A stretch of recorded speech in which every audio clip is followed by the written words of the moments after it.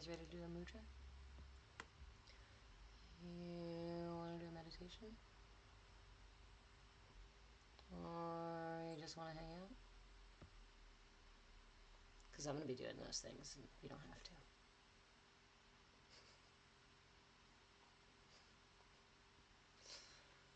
Okay. Let me invite everybody else to the party.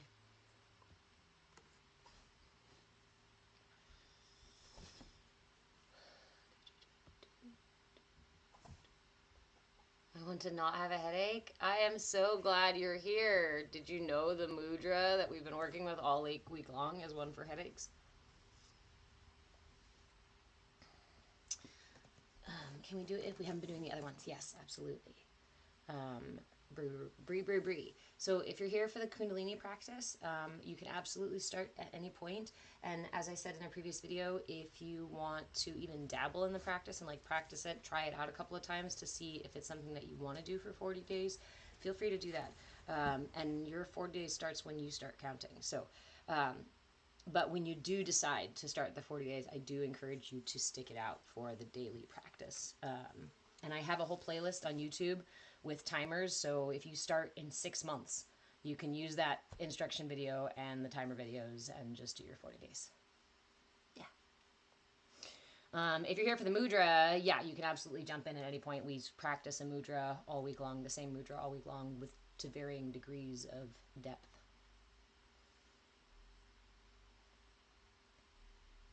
Yay, hey, Inner Soldier. Oh, okay. I love seeing the crossover, right? When you guys come from one channel to the other, especially when I'm live and I'm like, oh, that's so-and-so from here, over there.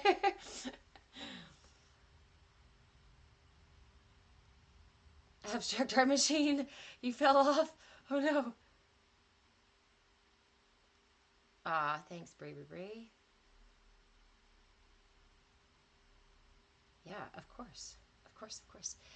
And the reason, you guys, the reason I do most of my stuff here on TikTok is because you guys can download it. So if you see any of like the instruction video or the timer videos or mudra videos or anything that you want to keep on here, I mean, repost because it helps, right? We're over 10,000 followers, which means the content can pay for itself, which is the goal here. But everything's for you to download. I do that on purpose. And I took away the business account. I tried to do a business account and they kept putting all sort of restrictions on the account that prevented you guys from like stitching and duetting and prevented me from supporting other artists and stuff like that. And I was like, it's not even supposed to be a business anyway. I need to make it a nonprofit. So let's do our Kriya. And then, let me turn the sound off here. Let's do our Kriya. And then we will move into our mudra. Remember, Saturday is kind of the big kahuna meditation. I will let you know ahead of time that my brain, my mind monkeys, my pirates are planning mutiny today. So I'm going to sink into the Kriya. We're going to do a meditation afterwards with this mudra. And it's just going to be a simple, focused meditation. We're not going to go too deep into the visualization piece. It's really just for you to explore. I'll set the foundation for it, and then we can just sit in that together. So today is going to be a little bit of a longer, quiet meditation, because I'm not in a place to lead you down a rabbit hole, right? That's for you to do today. Don't come down my rabbit hole today. So I'll give you the practice. We'll give you the breath work, and then you can go on your journey. But first, 5-minute Kriya. Hello, Scarlett. Good morning, everyone. So for those of you who are new here, hello. My name is Reverend Deborah. I am an interfaith minister, a movement facilitator, and your shenanigans shaman. And my mind pirates are planning some crazy things today. So I'm going to take lots of deep breaths. Good morning, Sergeant Angel Eyes. I look forward to chatting with you later. All right. So, what is a Kundalini Kriya? We are on day 7 of our 40-day meat suit challenge. What's a meat suit? This is a meat suit. And why do we do these challenges for 40 days? Because it takes about 40 days for us to solidify a new habit into our lives. So this practice is the Kriya for addiction. When I say addiction, I am referring to anything that we perpetually choose over and over again, even though it continues to pull us off balance. It can be any manner of things, from right substance to relationships to situations to thought habits to emotional habits, behavior habits, things like that. What I really love about this practice is you can take this practice with intention, so that you can get rid of one particular thing or work through one particular addictive pattern. You can also do this practice as a general request for alignment, right? As a general opening for alignment. Why for alignment? Because what does this Kriya actually do is it works to clarify the third eye channel, and then it also improves your connection to it, so that you can have better communication with your subconscious, unconscious, and superconscious self. So again, it's only 5 minutes. And if at any point the practice becomes too intense, please start to let go of the pieces of the practice that are causing you pain. Remember that in this space, we are not in the business of creating a battle within ourselves. We meet ourselves with compassion, with grace, when we can muster it, at the very least, curiosity and willingness. All right. So the practice goes like so. We begin with the Adi mantra. If you know the Adi mantra, you're welcome to say it yourself, or you can just join me in saying it, or you can just listen in. Once we say our Adi mantra, you bring your thumbs up to the temples and then curl the fingers into the hands, keeping the palms facing forward. Thank you, my friend. Nice long spine. We'll get into this practice. I'm just describing the practice. And then for the duration of the 5 minutes, you will gently clench and unclench the back molars. Each time you clench, you say one of these 4 words for the mantra sa, ta, na, ma. It is a gentle clench. We're not trying to crack any teeth. And this is an intentional connection. We're not trying to poke holes in our temples. We just want the thumbs to rest gently on the temples so that you can feel, try it. So you clench your jaw gently to make sure that your thumbs are in the right spot. Great. All right. So to begin our practice, go ahead and find yourself a comfortable seated position. This practice is done seated upright. If seated upright is absolutely unavailable to you today, I encourage you to go ahead and use the pieces you can. But again, the practice, as it's traditionally done, as it's most effective, is seated upright. So,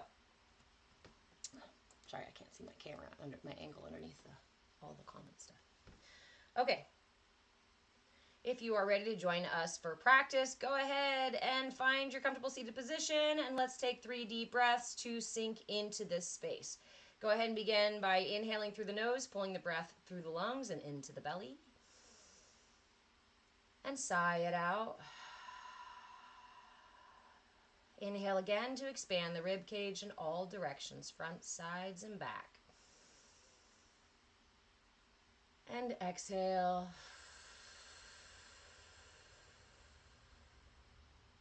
Inhale again to lift the heart and lift through the top of the head to elongate the spine.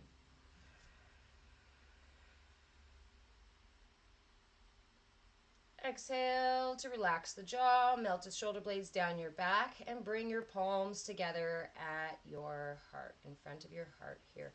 For a moment, follow the breath. After your exhale, take a moment to just inhale, following the inhale to the top, exhale to the bottom.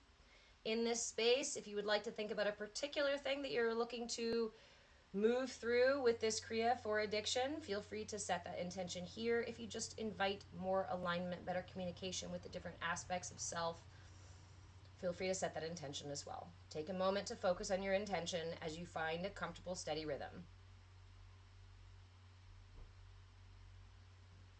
Find a rhythm that you can maintain, because it's one that will stay with you through the duration of the practice.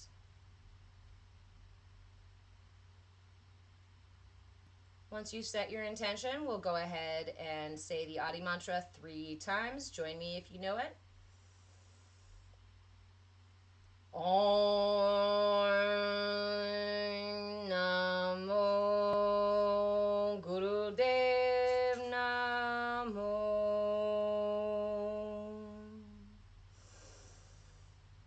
Om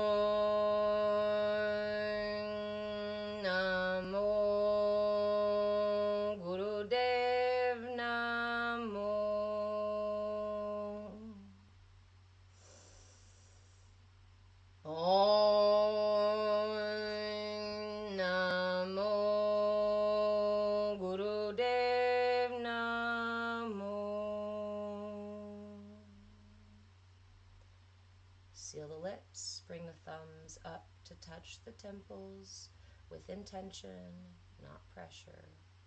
Tuck the fingers into the hands, palms facing forward. Relax the shoulders, and go ahead and begin your practice for a full 5 minutes, clenching the back molars. Sa, ta, na, ma. If you can turn your gaze up towards your third eye, but it's not necessary for the practice.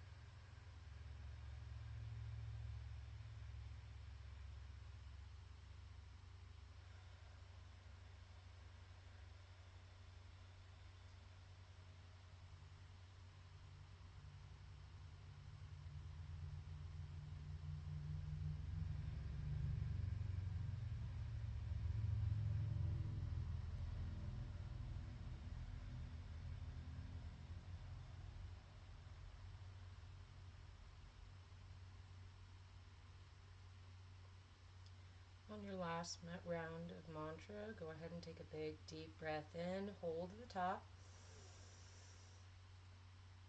and gently release the arms, palms facing up. Exhale, melting the shoulder blades down the back, releasing tension in the jaw, and allowing the body to settle. Take a moment here after all that doing to simply be with the sensations generated by the practice. You can release the breath, release any holding, any control. Just keep that posture nice and long and tall. Keep intention, presence, as you let these sensations integrate.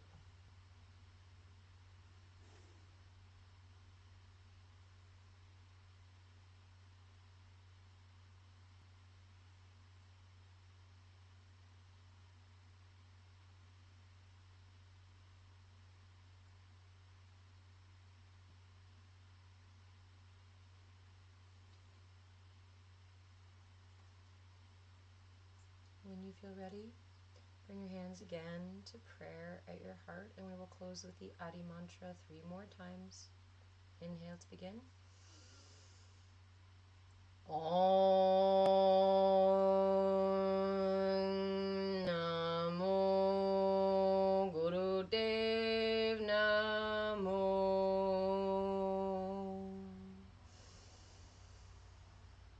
Om Namo Gurudev Namo.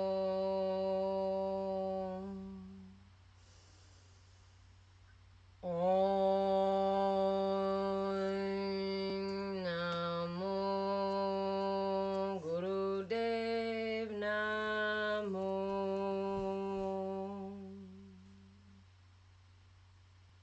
Offer a moment of gratitude for the practice. Offer a moment of gratitude for that universal prana that flows through the path of least resistance in all moments to bring you to your highest good. Offer yourself some gratitude for taking the time for self-care today, especially if you didn't feel like it. I'm proud of you for showing up. Thank you for joining me for this day 7 of our 40-day meat challenge. When you're ready to come out of the practice, please do so slowly. I encourage you to rub your palms together and cup them over your eyes and flutter your eyes open behind your hands before opening them completely, especially if it is bright where you are. Oh.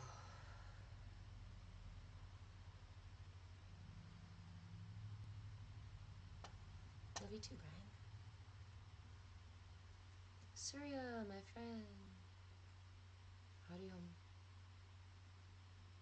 You guys are very welcome. Hi, Jason. Hi, Brian. Happy Saturday. All the jets. I have a dog. Yes, Jason, I do. You probably only said half a dog, though. I actually only have half a dog. It's this half.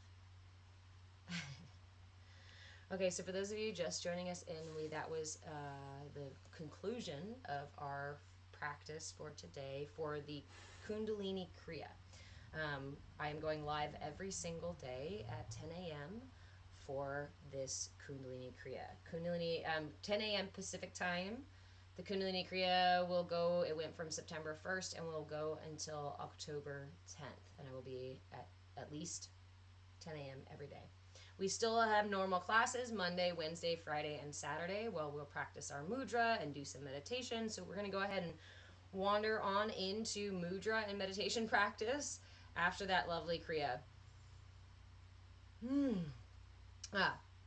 For those of you curious, it is the Kriya for addiction. And in yogic philosophy, we see addiction as a disconnection, actually just energetically. It's not even just yogic philosophy. Because energetically, we understand addiction, any form of addiction, repeatedly choosing a pattern that pulls us off balance, over and over again choosing something that pulls us off balance, can be understood as a disconnection from our higher self, from our subconscious, right? The subconscious, unconscious, and superconscious self. A disconnection from our ability to hear what our body really needs and trust the wisdom of our inner self and of our body.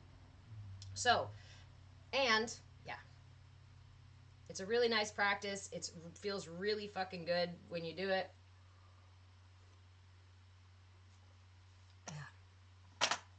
Whoa. Good morning, Mike. Love and light to you, too. Okay, so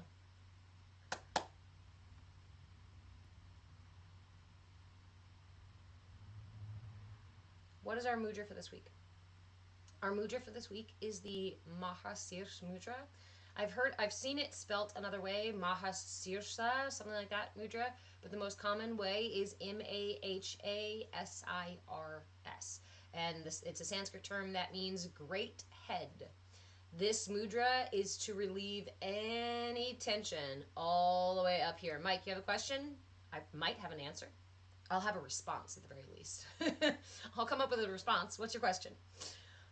So this mudra works on tension in the upper neck, base of the spine, in the jaw, particularly like TMJ and issues like that. That's why I started this Kriya at the same time with this mudra in case we were feeling extra tension. It can also treat tinnitus, aches and pains in the ears, sinus congestion, tension in the eyes, behind the eyes, headaches, anywhere, everywhere. Migraines in particular, particularly this is really good for chronic concerns. If you are dealing with something chronic for this mudra, it is important to do this mudra a couple of times a day. So if you're having a migraine right this second, I'm glad you're here because here's a mudra. But when you practice this mudra, hold it for 5 to 10 minutes a couple of times, maybe 2, 3, 4 times throughout the day to address chronic concerns with any of the tension in the head. Mike, you asked, do you know the best place to start your path for Kundalini?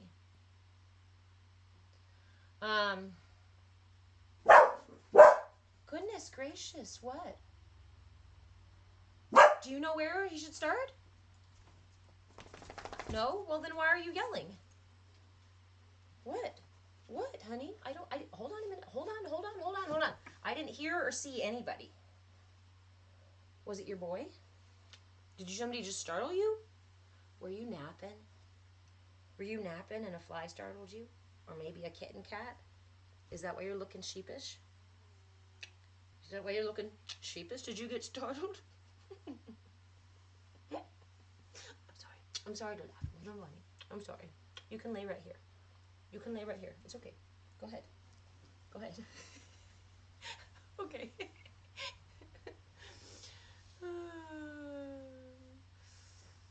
Oh, that's why my tinnitus eventually starts up after the class. If you are doing the Kriya and you notice that you are experiencing tension, remember too, right? You need to be your own guru. So you got to make sure that if the Kriya is not working for you right now, that you do something else like this mudra first. Try doing this mudra before the Kriya if you know you have chronic concerns. Or maybe the Kriya is just not for you just yet, right? Okay, so Mike, to answer your question, where do you start for your journey in Kundalini? Are you talking about wanting to just study Kundalini, experience Kundalini, take Kundalini classes? Would you like to, become a devotee of Kundalini yoga? Are you looking to teach it? Or like, what kind of, just experience it? Okay, so Kundalini yoga is actually, yes, I do. There's an organization called Evolving Kundalini, and I'm actually really impressed by what they've been doing. I've been following them for the past couple of years.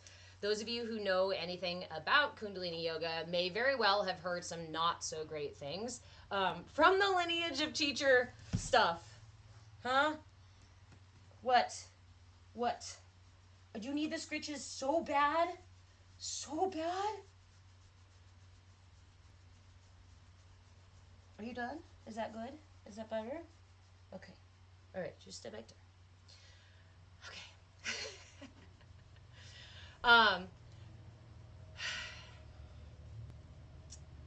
My brain just went off on a totally different sidetrack. Let me gather those thoughts and come back around so I'm not scattered and running all over the place talking about Kundalini.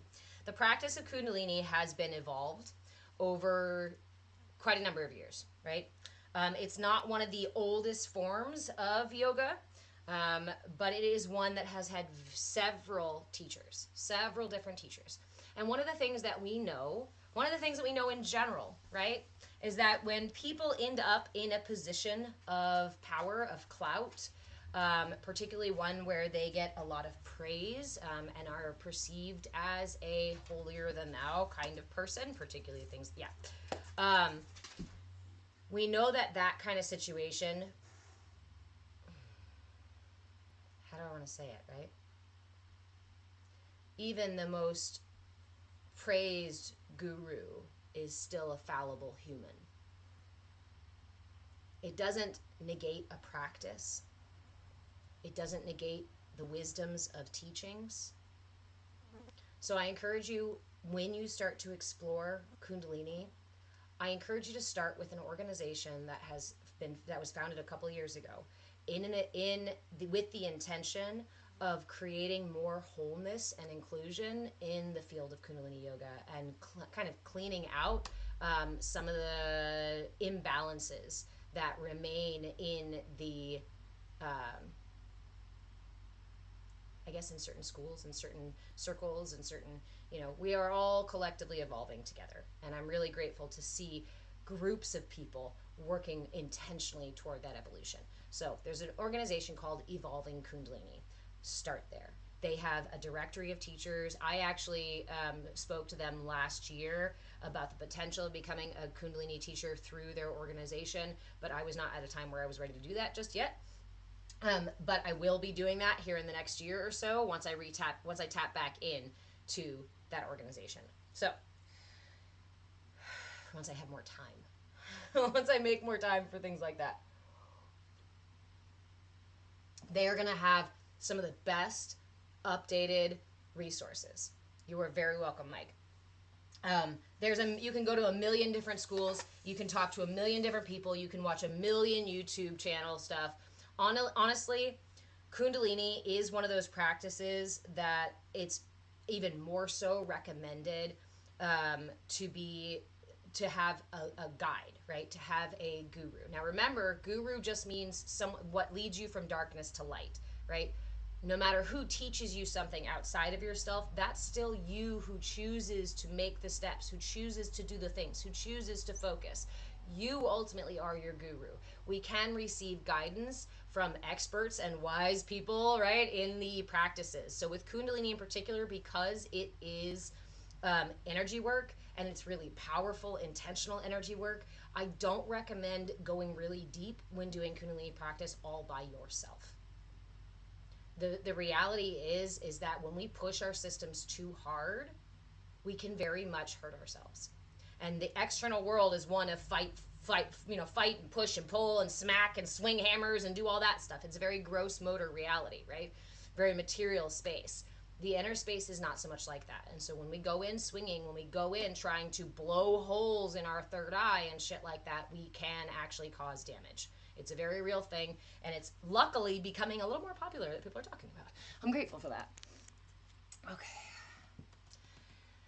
Vegan Pixels. Are they hiring instructors? I'm looking for work. I don't know if they're actually hiring, but they are definitely creating, there may be teachers and schools within Evolving Kundalini, that organization, who are hiring, but I don't know if the organization itself is. They might be. I know they were doing a lot of there was a lot of bringing in last year or two, and a lot of reaching out for Evolving Kundalini. Go look into them. It's some really cool stuff. I'm really grateful to see that kind of stuff because, again, I don't want to touch on it too much, but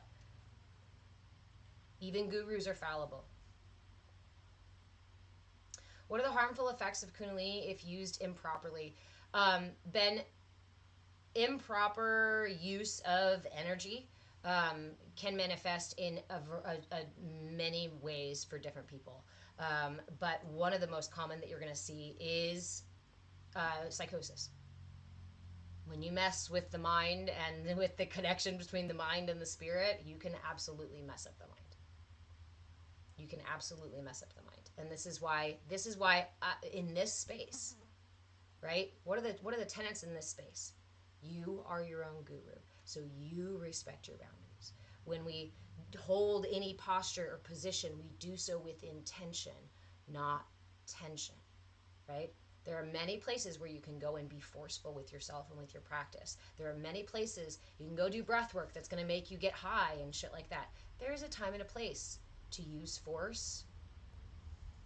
But I don't see a lot of spaces out there that are like, hey, let's be gentle with this very fragile inner self. Then, dang, like permanent hallucinations and warped view of reality. I personally haven't. Yes and no. I haven't experienced these things. The couple people I know that have experienced these things, one is pretty much dissociated from reality. He lives almost entirely up here in his energy, which means that the rest of his body's not getting the energy that he needs, unfortunately. And yeah, so it caused him a disconnection from his body, a separation of head from body, and a lack of grounding and an inability to pull that energy out. And yeah, or down, I mean, not out. Others I know have experienced things like actual physical headache problems, headache, eye tension, neck tension, particularly the back of the head.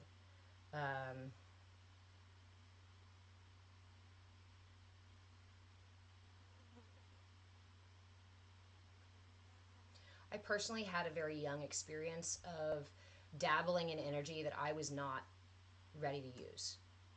I did have a personal experience. I don't know if I would call it Kundalini energy in particular, but it was energy, and I was working with energy, and it was way too much energy that I did not know how to use. I was working with other people, and I allowed myself to be a conduit for that energy.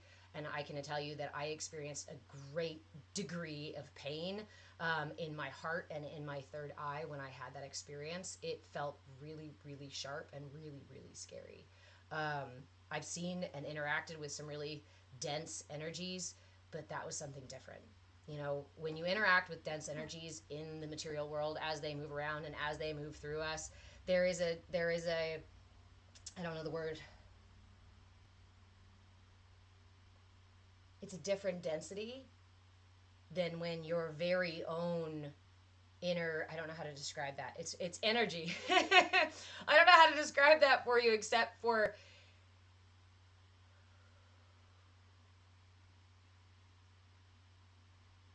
terror and pain.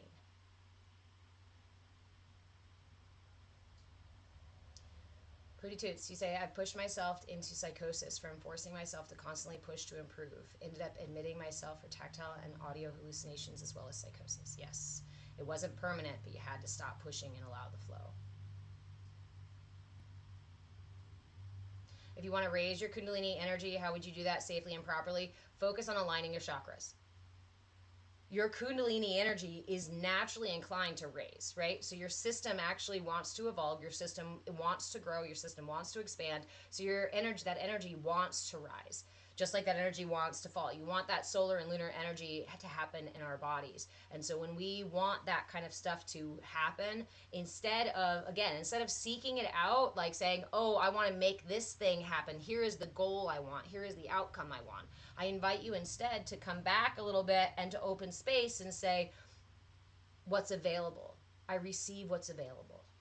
And I focus on aligning. I focus on aligning and I receive what's available. Again, there's a million places where you can go and push and fight and use force out in the world. This is not one of those places. This is a sanctuary away from force so that we can learn to be gentle with ourselves. Vegan Pixels, you say the mind is a powerful thing.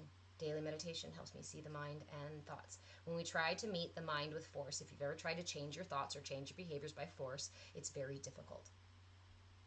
The mind is very good at defending against force, which is why when we want to get underneath our processes, our habits, our subconscious, unconscious programming and things like that, we need to stop engaging with the brain and dip down into, stop engaging with this alpha gamma mind, delta mind, right? Not delta, alpha gamma mind. We want to go down into the gamma mind. We want to go down into theta mind.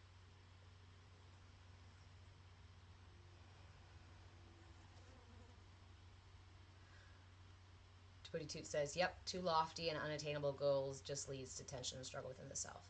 And even, you know, as radical as it sounds, this is one that I have been really finding a lot of ease and comfort in, is that,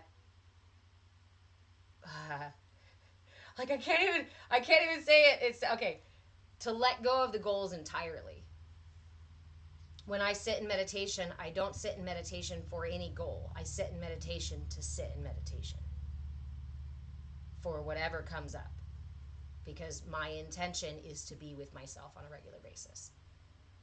I'm not going to dictate exactly what that looks like. Otherwise, I'm setting an expectation, and I'll put myself in a place of either pushing away what's actually available to me, right? If I come in and do breath work and I'm like, okay, I need to do this work and this is what I'm going to do, and I force myself to do this practice, even if it's uncomfortable, even if it doesn't feel good, I take up the time and space that could be used to invite whatever practice my body needs in the moment. This is a skill when we learn to cultivate that, this is how we see life, you know, rising up to meet us. When we create the space and let go of the tension so that life can move through and around us, we don't need to chase anything. You don't need to fight for anything.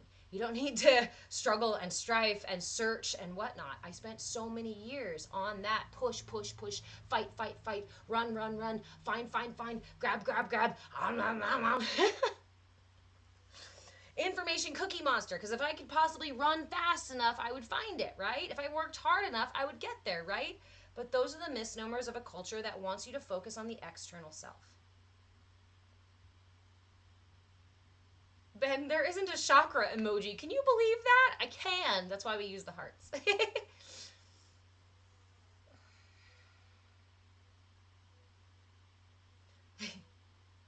Vegan, if you may, for you, there is an identity that seems to want life to be a certain way. Yeah, she's talking about it now. Exactly about it now.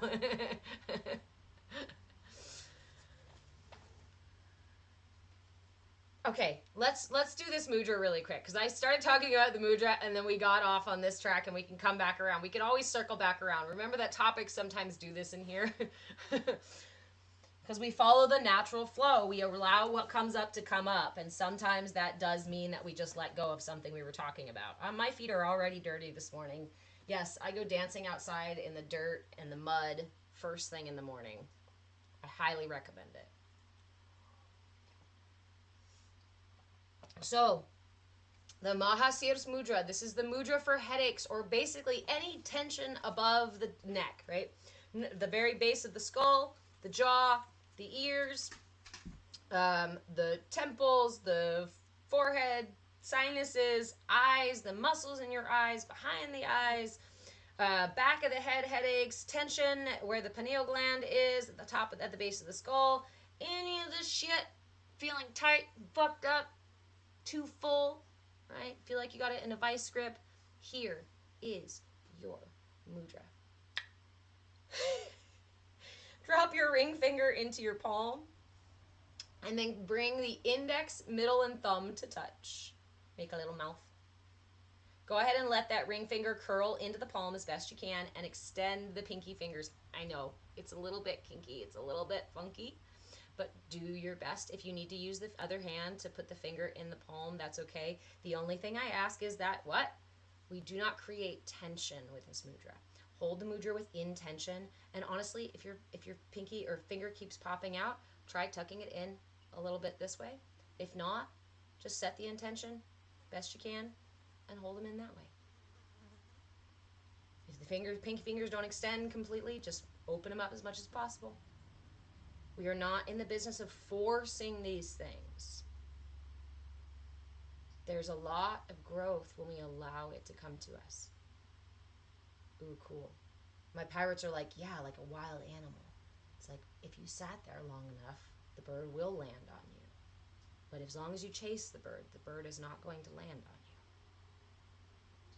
you. Right? In this case, the bird is our, the light within our system, enlightenment, self-actualization, deeper understanding, communication with higher self, called subconscious self.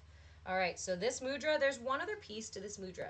You can hold the mudra by itself like this.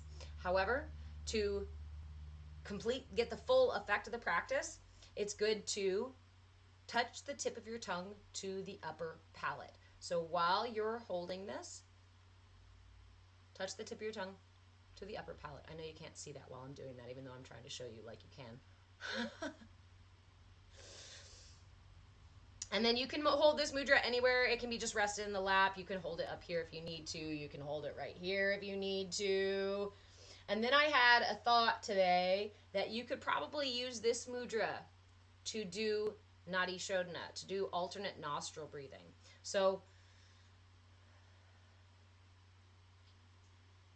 alternate nostril breathing helps to clear the third eye. Alternate nostril breathing helps to balance the solar and lunar energies in the body. Alternate nostril breathing helps to relieve headaches as well and sinus tension as well.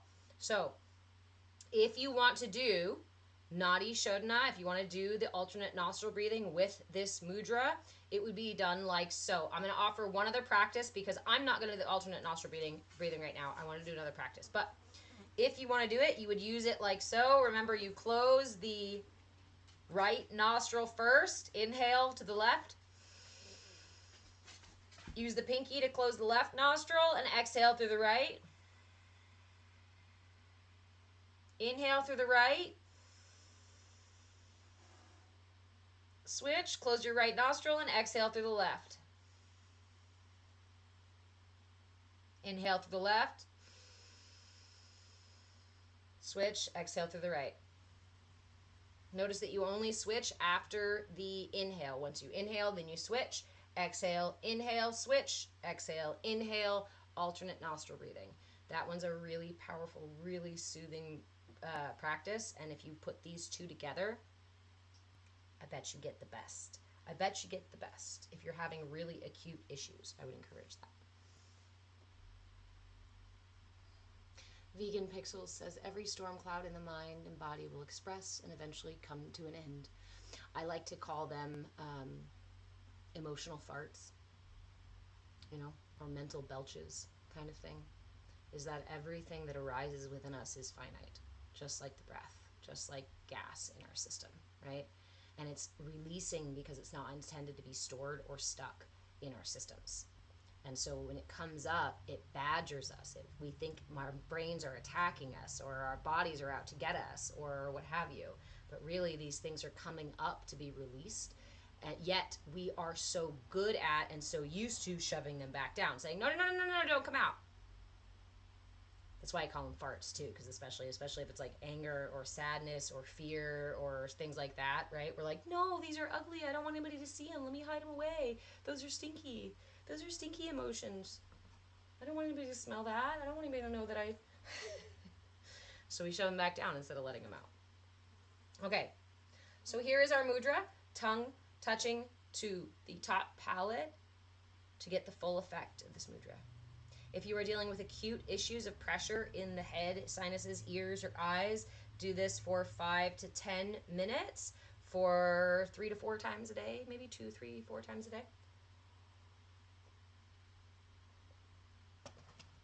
But today we are going to add a breathwork practice to it, it's called the chakra breath. We're going to do the chakra breath here. So the chakra breath is really about the visual, is about the intention. So we begin by inhaling the breath, imagining that we're inhaling the breath literally through our root chakra, literally through the pelvic floor. Imagine if you had a mouth down there and you can go through your root. That's what you're doing in this practice. So you inhale through the root, and as you inhale, you imagine the breath traveling all the way up the front body. And then as you exhale, once you reach the top, exhaling all the way down the back body. And as you imagine, the inhale then, again, comes from the root. Inhale up, exhale down. Down from the crown, up from the root. The visualization here, again, you can imagine the breath doing that. You can imagine the breath changing colors. Remember that the colors of the chakras are the same order as the rainbow. Roy G. Biv, red, orange, yellow, green, blue, purple, and then white or a really light violet. So you can imagine the colors. You can say the names of the chakras if you'd like to. You can just imagine the breath coming up and back down. You can also use a mantra, a so-hum mantra. Rahul, hello. Good morning, my friend. We are going to sit with the Mahasirs Mudra today. And we're going to do the chakra breath. Inhaling up, exhaling back down. I have been really wanting the mental mantra of So Hum today. It's a settling mantra. It's a general mantra that's really good for just quieting the mind and bringing the self back to center. So, use whatever pieces of that you would like to use, whether you're visualizing the chakras, the colors, whether you're just inhaling the breath up and back down, whether you're saying So Hum, or if you would like to take that alternate nostril breathing version, using this mudra for alternate nostril breathing, you can do that too. Today is pick your practice. Pick your practice. Hold on.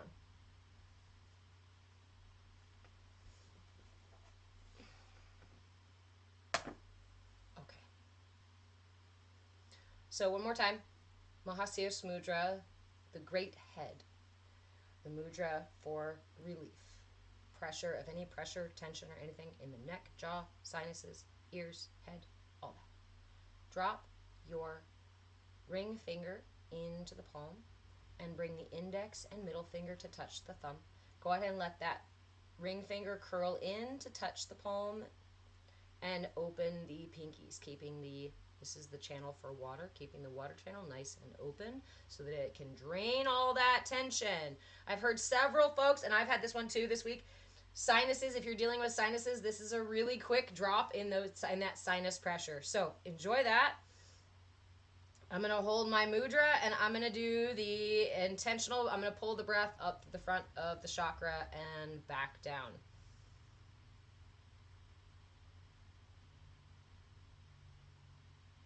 Actually, I might use the Bij mantra instead of saying So Hum. Okay. We talked about this yesterday. I think I'm going to use the Bij mantra, and I'll go ahead and say those out loud so you guys can move with me through the chakras. That's better. That's better. Let's guide through the chakras. So remember, the Bij mantras for each chakra are as follows.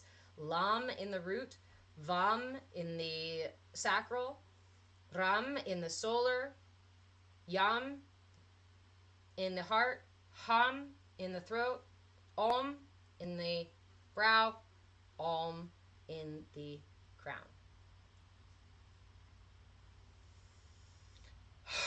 Okay, our meditation is going to go for a minimum of 5 minutes. We'll probably go a little bit over that. I encourage you to stay with the practice as long as is available to you, as long as it feels comfortable to do so. Once it begins feeling uncomfortable, go ahead and release the practice. Remember, we are not in the business of creating a battle within ourselves. So instead, we meet ourselves with curiosity and willingness to be gentle. Okay, one last time. Ring finger into the palms.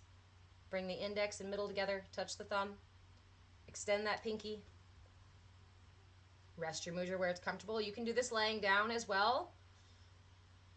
If it's safe to do so, go ahead and close your eyes, and we're going to begin with those 3 deep breaths to fully arrive for our practice. Begin by inhaling the breath through the nose and into the belly.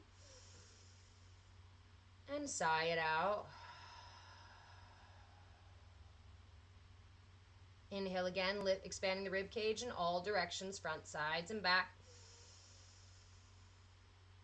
And let it go.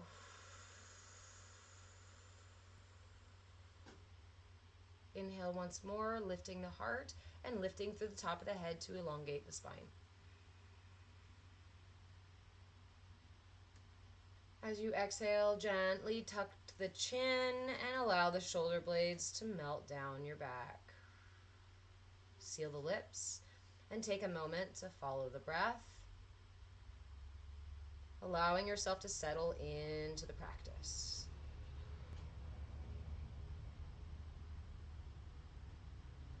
You can set an intention here, choose whatever you'd like. I'm just going to go along with the mudra and invite relief. Invite relief.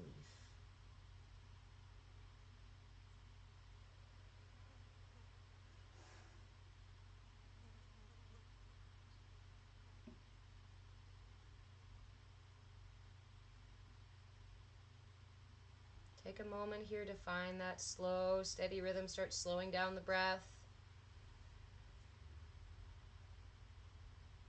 We want to slow down the breath so that we can move intentionally through each chakra instead of just zooming through them with a quick inhale.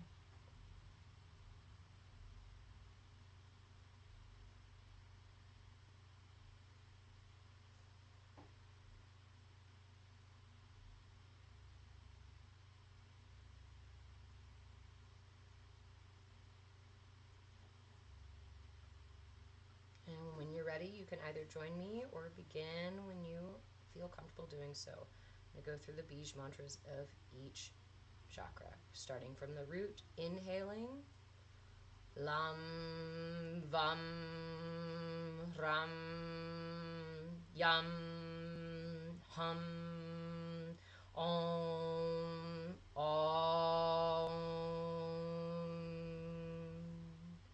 Om, Hum, Yam, Ram, Lam, Vam.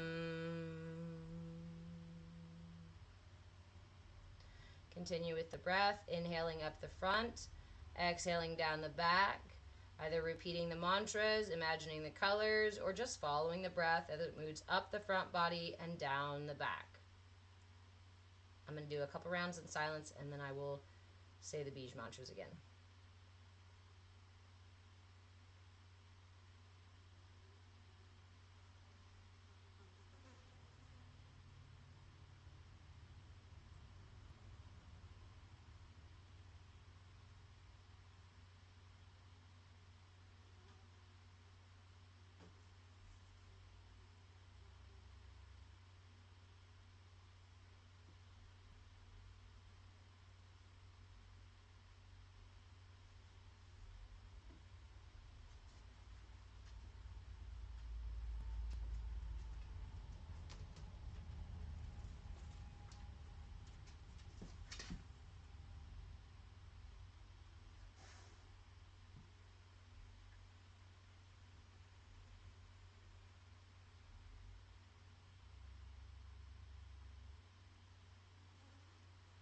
Inhaling Lam, Vam, Ram, Hum,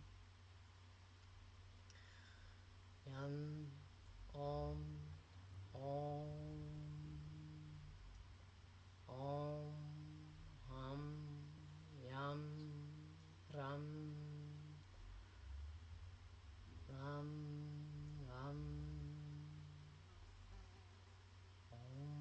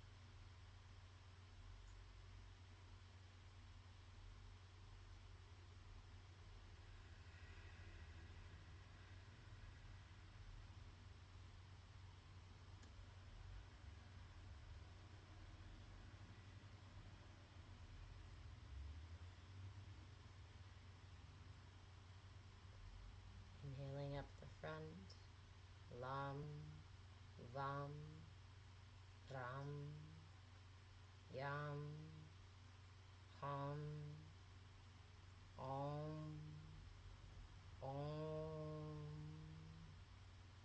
Exhaling, Om, Hum, Yam, Ram, Vam, Lam.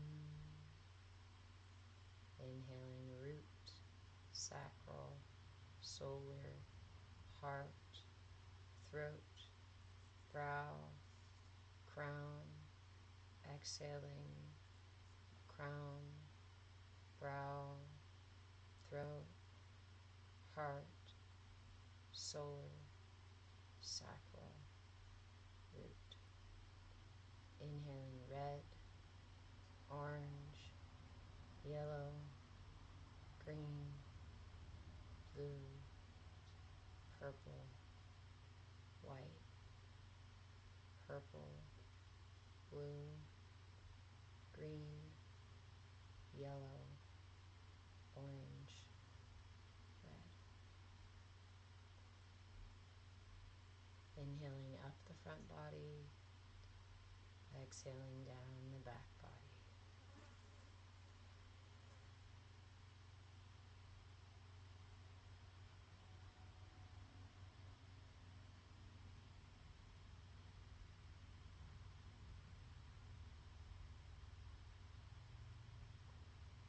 With each exhale, imagine that any tension, feel into the draining tension from the head, neck, ears, eyes, sinuses.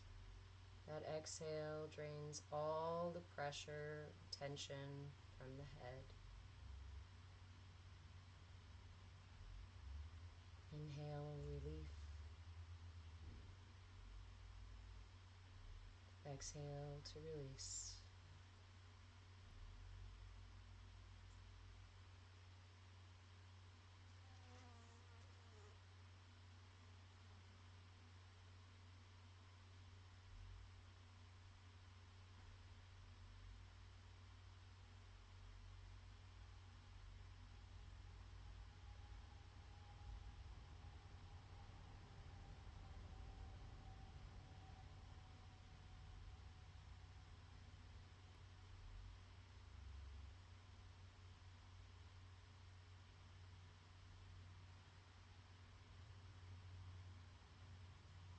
Long, tall spine. Inhaling. Lam, vam, ram, yam, ham, om, om, om, ham, yam, ram, vam, lam.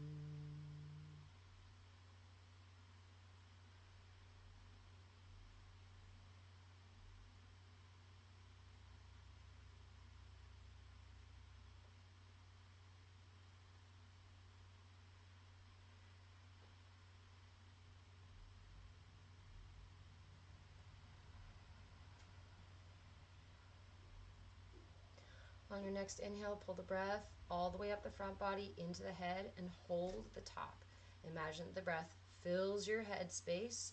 Allow it to swirl around, clearing away any remaining tension in the breath and the body, in the being, in the thoughts, in the brain. Anywhere you experience tension, go ahead and let the breath wash it away with the exhale. Feel free to stay with the practice as long as it's available to you.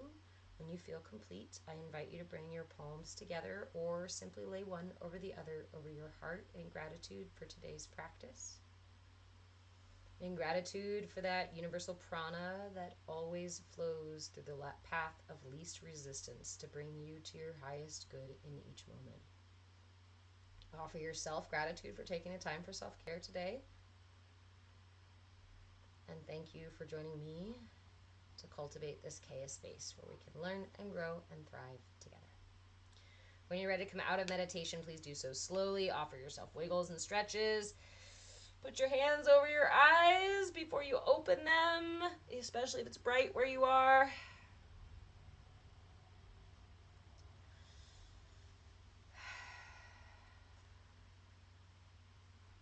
Hey, Cappy, how are you?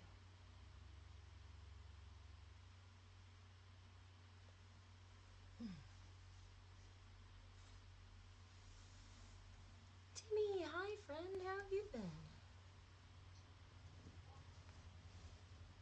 So, our mudra, again, is the Mahasirs Mudra.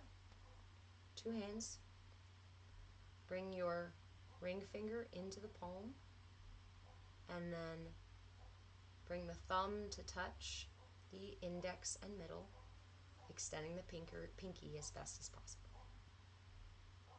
Great head, the great head mudra for relief of tension anywhere up here. Head, brain, ears, eyes, nose, jaw, base of the skull, any and all of that right here. Let it go. Remember that when you're holding this mudra, we want to gently, to get the full effect of the mudra, we want to gently press the tongue to the roof of the mouth. Verify to continue. You're welcome. You're very welcome, Ashley. Hey. I'm doing pretty well, Timmy. I have a birthday coming up on Monday. So I think that that's part of why my brain is extra scratchy today. I really struggled to fall asleep last night. So I actually used this mudra.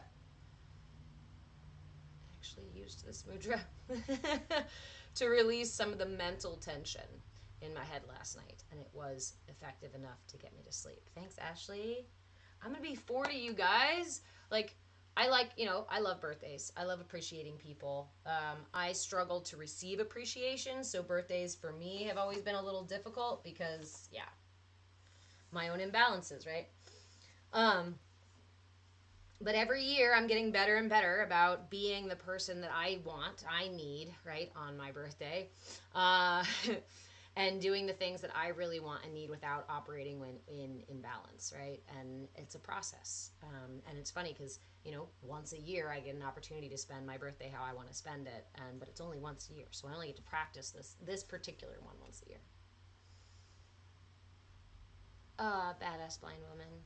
I never knew loving myself was possible, let alone feel so good. Thank you. Thank you for sharing that, my friend. That's such a beautiful sentiment. Because, yeah, that's where I got. Was like, wait a minute. Why have I not been doing this all this time? Right? Self-care is selfish. Self-care, you're being so narcissistic. You're taking care of yourself. You're doing all this stuff for yourself. Turns out, when you love yourself, it really is amplified in a way that really isn't available outside. Maybe it is available outside of yourself, but I sure haven't found it. Thanks, Ashley. I pushed, it's funny, I pushed so hard when I was little to be older. I wanted to be older so bad. Again, as a matter of, safety and security kind of thing for myself. And so I've always been really, excited for the next year. Always really excited. But it's a new decade. Me too, badass blind woman. It actually brings me to tears. Yep. That's the thing. That's the thing I found when I started doing the self-love practice as a radical daily practice, right? Something that I felt was excessive, especially considering what my culture taught me about how I should show up in the world.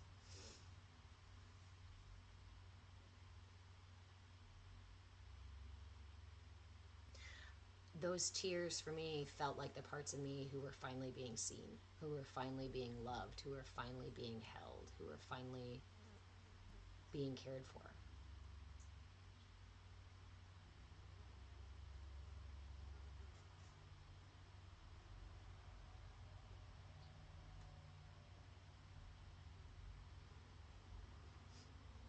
Pooty Toots, fill your cup before helping others. Hardest lesson I learned so far. True.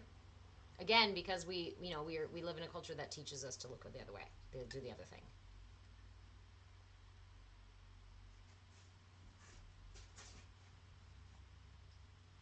Timmy, for a long time now, your birthday has become just a normal day, nothing but. Yeah, I thought about doing that for a while, but when I made it just another day, it was actually out of imbalance. It was out of me trying to avoid the situation entirely instead of being present with the situation. And that was just me personally, right? Badass blind woman. Thank you. I can't thank you enough for being here.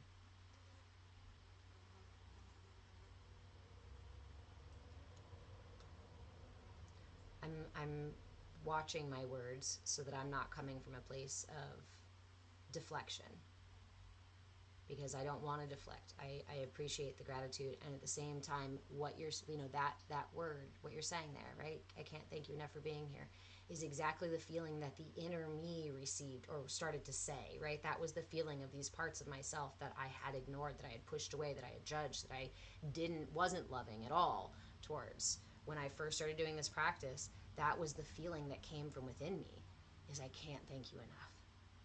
And that's where the tears came from. I can't thank you enough. Thank you. Finally, thank you. But it wasn't even from this finally place, or, it wasn't even when I found the really vulnerable parts of myself. They're not mad. They're not trying to, fight their way back to the top. It's like the little kid part of me, the little girl sitting in the wings waiting for hours after school for some parent to possibly never show up kind of feeling. And when the parent finally shows up, or somebody shows up to get them, right? That relief of finally, thank you. Thank you. When I was a little girl, I used to imagine that my mother was my savior and she would come save me one day. She would come rescue me. I always wanted that feeling of somebody just coming to save me from the difficult things in my life, from the things I couldn't understand, the things that I couldn't explain, the things that all along it was me. And that was the feeling I got just a couple years ago when I finally was like, nobody is coming to save me but me. And I felt stupid for getting all the way into my 30s and still thinking that somebody was going to save me.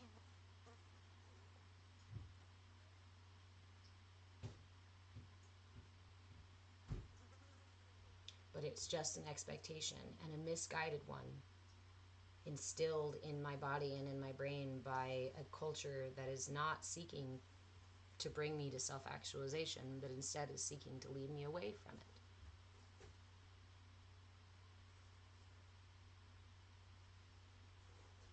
Ben, I'm proud of you too.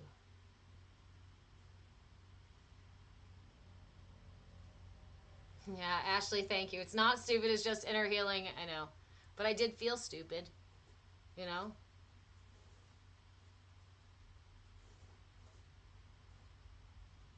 Cappy, I hope they're good tears.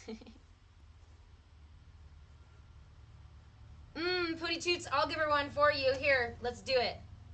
Let's do it. Pootie Toots said, thank you for sharing this experience. I wish I could give your inner child a hug. Let's do it. Invite her. I'm going to invite her to the inner space here. If you want to join me, she's welcoming my inner child was welcoming hugs from well-intended, clear. Thank you. Well-intended, clear channels of love and appreciation. I'm going to wrap my arms around myself and give her that hug.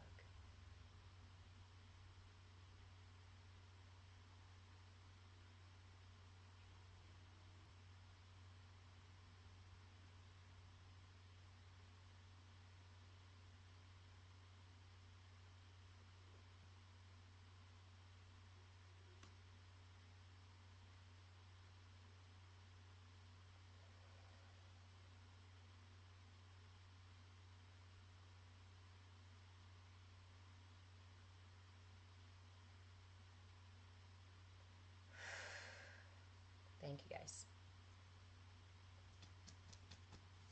Thank you, guys. That's not my coffee. That is a candle. It is not coffee. If you keep trying to grab that, you're going to end up trying to sip hot wax, and it's going to be fucking hilarious on a live, but not funny on your mouth. Sorry. Matt, am I asleep? I was giving my inner child a hug and welcoming some from some lovely people. These are the conversations I have to have with myself.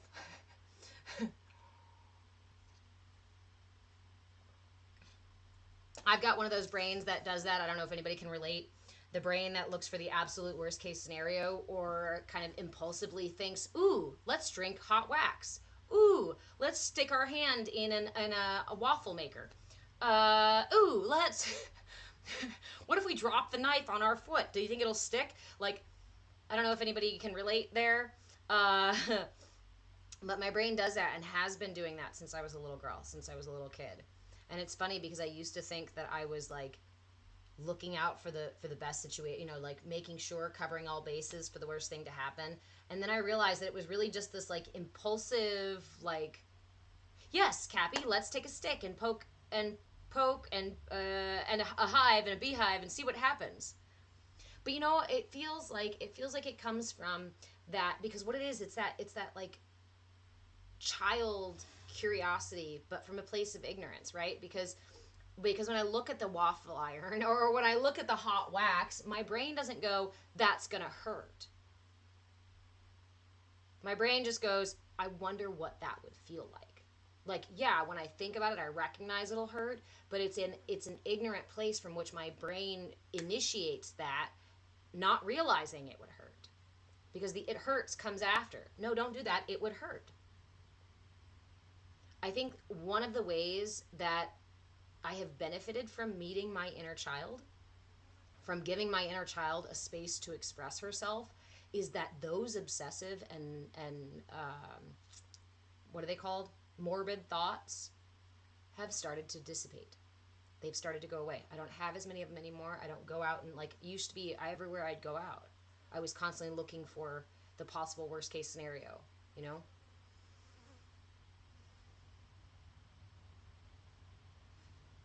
But the more safe space I've created for that inner child, the less that inner child asks, what do you think will happen? What do you think will happen if something terrible happens? What do you think will happen if something bad happens? What do you think will happen if the house just burns down? What do you think will happen if we get in a car accident? What do you think will happen?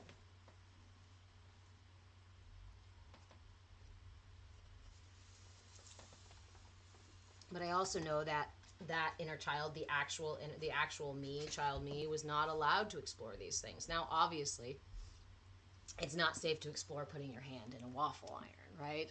But as children, we need a we need space. We need some space to explore. We need some space to practice being autonomous, even if it means we make mistakes. But again, in our culture, we treat our children like they're not allowed to make those mistakes, and when they make those mistakes, they get in trouble, right? Rather than having compassion for that process, for the genuine curiosity. So what happens to that energy? It goes somewhere else, and some other part of us ends up getting that.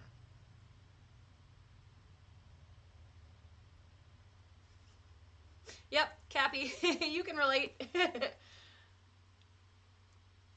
So my question then is, Cappy, and for those of you who have those sort of, there's another word I want, because every time I go to say morbid, my mouth stops and gets stuck. What word am I looking for? But for anybody who has those thoughts, right? You can relate.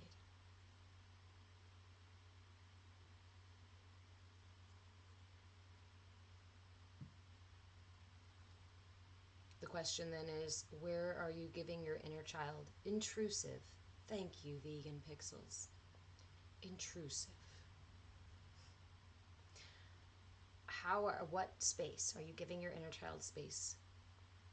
In what ways are you letting your inner child express themselves and be out there in the world? In what ways are you letting them be curious? Within, right?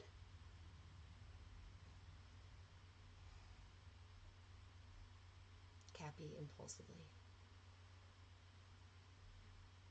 See, I have a real life echo or mirror for this thing right now with my 8-year-old, right? And in navigating parenting, I'm also navigating my reparenting at the same time. Because as he grows older and different situations come up, things I didn't realize would be triggered get triggered. And then I have to face that part of myself within me so that I don't just operate from my imbalance on him, at him. Kitten.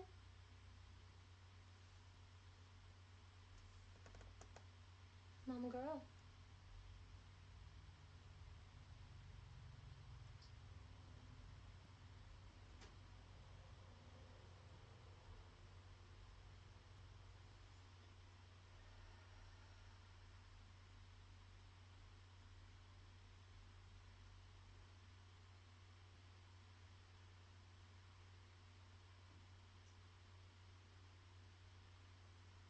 Mr. Marshmallow.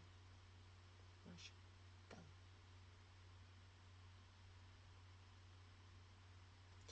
I gotta know. Is it because you live in or near or you like marshy areas, or because you're actually really just, you love marshmallows? Is it mellow? Is it mellow fellow?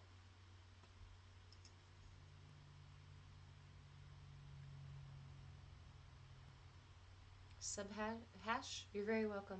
Much appreciate your sharing these techniques that help towards inner cleansing. These are, and again, for those of you who have hung around for a while, you know that I'm here sharing the tools that have genuinely supported my healing and my growth and my alignment.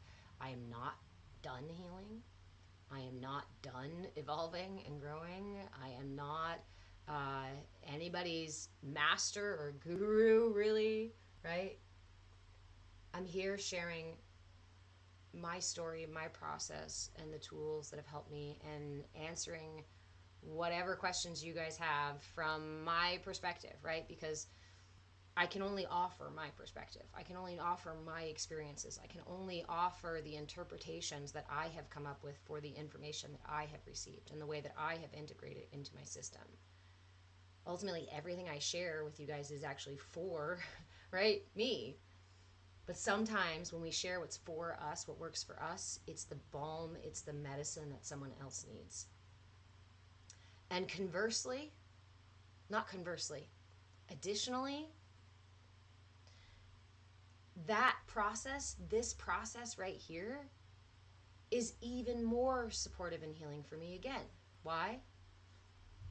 I've got that Chiron in Gemini, wounding in my 12th house in communication.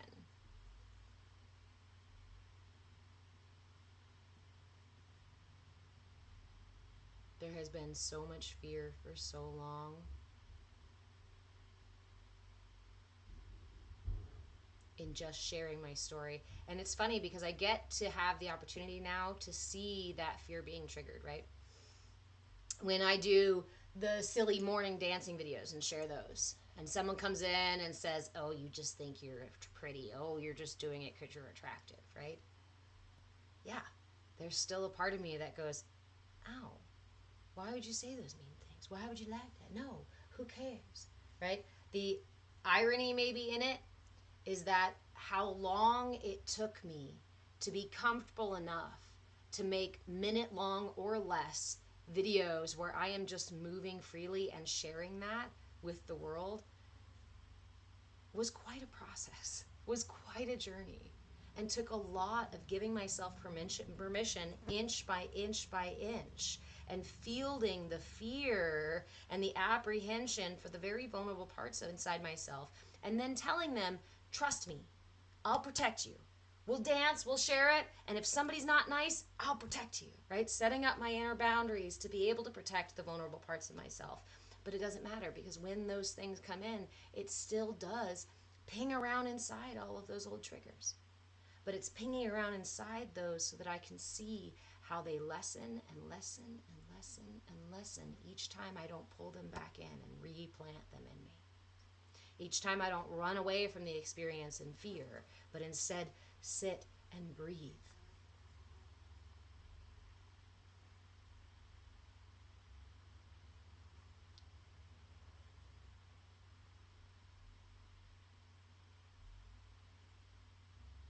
I don't need to be anyone about it all. I don't need to be an influencer I don't want to be. I don't need to be the person someone looks up to or puts on a pedestal. I don't need to be the person that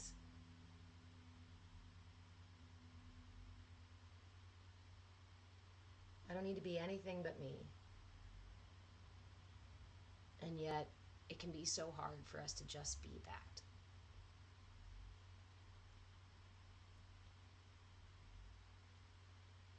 Ben, you say, I have no idea by listening to you. You communicate so freely, confidently. So, I had a therapist many years ago say this to me, where she said, you know, after several meetings, she said, you know, you talk about certain things, certain feelings that you experience on the inside, right? These experiences that you have of yourself and of the world. And she goes, the thing is what I see is very different. I blame it on that Gemini rising a little bit.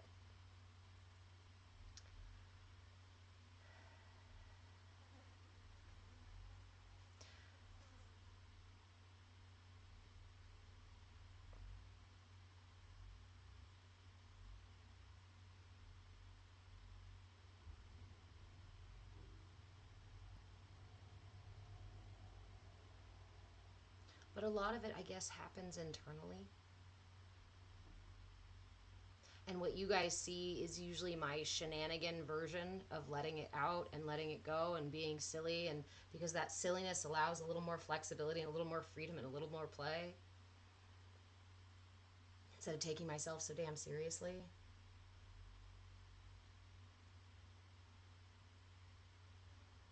But what you see now,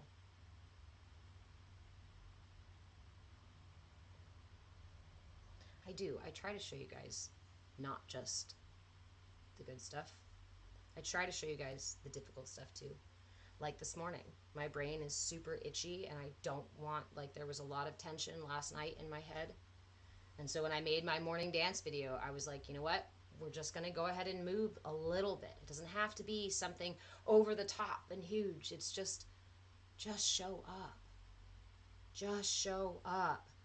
This was the biggest message in the last several years. This is the biggest message that has led me out of the back of my own cave, that has afforded me better relationships with my inner demons. Just show up. Today is all you have. Today is all you have. Just show up. Even if you just lay on your yoga mat for 15 minutes. Even if you just lay awake in bed and stare at the ceiling and listen to your heartbeat for 5. Just show up.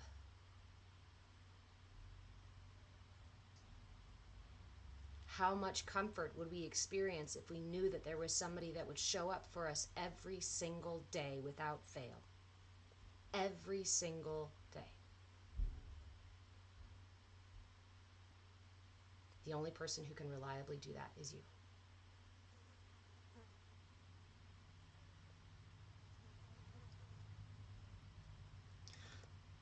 I missed some messages here, guys. Pretty Toots, your Chiron is in Scorpio. I really want to get back into doing top 3 astrology, reading charts and stuff like that. I do have, thank you, Badass Blind Woman, for the brow. Kathy, my 8-year-old is going through the regular emotional stuff that 8-year-olds do. Yeah, pretty much. And the autonomy stuff. Relationship, autonomy, voicing his truth kind of stuff.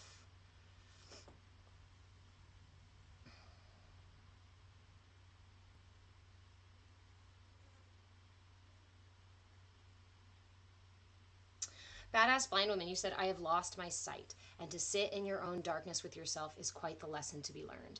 I am very impressed with that. And so I had the experience during the last really choose your words, because in speaking these ways, you are judging yourself out loud and putting those parts down and speaking it out into existence.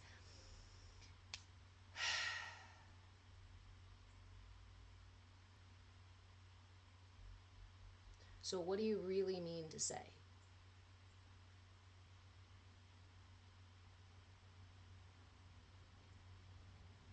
When I was ignoring my truth most severely, when I was ignoring my body and my heart and my spirit most intensely, I started to lose my vision. Now, I've always had kind of touch and go, like my eyes sometimes have trouble focusing, right? And have since I was a kid, but it's not consistent. Not consistent enough to need glasses, right? I never really have. We've tried before, but I now just have them just in case. However, when I was in that situation where I was denying my truth, like severely denying my truth, I started to lose my vision to such a degree that I went to the doctor, and they had me on wearing glasses permanently. I could not see clearly without the glasses. When I left that situation, it took a matter of months, and I couldn't wear my glasses anymore because my vision came back. Now, I'm not, obviously not saying that that's going to be everybody's scenario, but it was absolutely a very real thing manifesting in my physiology. The fact that I was energetically blinding myself. Just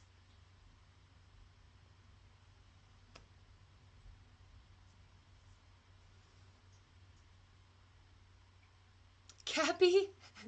How's the creepy dude? Is he leaving you alone? No, he stopped in the middle of the night last night out in front of the house again. But I was outside, so I started hollering about only creepers video people in the middle of the night in their own yard. Only perverts are going to take pictures of people in their yard. That's the only defense I have at this point, is just to call him a creeper and call him a stalker and call him a pervert. Hey, John, have a great day.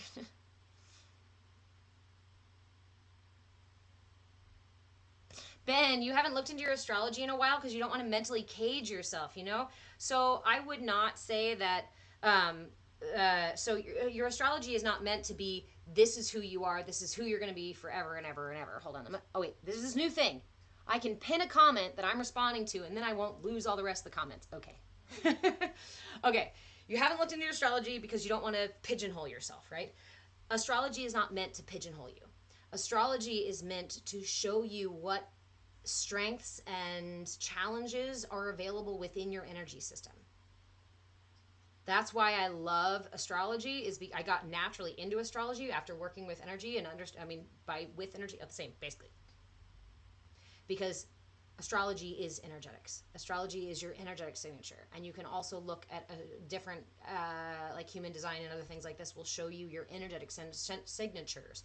Will show you what is a strength for you, or what is going to be easy for you, what kind of energies are going to be easy for you to navigate, or what kind of energies you're going to be inclined toward, versus what kind of energies are going to be a little bit stickier, a little bit stuck, a little bit thicker, denser for you to move through, require more heavy lifting, right?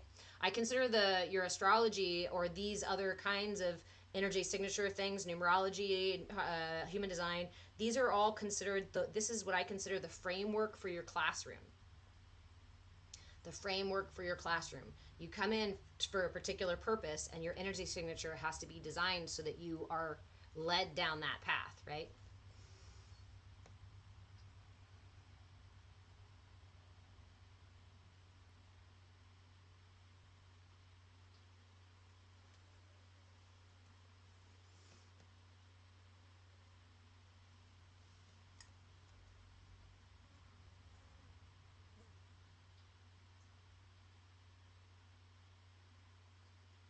Cappy, I'm reading your messages here. You say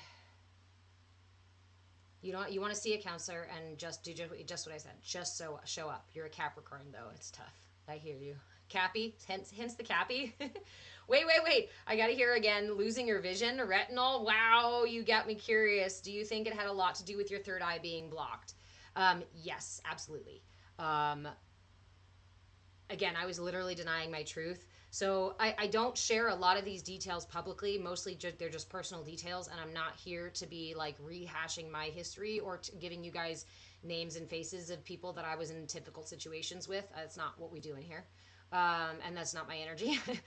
But I essentially had a when I got diagnosed with neurogenic thoracic outlet syndrome, I think my son was 2 or 3, and it put me out of work. I basically became disabled overnight. I didn't know I had a degenerative disease or condition thing here, and when it finally kicked in, I was out. I couldn't move. I was in so much pain. I couldn't get out of bed for a couple of days. I couldn't lift up my toddler. I couldn't make him food, and I couldn't go back to work.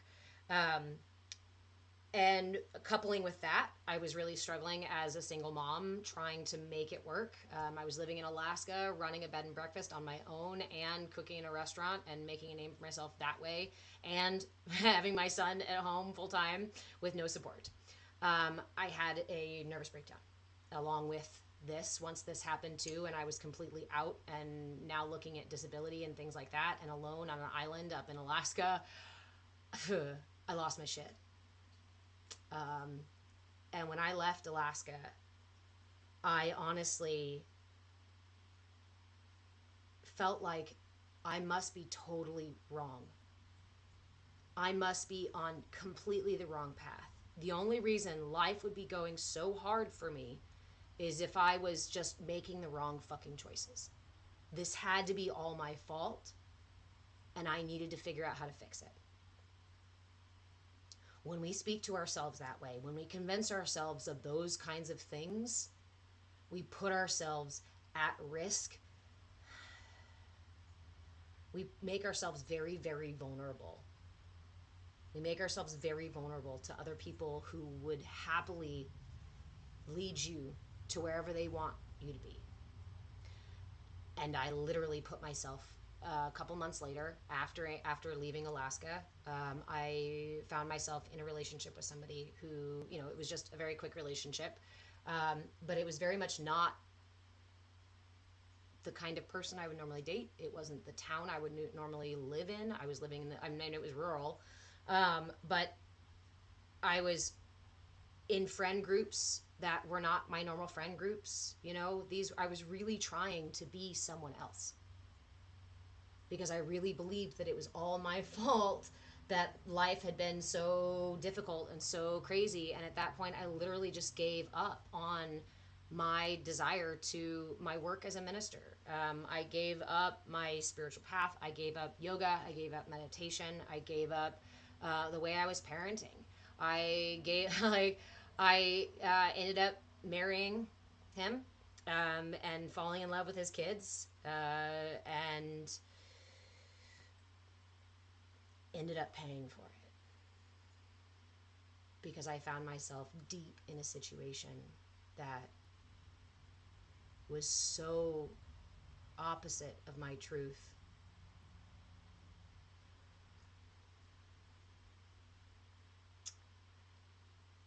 Again, I want to be careful because I want to remain on the surface of it. If I fall too deep into it, we get re-triggered, and we're not doing the re-triggering right now. I'm being gentle with myself and allowing us to sink in to the surface here and come back up and out. I was absolutely denying my truth severely, which is probably why when I left, the only thing I had left was to go to my core truth. Who do I really want to be? What do I really want to do? I went back to the most basic parts of me and cultivated those and let everything else go. And that was just a couple of years ago. Now, again, I've been using these tools for years. I've been touch and go with my practices. I've been putting things into practice and then not, and then denying it, and then, you know, trying to do all these different things to figure it out, to find alignment. I was seeking, I was fighting, I was forcing, I was searching, I was, you know, struggling, fighting, because, you know, what are the words? I don't know. All those Western sayings that we have. Best things in life are worth fighting for. What have you? And that's also why, despite genuinely being manipulated, genuinely being a victim in a situation, I still took responsibility for the ways that I put myself there. Because if I had left that situation and stuck my heels in, it's all his fault and his family's fault, it's all them, it's their this and that, and I had every reason, and I had all the physical proof, and I had all, like, the details of the story are not details I want to share again, and you don't want to hear them because they're that fucked up. I had all the reason, justifiably, especially in this culture, to be angry, to be a victim, to seek revenge.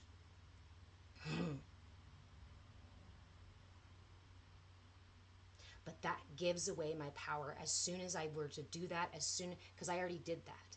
I went through those situations as a child with my parents, and in those childhood situations that I had no control and I couldn't get out of, and there was nothing I did to put myself in that situation as a child, right? But in that situation as a child, when I grew up, the longer I still blamed my parents and my childhood for this kind of shit, the less power I had to do anything, to change anything, to evolve or to grow or to heal myself.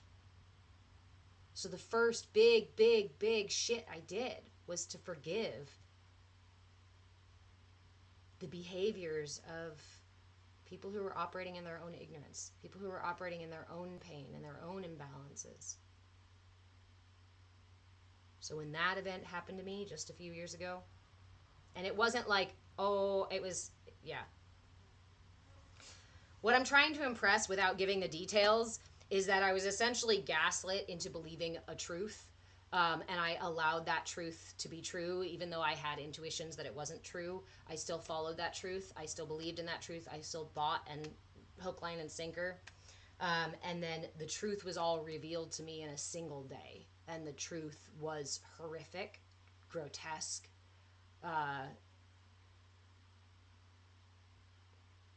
And if we had been in any other state, it would have been punishable by law. He would have been in jail for it. But because we were in the state that we were in, there was nothing anybody could do. That was the severity of it. And the reality of it all came in one afternoon. Cappy, have a great day. Have a great weekend. So the feeling of believing in a truth, believing in a situation, allowing yourself to buy into it, allowing yourself to build on top of the foundation of it, and then to have somebody take a wrecking ball to it and just go, see, here's the reality. It's actually a shit cake. You thought you were building a castle. You thought we were building a kingdom? There's been a shit cake underneath this entire time, and you've been eating it.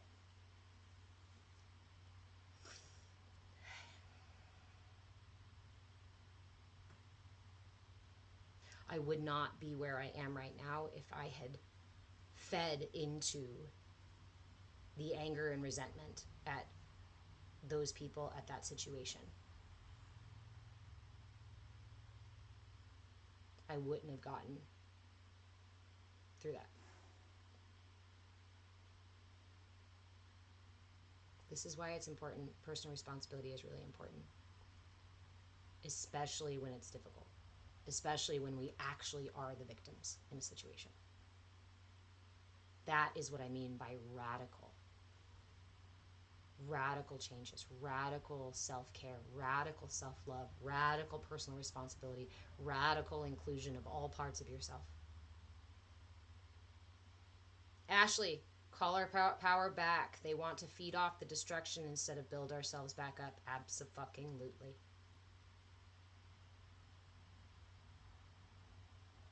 When we do not have balanced and aligned, clear channels in our system, then we are constantly engaging in the finite push or pull of energy.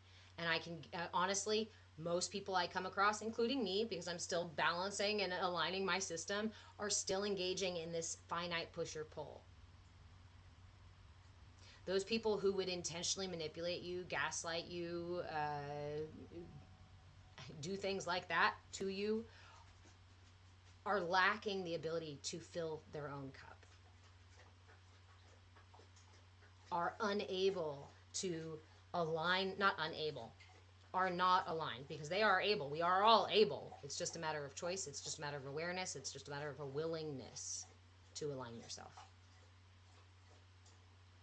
When we're not used to taking personal responsibility for ourselves, it can seem wrong. It can seem the opposite of what's good. How can I take responsibility for somebody randomly attacking me, right? How can I take personal responsibility for something that I didn't do? I can take responsibility for my actions going forward. I can take responsibility for my own self-care and my own healing. I can take responsibility for who and what I let live in my mind and in my heart. And it's important for me to do that, because nobody else can take responsibility for those things but me.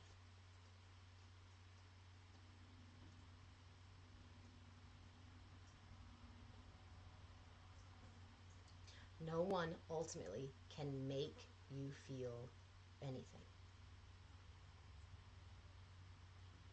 People can trigger your unconscious emotional responses, reactions. People can trigger your reactions. But it's your choice to take responsibility for those reactions and turn them into responses, or allow yourself to be reactive.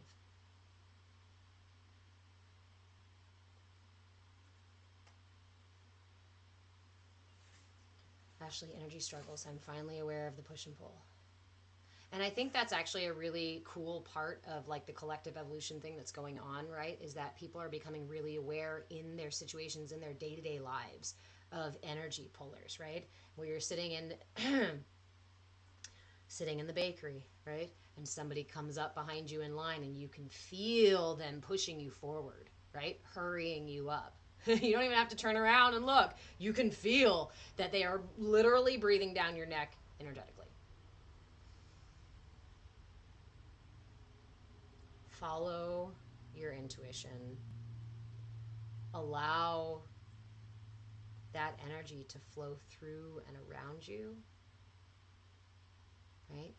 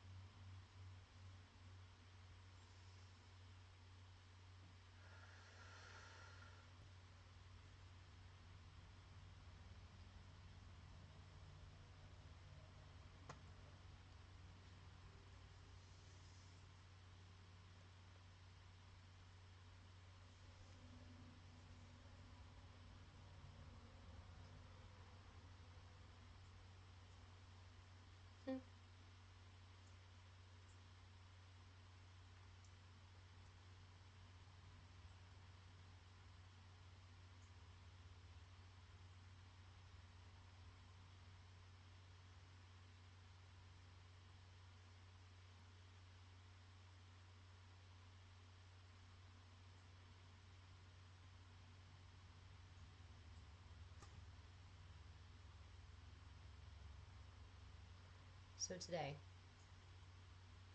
as I slowly roll into 40 over the next coming days,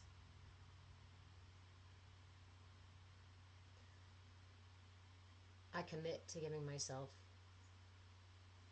a little more space, a little more flexibility, a little more grace, extra gentleness, extra love, and extra tears when they're needed, to allow whatever arises to be as it is.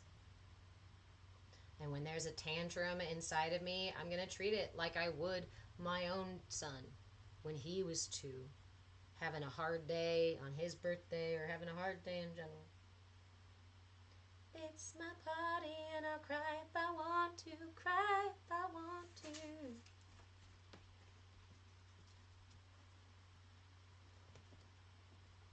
But I promise myself to hold space. I'm probably going to drive to the beach. Be prepared, that class on Monday might be from the beach. The beach makes everything better.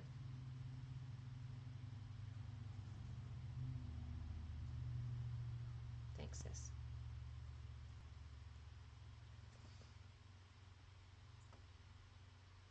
You know what's funny, guys?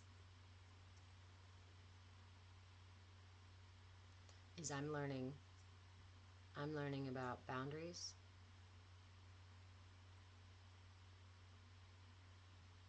I'm learning about being gentle to myself.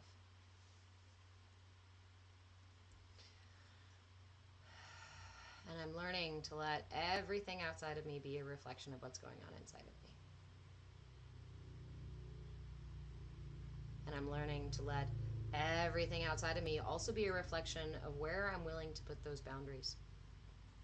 How much space I'm willing to give myself within. Vegan Pixels, what time on Monday? I am live at 10 a.m.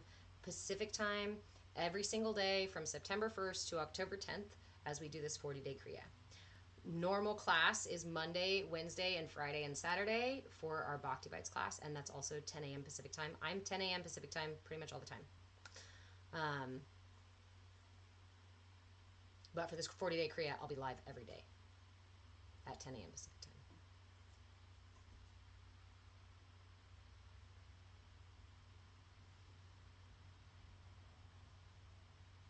It's interesting, when self-love comes, so does the opposition.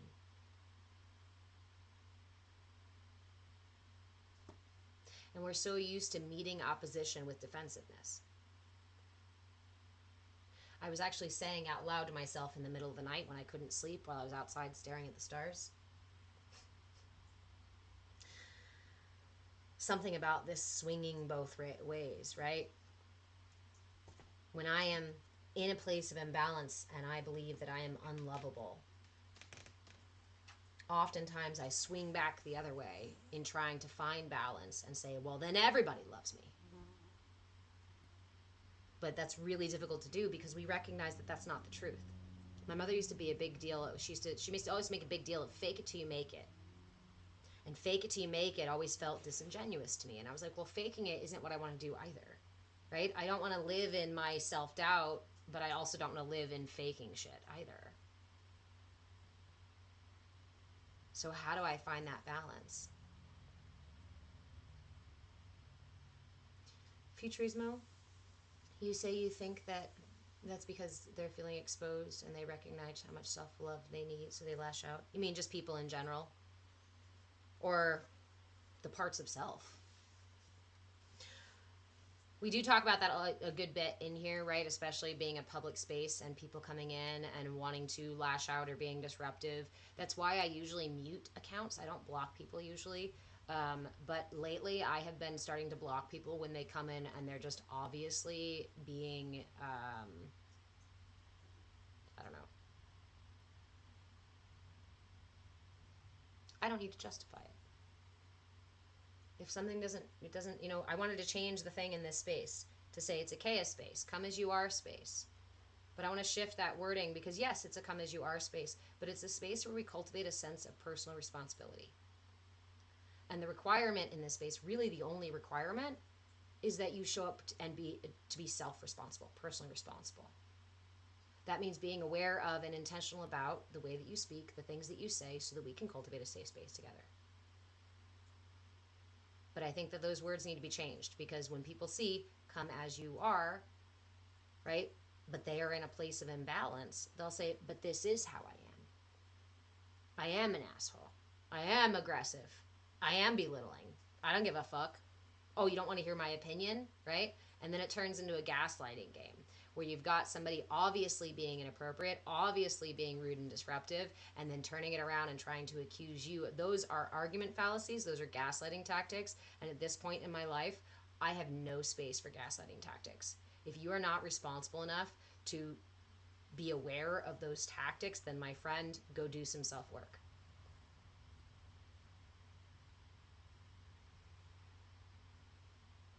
Because that's what we're all going for.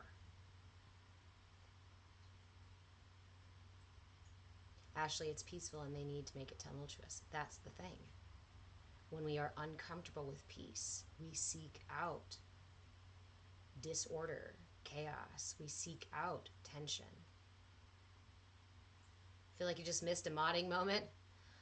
It was somebody coming through, but I actually just went ahead and blocked a couple accounts today. I've blocked a couple people today. I had somebody not too long ago come in. Again, this is such a beautiful experiment for me, right? Going for so long feeling really insecure about myself, about how I show up, and trying to shape myself so I show up in a very rigid, very perfectionist kind of way. To be allowing myself to show up like this on a grumpy day is what? Is it freeing? Is it liberating? It's soothing. It's soothing, but it's also a little nerve-wracking. Just like going onto stage and do a theater, do a play. It's nerve-wracking, before you go on stage to sing a song or to do whatever or to present something, right? There's always a little bit of nerves there. But then to have, again, the opportunity to respond to people who come into my DMs and say, I know you're a fraud, just know that I know. I'm like, wow, I don't even have to listen. I can just block that person. I don't have to justify myself. That's another one of those big ones, is I got that message from somebody several months ago who said, clearly you're a fraud. Don't worry, I won't tell anybody. Just know that I know. And I was like, that's some really weird, like, power tactic sort of thing. And the impulse within me to be like, what part of me do you think is just disingenuous? What part of me do you think is fraudulent? What do you know about me that you even like could make that decision, right? I wanted to inquire. I wanted to understand. I wanted to have a conversation with the person about it. And then just went, you know what? That's not one to have. I don't need to waste my time with that.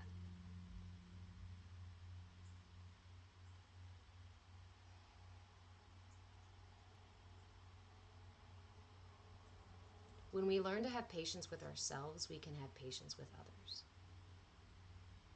If we are struggling to have patience with others, it means that we are struggling to have patience with ourselves. So when someone else triggers you, ask yourself, use it every time. This is the radical thing, right? This has been the deal the last several years. It's got to be radical. If it's radical, then it's going to make movement. To use it as a reflection and ask, what part of me, what is that in me? Where does that live in me? Where do I judge that same energy in me?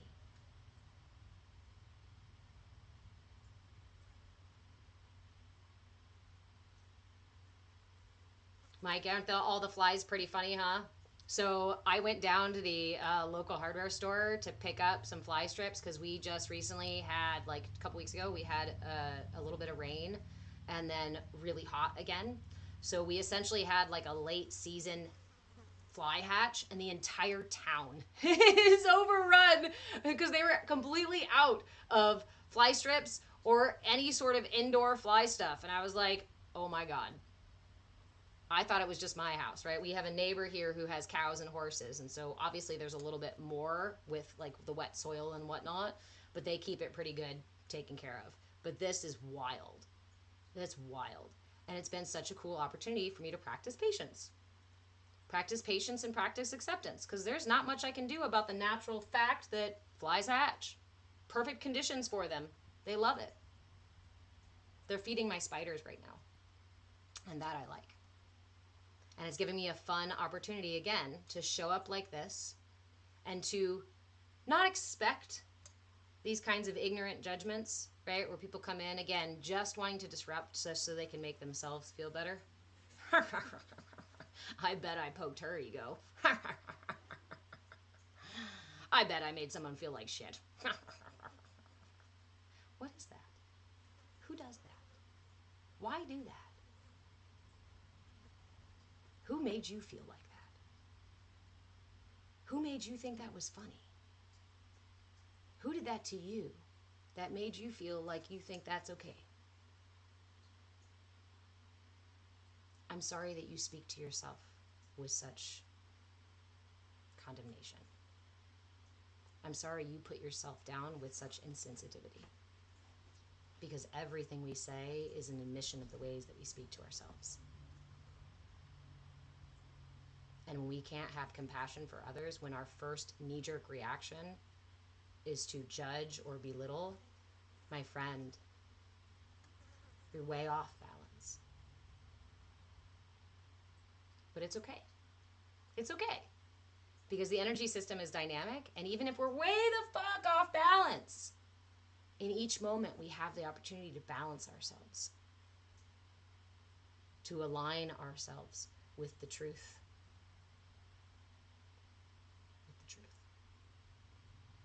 With authenticity.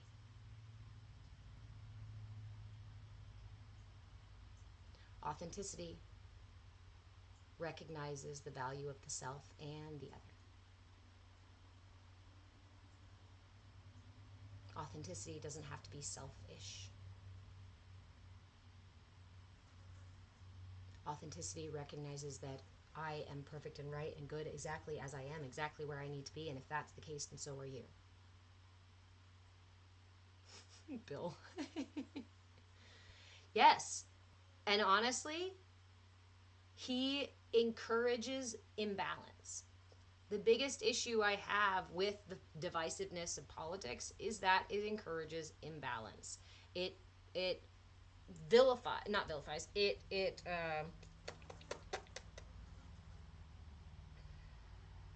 right? The opposite is true. By me showing up here, sharing stories with you guys and being authentic, no matter what space I'm in or truth is available within me, like just being who I am and sharing with that with you guys, right? That gives, as you guys have said yourselves, and we all know, it gives permission for others to do the same. So what do we see when we have somebody like Trump? He is giving people permission to sink deeper into that density, to sink deeper into their ignorance, to hold tighter to ignorance. Because only in ignorance can we operate with that degree of divisiveness. Only in ignorance can we maintain our commitment to someone who is actively gaslighting us.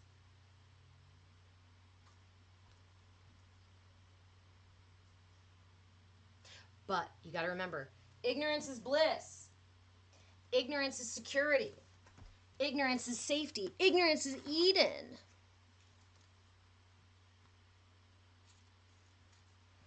Ignorance is Eden. Comfortable.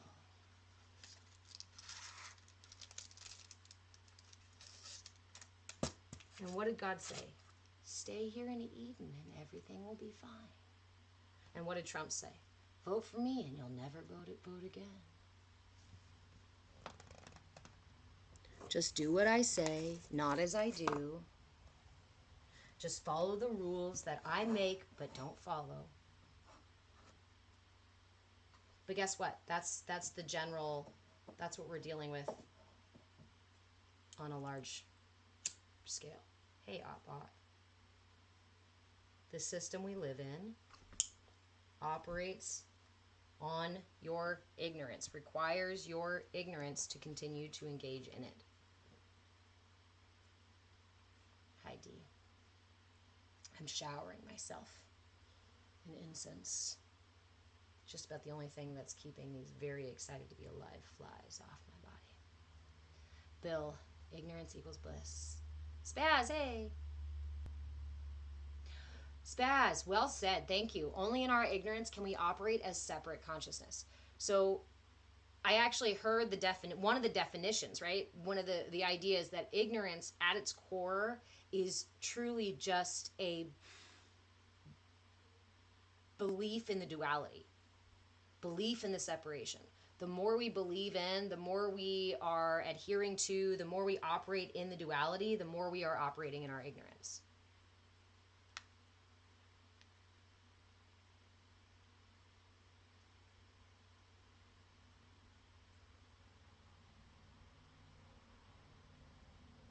My mind pirates, my monkey, my pirates just jumped over to quantum physics and something about how we believe that the world is made of mass, and we are taught in school even that the world is made of mass.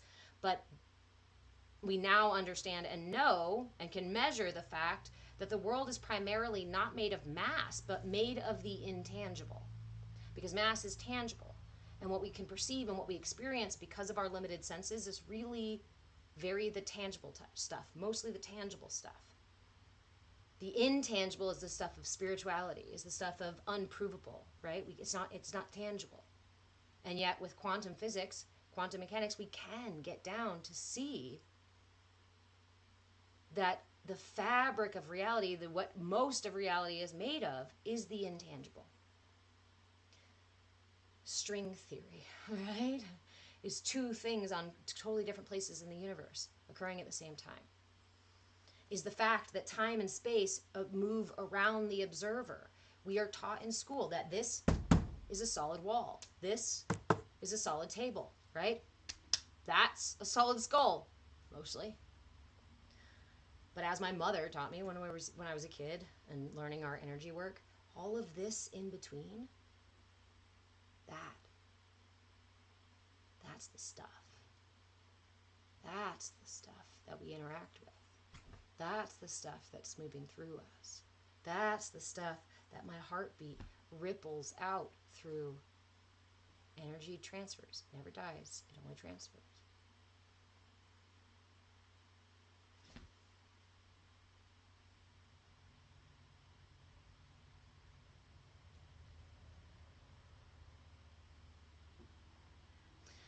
Enchanted Eclipse, she looks like she's been through tough situations in life. Why? Because all the scars on my faces. Why? Because I look, I don't know. Isn't that funny? The way our brain makes assumptions. This is my favorite thing lately. Isn't it funny? Isn't it funny?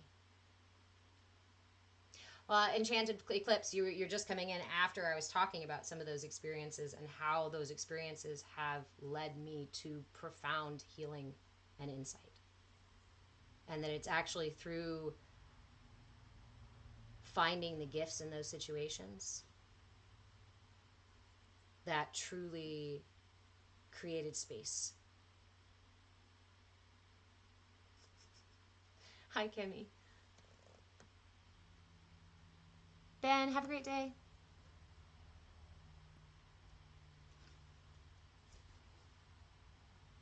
Isn't it funny how our brain makes assumptions? Isn't it funny how our brain jumps to conclusions? And again, this is also our ignorance, because our brain makes shortcuts for us. And when our brain makes a shortcut, it keeps that shortcut in the background. It puts that shortcut in the background, so you're not really thinking of it anymore. A lot of our thought processes have shortcuts in them, have assumptions in them, have filled in information in our minds from them. Kimmy, I wrestle my brain all the time. See, and I am unlearning the wrestling piece, right? We talk a lot in this space about power versus force. To wrestle our brain is force, right? And if you ever tried to meditate by force, it becomes a battle. And again, in the wise words of my mother, right? When you create an enemy of yourself, when you create an opponent of yourself, and that's a battle you fight every day, and it turns into a war you wage your entire life long.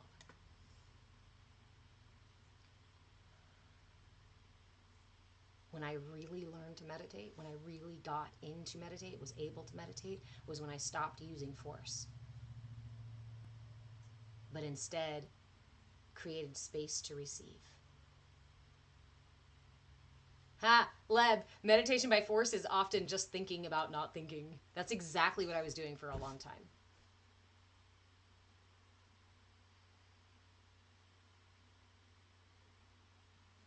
Doomsday harmonic, going with the flow despite human machine interfaces. That's just it. Our human machine learns to interface for us with the outer world while we're unconscious. Once we develop our consciousness and grow in our consciousness, we get to be at the steering wheel. We get to be at the helm. We get to be the ones redesigning and directing our ship. We get to be the ones intentionally sailing through life, if we are given those resources. But again, we live in a culture that doesn't want you to self-actualize, doesn't want you to be autonomous, doesn't want you to have an inner sense of power to make those decisions for yourself. It wants you to continue engaging in that ignorant space of fight or flight. Remember, I just mean ignorant from a place of not knowing anything different. And our culture tells us the only way that you can get things done is by being a human doing. You're not safe in the world unless you do something to make yourself safe. You're not nourished in the world unless you do something to get your needs met. You're not autonomous, right? You're not allowed to be autonomous unless you do something to be autonomous. I mean, yes, autonomy is about doing things, but the culture only allows you to do those things within a narrow field. And so many of us are just fucking struggling to fit inside the narrow field. And we think we're broken and we're wrong because we don't fit inside of this fucking tiny ass.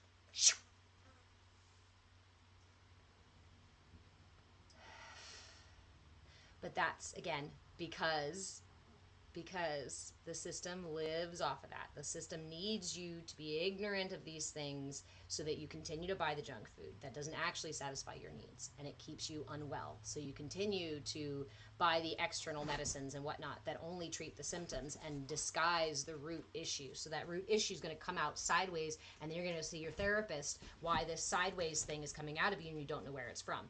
And then we end up trapped in all of the trappings of a culture that keeps us chasing our tail and searching for carrots.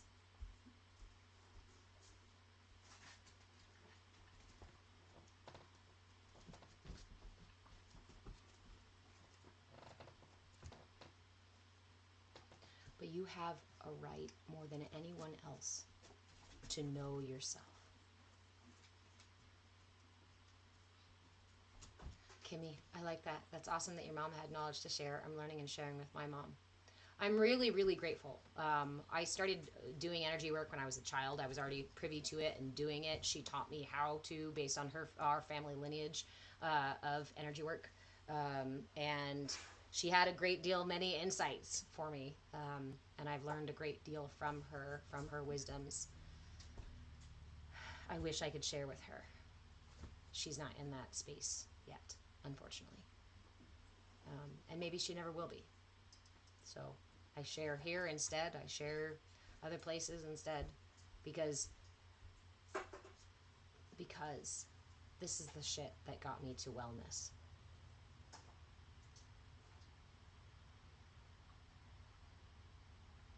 Faithful being. I'm a human being. When I'm rooted, I grow. With roots like the oak and branches like the willow. So that when the tides of life rise up and flood my world, or the winds of change go storm blowing through my leaves, I can bend and I can sway without being washed away. Roots like the oak, branches like the willow, so that life can happen through me and around me instead of to me and knock me over. When I am rigid and stiff, every little shift in the wind throws me off balance. So I seek my center. I just led myself away by seeking. I sink into my center and allow whatever rises to ride the tides of my life, of my breath, of my heartbeat, because this is the most real thing. For all I know, if we want to go into philosophical musings, for all I know, everything outside of me could be more of an illusion than I even think it is. It could be a video game. I could be being manipulated. I could be being, put in some simulator, right? I don't know for sure. I don't know. But I do know that there's breath and there's a heartbeat. And from these two things, all others stem.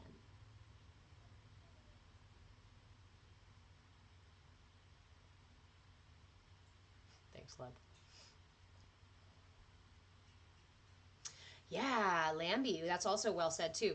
Capitalism thrives in a culture of unobserved egos, working to satisfy a breaking machine. So we talk about that too, is the unobserved egos. What happens when our energy bodies are out of balance? Our culture, through the enculturation process, helps encourage imbalances in our system that manifest these extreme egos.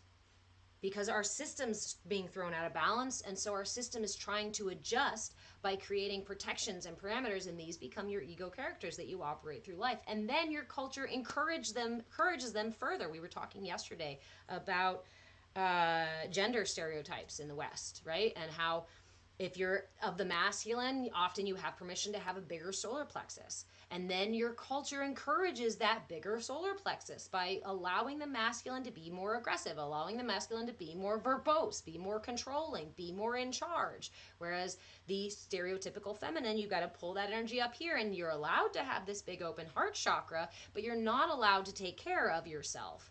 So we're talking about these imbalances that are created by the enculturation process, by the parameters, the things that our culture teaches us when we're very young. Our caregivers and our generations, we pass these down to our children unknowingly, unconsciously, not realizing that these are parameters from our culture, values and beliefs that may have very well gone unexamined, and we don't even realize were gifted to us.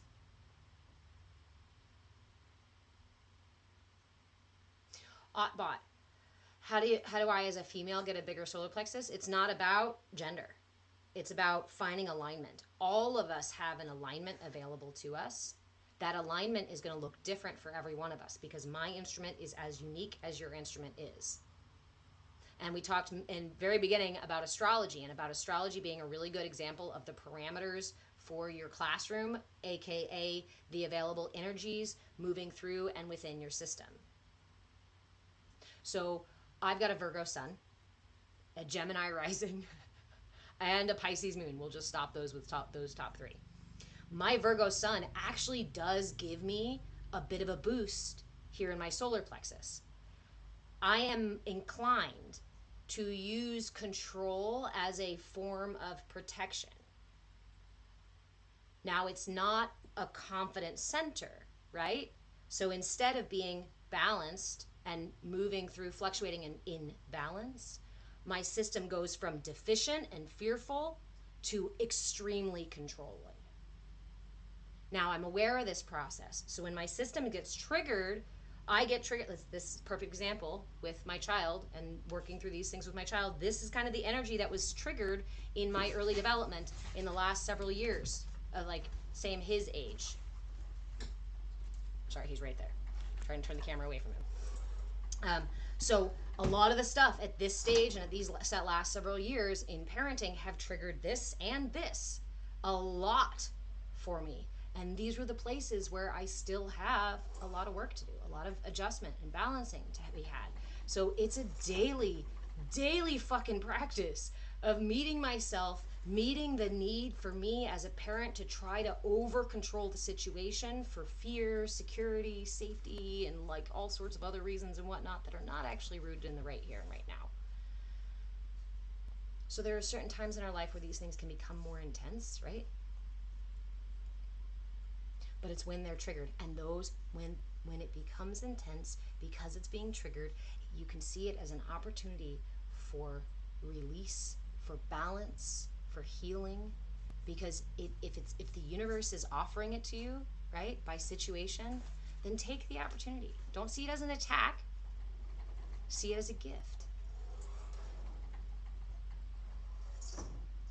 Kimmy, you read that the balancing of the divine, or the balancing feminine and masculine is the way back to source, infinite light creation. Yeah, I mean, essentially, right? And we can say that from many different angles. Because essentially the ignorance of duality, right? The matrix we live in, the illusion and the gaslighting that our culture has also offered us and perpetuated, that our religion perpetuates and whatnot, is this separation. And any kind of that separation rhetoric is about the balance of masculine, feminine, yin, yang, solar, lunar, above, below, about the balance of extremes. And as long as we engage in the balance of extremes, we are still engaging in this material reality. Now, there's nothing wrong with that. There is nothing wrong with engaging in extremes and exploring the spectrum of experiencing creation. That's, I think, why we're here, right? That's for me, I feel like that's the whole point. Go for it. Go ahead and take several lifetimes to experience the whole spectrum of experiences. But to experience unity, we have to be able to perceive ourselves and experience ourselves as a piece of the whole, which is therefore to get ourselves outside of or behind or above this idea of duality, which is actually really not the easiest things to do, because I like to put it as the analogy as if we are cells inside of the body or a baby in a womb kind of deal, right? When a baby's in the womb, it doesn't know the mother. The mother is caring for it, it feels it, it's nourishing it, it's keeping it safe, might even hear the mother's voice. But it cannot perceive of the mother when it is part of the mother. So the illusion then is for us to be here, part of it. and to find our way back to unity, right? Remember, I cannot fall in love. I cannot experience falling in love with myself if I was totally in love with myself before. I couldn't experience healing unless I was broken. I couldn't experience the journey coming home unless I left home first. And it's my understanding that we're here as humans to do that thing, to go on our own epic journey, to go on our own pilgrimage through creation, to have these experiences, and to bring that understanding back into the whole, to build and evolve the whole. Can we consider for a second that God itself is evolving? If we are all evolving, then God itself may very well be evolving too and expanding, because everything in creation has that same expansion. And what if all of our experiences were drops in the bucket? Little drops, one at a time. Every moment that you have is a drop in the bucket of experience so that we can enlighten the whole.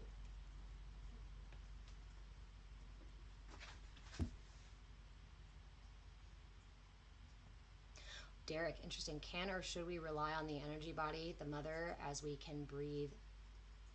Oh, I can't see it because of the little thing there. Hold on.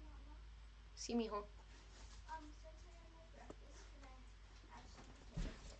Oh, totally. Yeah. Thank you. Yeah. But where are they? In the house or right there. Okay, hold on. I'll be right back, guys. Just give me a sec. Ooh. Love you, thank you, Mom.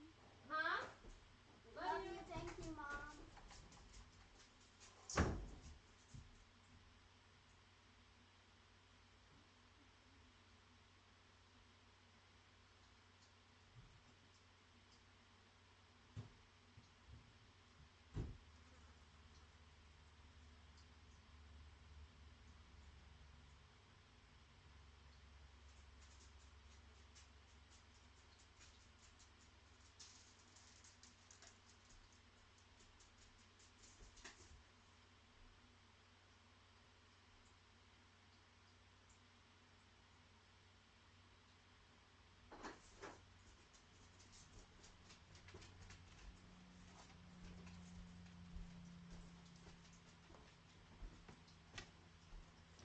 Okay. Derek, I wanted to get into your question here because it's something I was actually just talking to my son or thinking about or something about. It was on my mind the other day. This concept that when we learn to, so this is like a, right? A yogic Vedic science perspective. And I want, yeah, okay. The more we engage with the processes of the body, and the more heavily or densely we engage in them, the more interwoven into the material world I will be.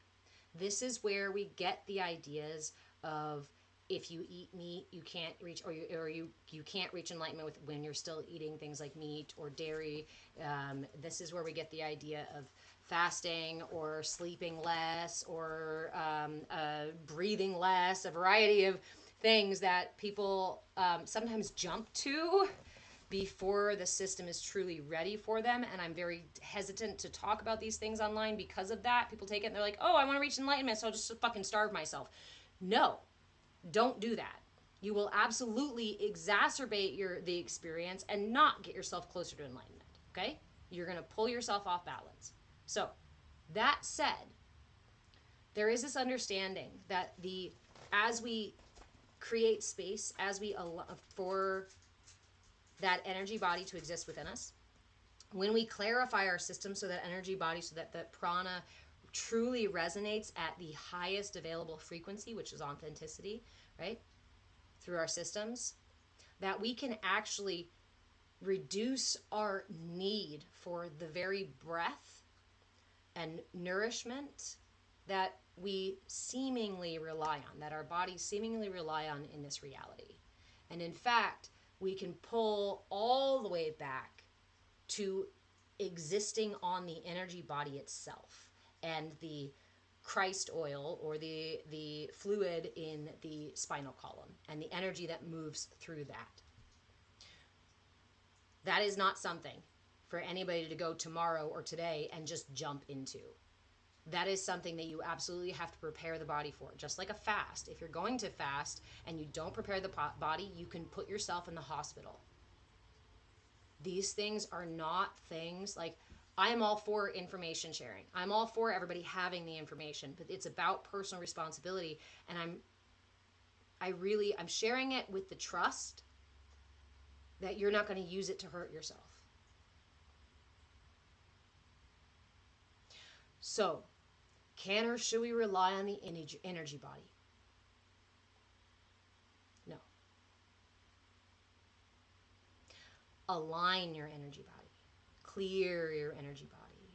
Learn about the relationship between your physical body, your mental body, your emotional body, and the energy body. Learn to engage with all those layers and to align those layers.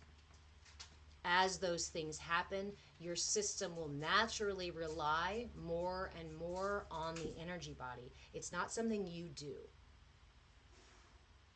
Right? It's like changing the brain by force. It's like stopping a habit by force. We align and invite it, because when we are aligned, our truth rings true. We operate from a more aligned place. And the system is designed. It is an energy conduit. Yes, it has physical processes, but it is an energy conduit.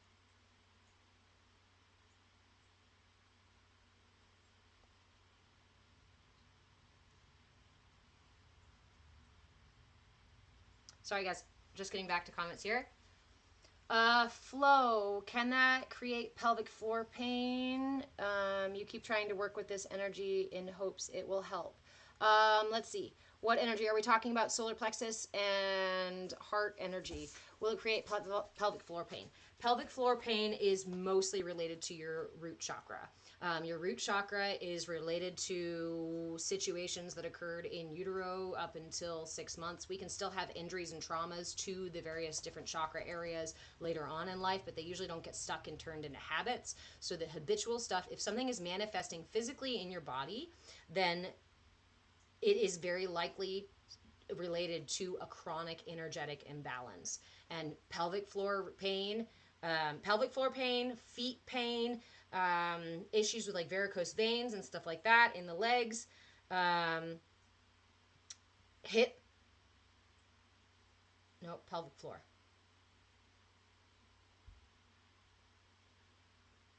And your sense of security and safety. That's your root. So we move down that way. But again, in this culture, we have consistently been afforded root chakra trauma because the way that our culture teaches parent to parent, teaches doctors to doctor, teaches people to people, right? So here in the West, most of us have imbalance in the root chakra. Most of us struggle with a sense of security and safety. Why? Because our culture wants you to feel insecure so that you have to do something to try to get that sense of safety and security. And so they can poke that sense of safety and security and make you radicalized when you feel unsafe. It's a manipulation tactic, unfortunately, but it's something we can absolutely heal. And when we heal it, when we align that, then we can get ourselves out of being engaged with those things.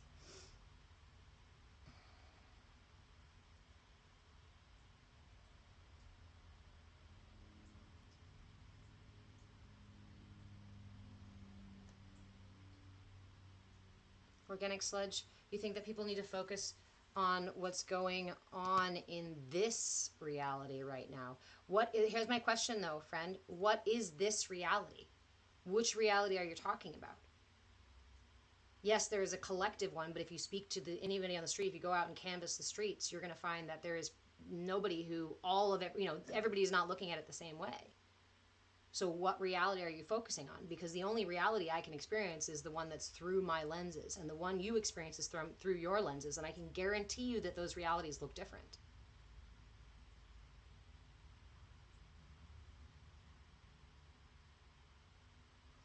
Hey, Rami.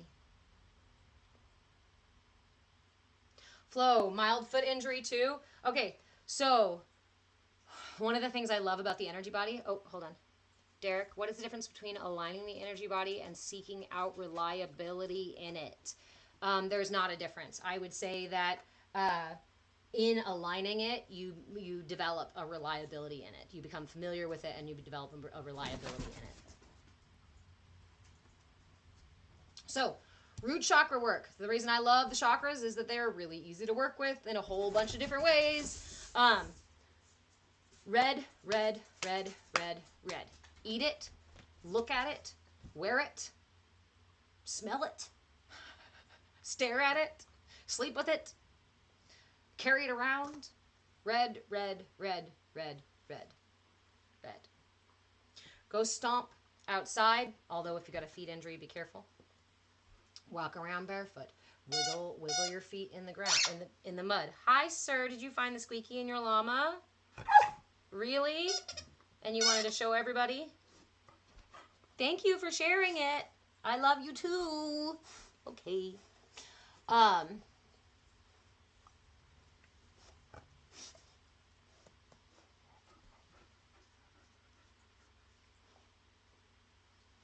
Patriot Parkinson. Yes, my apartment is filled with the color red. Flo. Vegan Pixels there says try comfrey for the foot. Yes, comfrey can be a really nice one. Red wine woke goddess. That'll work too. A little bit of that'll be fine. Hey, dear sir. Okay.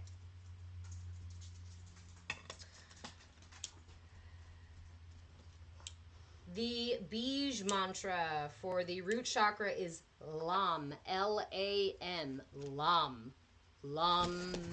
And if you want to do a meditation with your root chakra, you just bring your attention down to your root chakra, rest your awareness in your pelvic floor. You can imagine the color red filling your space, and say, preferably out loud, because mantras have resonance, right? They have a frequency. So get that nice low tone of LAM, LAM, LAM, LAM, and just say that as many times as it feels appropriate to do so. Let that energy resonate through you, particularly feel into your pelvic floor. Feel it rippling through your pelvic floor, releasing tension, creating movement, creating space and flexibility for more alignment.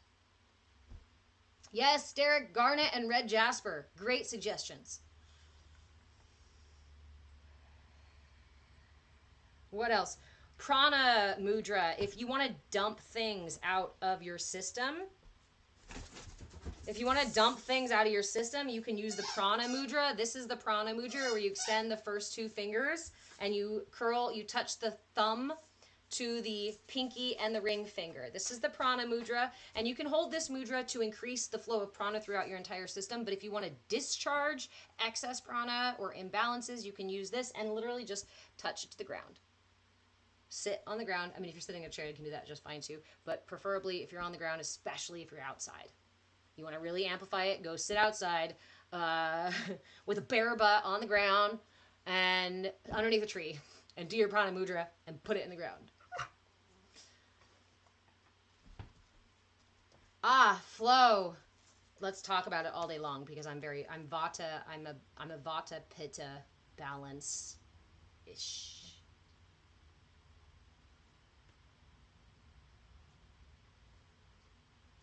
Yeah. It's an interesting try to balance. What ends up happening a lot is I feel like I end up fanning my own fire, right? My own fire of frustration, my own fire of anxiety, my own fire of whatever. Like I end up fanning my own fire really fucking often, or I blow out my small flame, right? The balancing of air and fire in the body is quite interesting. But same thing goes for balancing water and fire in the body, right? We are referring to doshas in Ayurvedic nutrition, Ayurvedic understanding of the system. That's what we're talking about. Vata, Pitta, Kapha.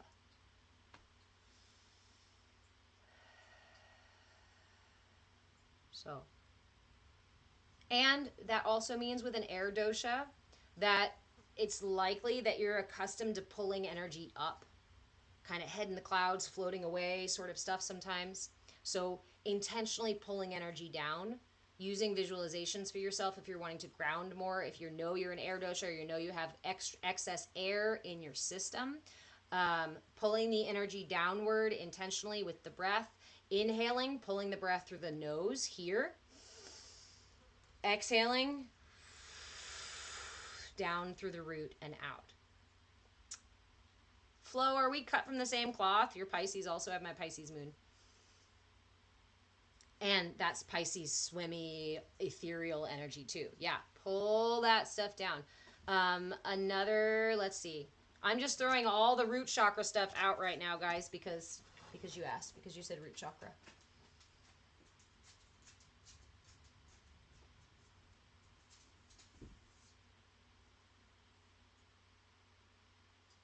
There was another practice there. It was inhaling through the nose, exhaling through the root.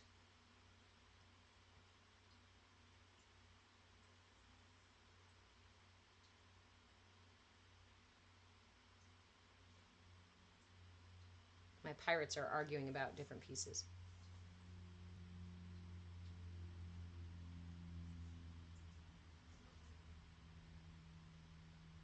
Nobody's deciding.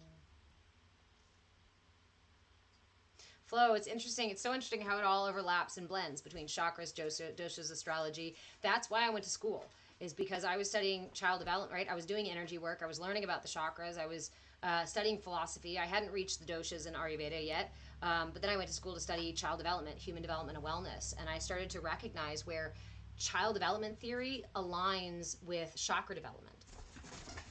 Our social emotional development of autonomy versus shame and doubt is the stage that we're in when the solar plexus is developing. And that's just it. Finding the right recipe for your own individual healing is such a unique journey. If we were all meant to ride down one path, to live one way, and to be one kind of person, then there really only would be one fucking answer for everybody. And that answer would fit everybody. But it doesn't. It's so clear that diversity is the beauty of this, right? But we see it as, where's my thing? Where's my thing? You guys know my thing. This thing. Do we get sunlight? I think it's too cloudy today. The nature of reality is like light through a prism. Because when light goes through the prism, what happens? But a singular source gets fractured into all the different colors, into all the different aspects that make up the whole. So when we talk about God as the unity, as the collective, there is that collective, there is the energy, there is the unity, there is the wholeness, there is the interconnectedness of all the pieces. But we live in the illusion of all of them being separate and taken and isolated, like you see when a rainbow paints itself across the sky. Those are different perceptions, different aspects, the recipe that makes up the whole. In every way, when we look, we see how diversity is a natural unfolding and expanding thing in this matrix. Rami, am I talking about the first 7 years of child life? Have a huge connection to the chakra. Okay. So chakra development, we've been talking about chakra development as it is associated with the social, emotional, cognitive stages of development.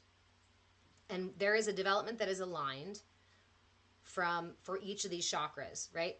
But remember that we also have smaller cycles, micro, macro cycles that we go through. Even throughout a day, my energy is going to be moving throughout my chakras. So yes, my root chakra settles. I should change my wording here because I usually say it develops.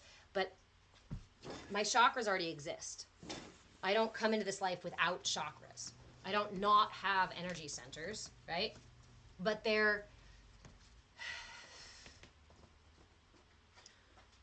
uninformed, open energy centers, energy channels. I am a purely expressive, energetic vessel.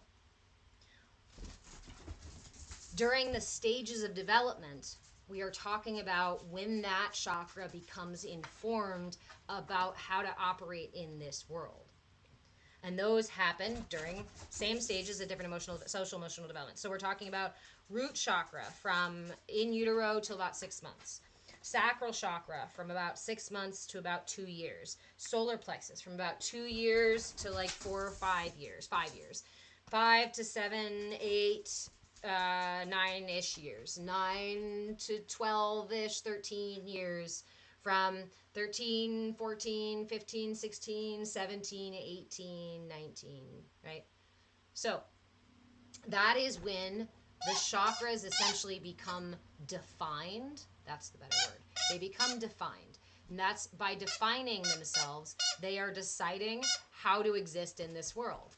If I come in and it is very unsafe as an infant for me, if there are things that happen that my system perceives as unsafe, then my system will adjust energetically.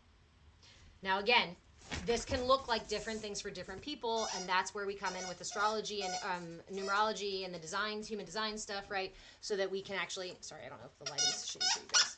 Sir with the llama. Sir with the llama. Okay. So, I'm worried about my coffee is really the only deal. I don't care that you're doing that. I'm just worried about my coffee, that you're going to hit my coffee. As an example, if I learn it's unsafe, my system decides it's unsafe in infancy. What is the first thing I'm going to do? I'm going to pull more energy up into my sacral chakra. In fact, before the age of 6 months, I may pull a lot of energy up into my sacral chakra because it's very unsafe. And if that's the case, my root chakra is going to become deficient. I'm glad you guys like dogs.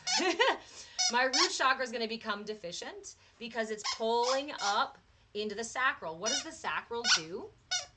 The sacral, the challenge of the sacral chakra development stage, of social emotional development stage, is, will my needs get met? If I ask for help, will my needs get met? So if the system goes, oh shit, it's not safe, what is the first thing we're going to do? We're going to pull it up and say, help! If I say help and no one responds, I'm going to pull it up again even further to my solar and say, I guess I have to fucking do it myself. Worse, if we go to try to do the shit ourselves and then we're thwarted further, okay, well, I have to forgo this energy so that I can give the energy out to other people. And for some of us, this is finally where we receive validation. This is finally where we start to feel safe. This is finally where we start to feel valid and seen and heard and understood and well. Oh, as long as you're giving all your energy to other people, then you can be safe. Then you can be protected. Then you can get your needs met. That is an energy signature, right? Oof, the validation. People pleaser too. Yes, yes. So, you asked, sir, vegan pixel. Okay, so both of you, I got Flo and Otbot asking, how can I heal my chakras damaged in childhood? And Flo, if you were born during a trauma, how can you resolve that? All of these things we resolve by just working in the here and now and aligning the system. How do we align the system? In each moment, we meet the system with curiosity and we are present with the process. I cannot align my system in the moment if I'm not aware of my processes in my system right now. And if I can't catch my system when the trigger happens and I operate within that trigger, if I have no awareness of that, then I really have no ability to change it just yet. That's why I always say, if any of those moments in the middle of your trigger, anywhere, anytime in the middle of your trigger, at the end of your trigger, at the very beginning of your trigger, if you have that spark of awareness, that moment, I know you know what I'm talking about, when you go, fuck, I said it again. Fuck, I'm angry again. This feels so intense, right? That moment of awareness that you're triggered, grab hold of that and let it enlighten your system. Use it as the light to perceive other options, other opportunities, to perceive the situation itself as an opportunity for alignment. Grab that awareness and put it in your heart and ask, what else is available? And in that moment, maybe all that's available is storming out of the room. But damn it, that's a different thing, isn't it? And next time, maybe you'll leave the room before you're that angry. And maybe the next time, you'll be able to voice more clearly what you need instead of having to leave the room first. And maybe the next time, you might not even walk yourself into that situation. Now, oftentimes it doesn't happen like bam, bam, bam, bam, bam, but sometimes it really does. It's that spark. Remember, your awareness is the most powerful tool that you have. Your awareness is the magic, is the light that enlightens your system. When we become aware. Learning to cultivate that. Learning to direct that with intention and align it with your beliefs and values and truths and your authentic self. That's the work. That's the practice. Good morning, Susie.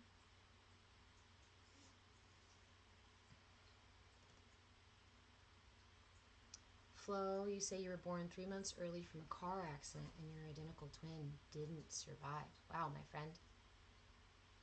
Have you done any exploration work with inner child meditations? Grand Rising, you had wacky dreams too? I could not go to sleep. My brain was like, all night long. I don't know if it was just the stars, but it sounds like I'm not the only one. And I woke up, You too, Vada? Okay. I woke up really crunchy in the brain today too. But again, I'm showing up, right? I'm showing up anyway because it's not in spite of my bad mood. It's not to deny my whatever mood. It's to be present with it and allow myself to speak through it and be aligned within it. No sleep for you, Derek, either, or Rami. Leb, Leb took all our sleep. You guys want to know where it went? Apparently Leb had a very good night of sleep last night. So, you're welcome. I'm just kidding. Sorry. Not sorry. Oh, I hate that. I don't like that.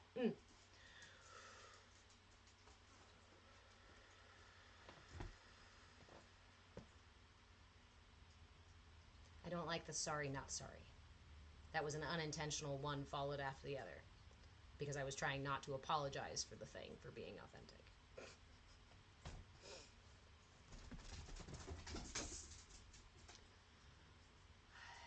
It's the solar storms. Thank you all. Lev, you're very welcome. Yeah, you're forgiven, not forgiven. Doesn't feel good either. No. I don't like it too because it also encourages the disingenuous apology, right? Like, sorry, not really, but I'll just say it anyway.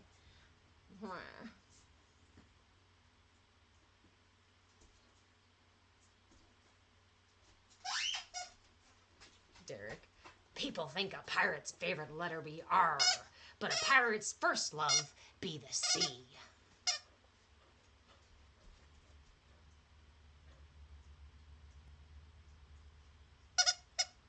Susie, it's hard not to retract from authenticity. It's difficult. So, it's so funny because the way that things echo, right? The way that things echo through our reality. I have heard this very sentiment from others and have felt it myself and have been engaged in it for the last week or two. This idea, because we are creating this online community space in our Discord, right? We're building community, we're coming together, where we are showing up authentically. That's the goal here. Show up authentically as best you can. What I'm finding, right, is that a lot of us are ready to show up for other people's authenticity, and then really still struggling to give ourselves permission to share that authenticity. I mean, I still do it. Isn't that funny? Oh, I can show up for somebody else. I can accept somebody else. We are so used to turning that light of acceptance on other people. But it really begs the question in my brain. My pirates go, yeah, but then are you really unconditionally really valuing that other person if you can't do that for yourself? Only to the capacity at which I can do it for myself.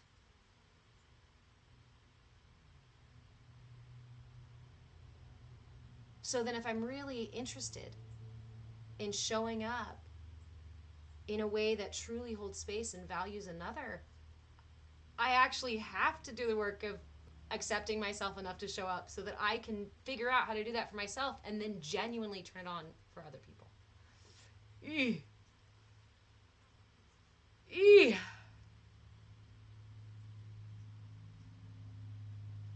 It's easier to not know what we don't know about others and love them in our not knowing. Ignorance is bliss. It's easier for me to love someone or something that I am mostly ignorant about, because in that simplicity, I can create a concept outside, I can create a concept of them and say, oh, that's who they are. And when we do that, it's a misnomer, because then we build relationships based on that. And then the person finally does or says something that shows who they truly are. And now, whoa, I didn't know you were that person. You've changed. Whoa. No, I just don't fit inside the narrow box of your expectations that you had about me and the stories that you've been telling yourself about me. But when we compartmentalize ourselves and do that stuff, right, then we end up doing it externally too. Oh, God. Derek over here on YouTube just said, so does that mean we should shower you with compliments? You're already doing it. You guys are already doing it. I'll tell you about a birthday a couple years ago. Because Tina, you asked, what are the pirates?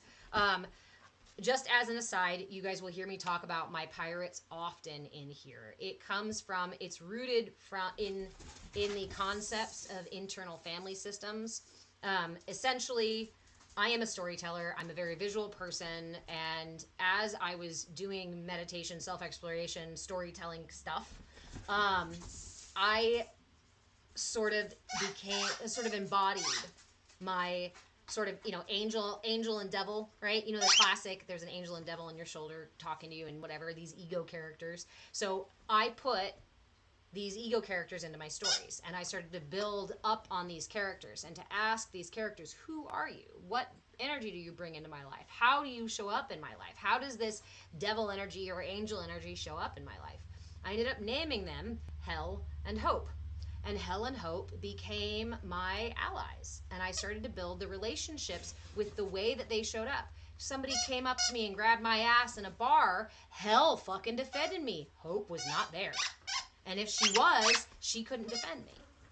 So I started to be able to separate the characteristics of these energies, right?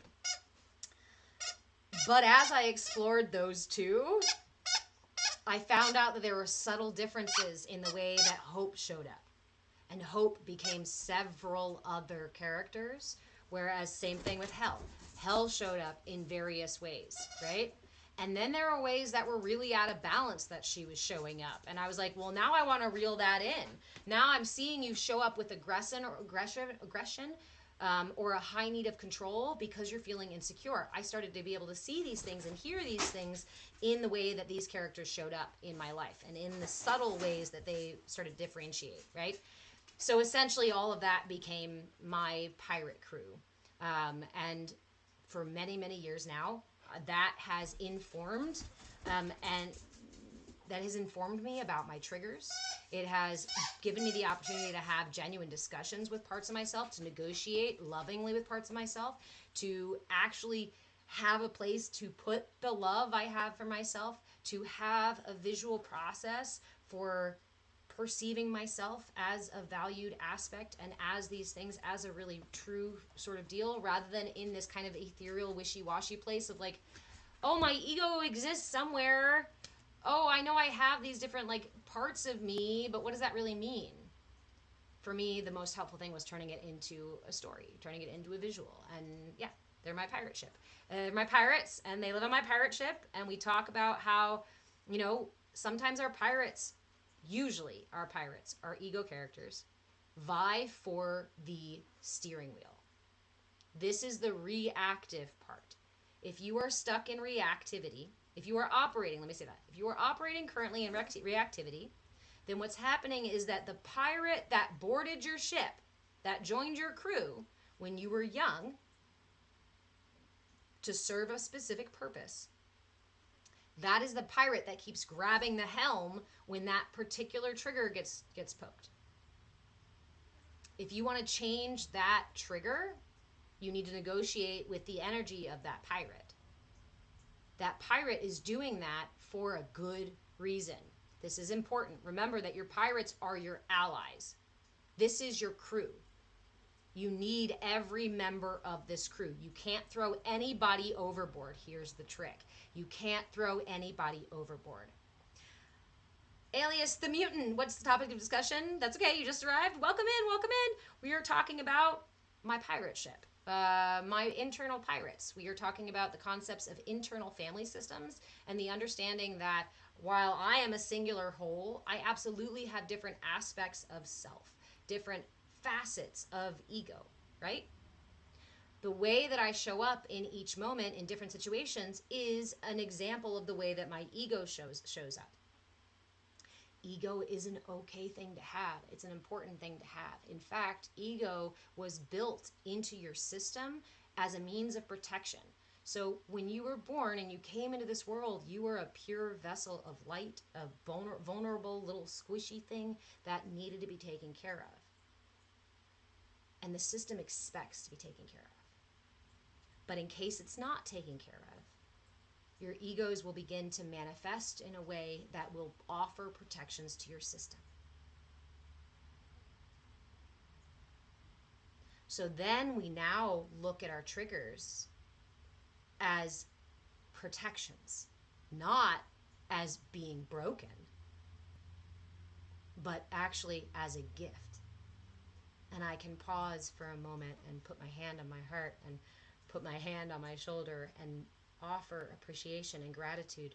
All of these years, my ego characters, my pirates, have been fighting tooth and nail to protect this beautiful little treasure that's inside of my heart.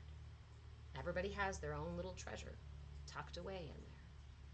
And your pirates are your crew and your protectors.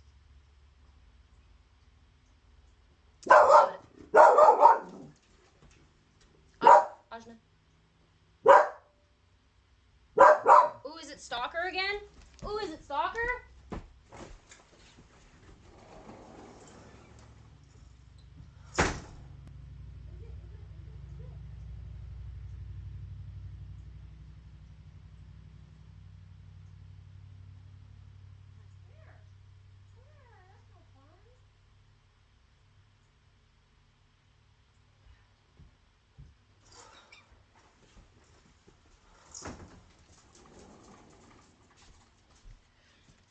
If anybody is wondering what to get me for my birthday, y'all grab me a couple of trail cams that I can put out in the woods and set up on Wi-Fi and create a live streaming channel so that you guys can help me watch for this fucker. I need to shift that energy because I don't need to engage in the depth of that story, and I don't need to allow that energy to also rise in me. Because the reality is that it must be a great deal of suffering that he's experiencing that causes him, again, a great deal of imbalance. When people are intentionally disruptive, when people are operating out of their imbalances, we can shift from frustration and anger and blame and into compassion. And remember the times when I have operated out of my own ignorance and done stupid fucking things and done mean fucking things.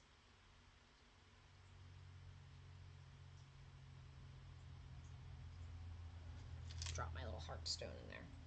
There. Okay. Okay. That's the work, right? That's the thing. Is really, it's the momentary stuff. It's the learning to catch yourself. Again, that moment of awareness, right? Because that's one of my pirates coming in and being like, nah, nah, nah, nah, who wants to go over there and confront him, who wants to go say something, who wants to go do something about it, right? What is that energy? It's wanting to protect me. It's wanting to keep me safe. Now, it might feel difficult or justified or out of control. It might feel frustrating. Hi, friend. I can't see your username. Hold on. Over there on Twitch. Hey, Shelby, how are you?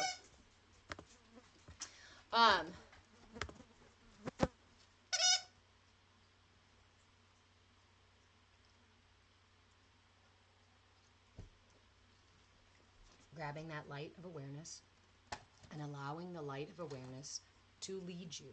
Sometimes, and it goes with the pirate analogy, sometimes the light of awareness to me is like Fae. They show up out of nowhere in the darkest of moments, in my most frustrated, difficult moments. Suddenly there's this little spark of awareness that pops out of the darkness and says, hey, can you see that? Can you see what's happening? When you see those, see, now I don't want to suggest that you capture Fae, but if you're in a dark moment, then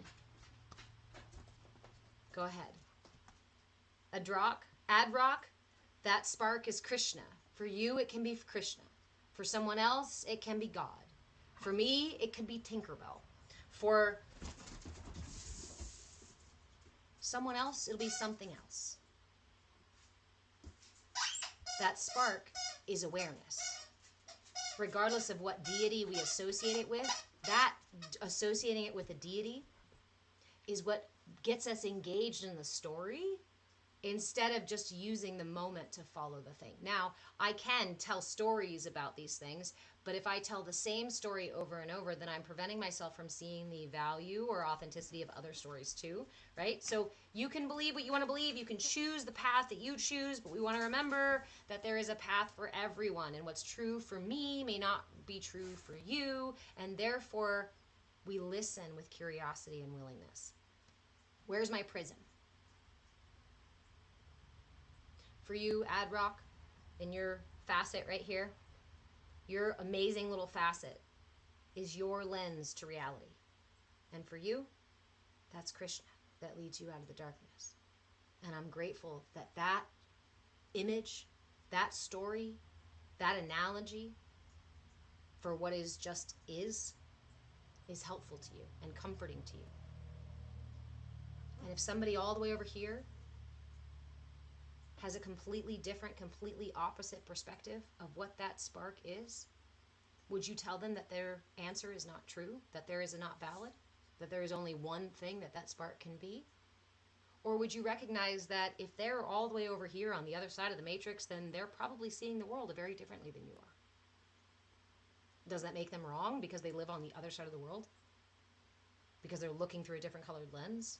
Because their skin looks different, or their face looks different, or their voice looks different, sounds different? No. But when we start to differentiate and push away and say, oh, this one's right and that one's wrong, we start to do the same thing as saying, yeah, well, your eye color's wrong and your hair color's wrong and how tall you are is wrong and your voice is wrong. And that's why this Pisces moon, right, goes back to that is all engaging in the duality. And if we want to lift ourselves out of the ignorance of separation, then we must lift ourselves out of the ignorance of judgment. And to lift ourselves out of the ignorance of judgment, we have to start letting go of the stories. Because it's those stories that attach us. Yes, even my analogy of the pirate ship attaches me to the experience of the pirate ship. Now, at the moment, I am choosing that and have been choosing that because it's fucking helpful. Because right now, I am currently engaging in the discovery of these parts of myself. I'm exploring this layer of my reality. When I get to another layer of reality, maybe my pirates will retire. I don't know. I haven't been outside of ego because I'm a human being who was told I'm a human doing, and I've been doing myself lost. Until recently. Right? Now I'm finding myself. But I don't have to find myself because I haven't gone anywhere. I'm already here. rather than finding I'm just allowing myself. See, Vada, I missed them, but that's my human attachments too, right? Think about the way we used to miss our stuffed animals when we went to school, right? Or miss our best friend when we didn't see them for the weekend. But as we grow and evolve and expand our awareness and expand our understanding of time and space, the very nature of our reality, those attachments shift and change.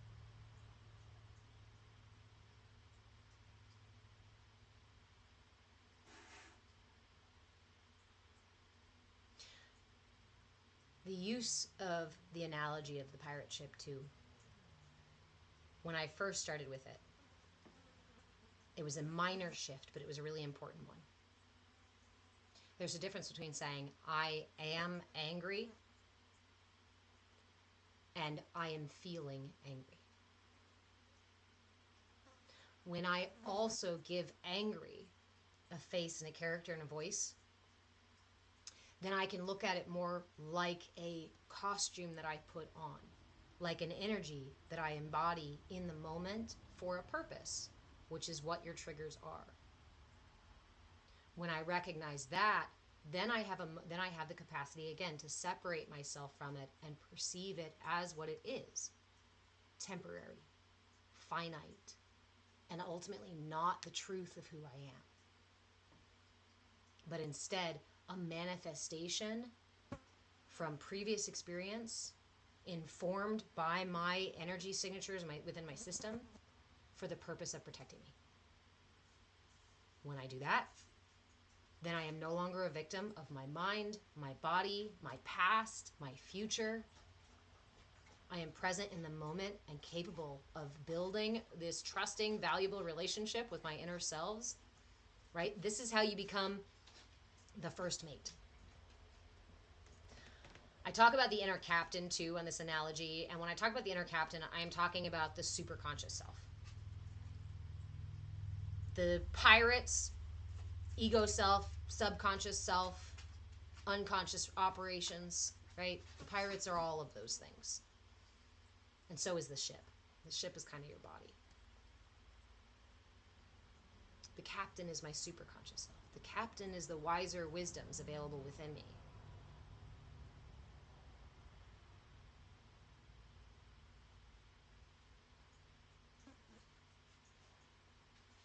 I am the first mate. Because it's my responsibility to communicate with the captain. The ego selves cannot communicate with the captain. They don't have access to the captain. But the captain is the one who knows how to navigate, who has the maps, who sees the bigger picture of what's going on. You can also imagine this as the energy signature, as the guide that exists up and behind here. So in my explorations of energy and readings on other people, I have found that it's pretty consistent, and feel free to not align with this because it's something that I have perceived. I have perceived that everybody has an energy here, up and above, behind, an energy here on either side, and then energies here. The energies out in front are your potential selves.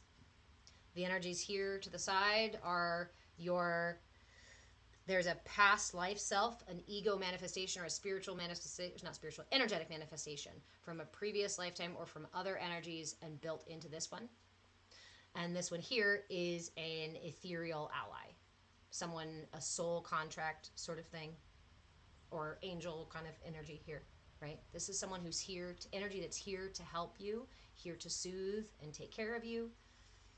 Energy here to work with you. I always call this my partner in crime, right? Like this is the one that interacts with me. And then this is the one from ancestors. This is the support of my lineage, of the energy signatures that I have come from. This is my captain.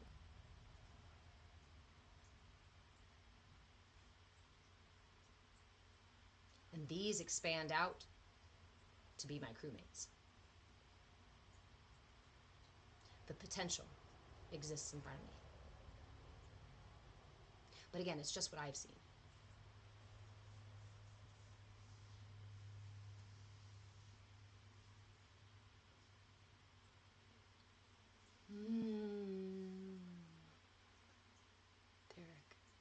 how do we keep our hearts open while still protecting ourselves appropriately and maybe still calling a spade, but calling a spade with compassion?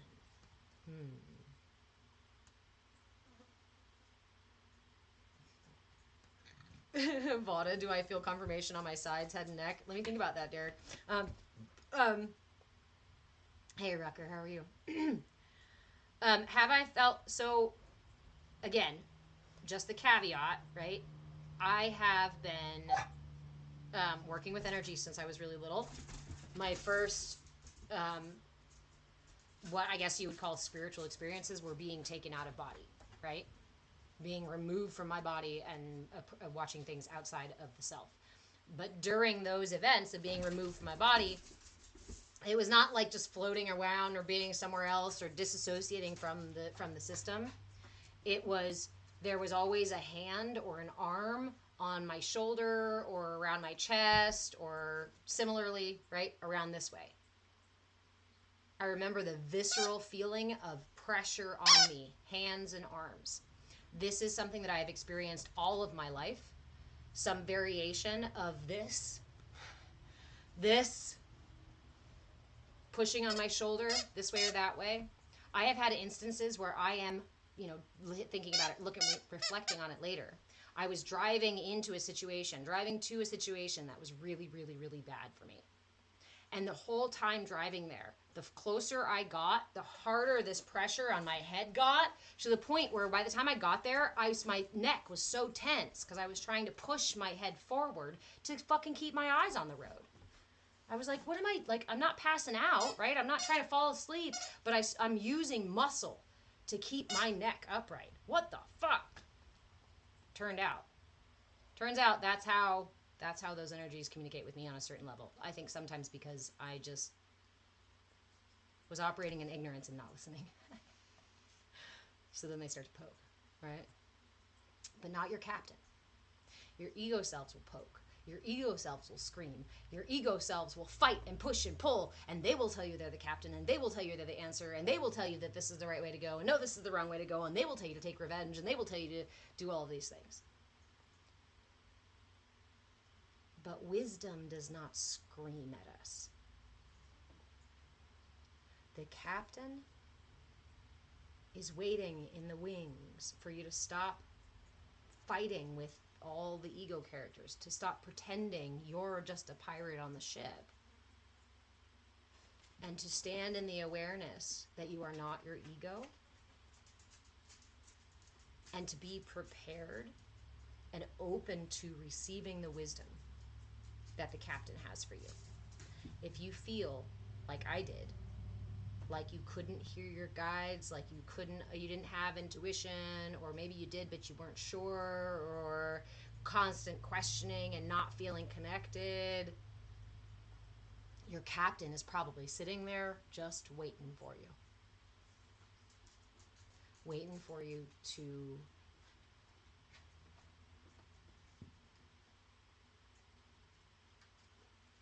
This is why we practice creating space in this place. The energy of the ego is to push and pull and fight. The ego wants to destroy other egos. The ego wants to kill off a character aspect. The ego wants to take revenge. The ego wants to judge who's worthy of being on the ship and not. That's all force.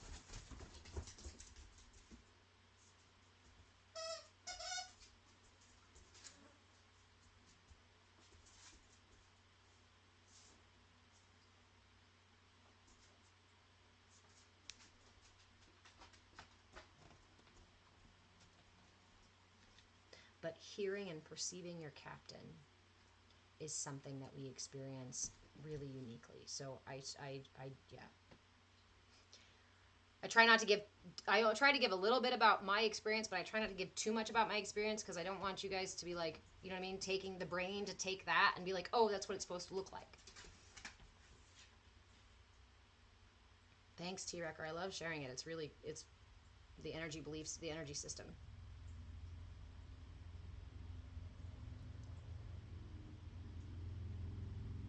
Fada, you feel it so much in your elbows? Oh, that's really sweet.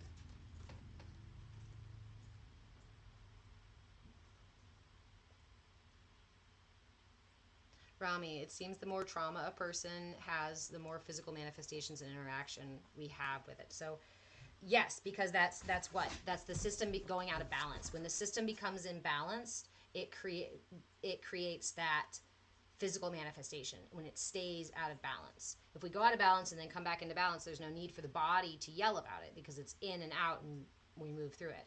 And I want to shy away from the word trauma because when we think of trauma, we think of really violent situations and things like that. But we can deconstruct that idea to really just mean the system didn't think it was safe to express that energy. The system didn't feel safe enough to express that energy at any point because what's for me a trauma may be for my sister perfectly fucking fine and there's no issue with it.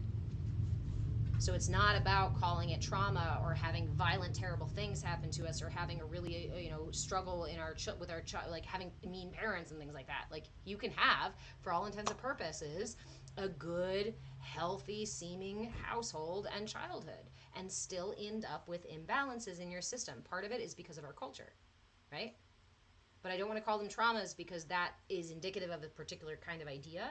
And really, we want to expand it to understand that the imbalances were created because our system was trying to protect us. It perceived the situation as dangerous. Bot, I feel physically drained and pain and pressure. Doctors don't understand it. I guess it's spiritual. Bot, that was the first 2 or 3 decades of my life. Right? It was the first 3 decades or so of experiencing, getting several diagnoses, fibromyalgia, and physical diagnoses, mental diagnoses, and then having those change later on. I had a doctor literally just tell me it's all in your head, which it literally was, because the amount of stress that I was experiencing, the amount of illusion that I was engaging in, the force with which I was approaching life and trying to move through life was, yes, in my head, but also manifesting in my body. This is why we got to be careful when we go for Western modalities because they tend to compartmentalize the self, right? Oh, I forgot to do this. I can pin a comment as we talk about it. It very much manifests physically. And in the West, the medicine compartmentalizes these things and doesn't see the way that they're interrelated. But then they will go and diagnose neurogenic thoracic outlet syndrome, which is what I got diagnosed with, as a stress-induced disorder. But your psychologist, right, is not gonna do this. Like, they're missing some pieces in there, missing some connective pieces. I need to get some Legos. We need to bridge those connections, and that's what we're doing in here. Okay. And autoimmune stuff too. Neuroscientists call it system overload. Yep, it fries your nervous system. It releases cortisol in the body.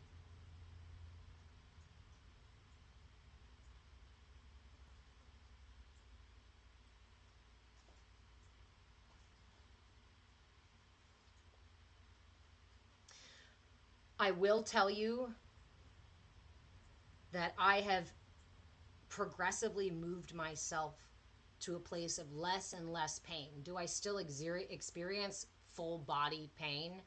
Some days, yes. Am I still struggling with random numbness from chronically having so much tension in my system that I've caused nervous system damage? Yes. I am currently working with Western medicine with my doctor to determine what physical manifestations of those imbalances are now chronic conditions for me and how to treat those. So we need that. We can take care of those things and treat those things when they become chronic conditions. But if we never interact with the core of it, then it's going to keep perpetuating, right? Neurogenic thoracic outlet syndrome is stress up here. It's compression of the thoracic outlet based on stress and improper posture, holding, and whatnot. If I don't treat this problem, I'm going to keep having pain. So I've spent years since diagnosis treating this imbalance. And now y'all come on and go, you have such good posture. I'm like, you guys, it was so intentional for years, years of any moment I had that little spark of awareness and felt my shoulders coming up, felt it being held, felt myself holding that, I'd go,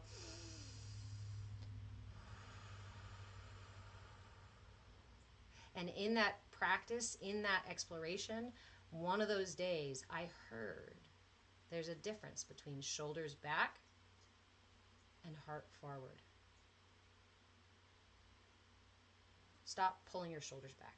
It's not proper posture. But we are supposed to lead with our heart.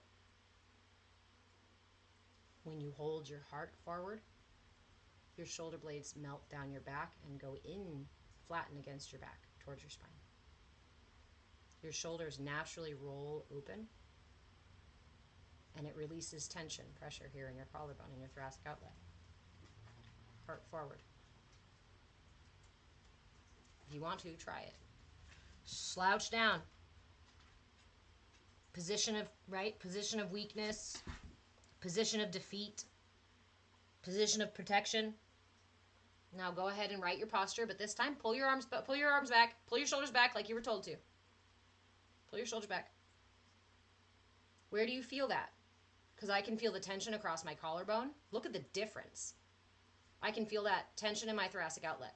I can feel the way that it's putting pressure between my shoulder blades in my back. I can feel the way that it's not feeling good in the joint of my shoulder as I move my arms like this, right? There's extra tension when they go back. Fuck. That doesn't feel good.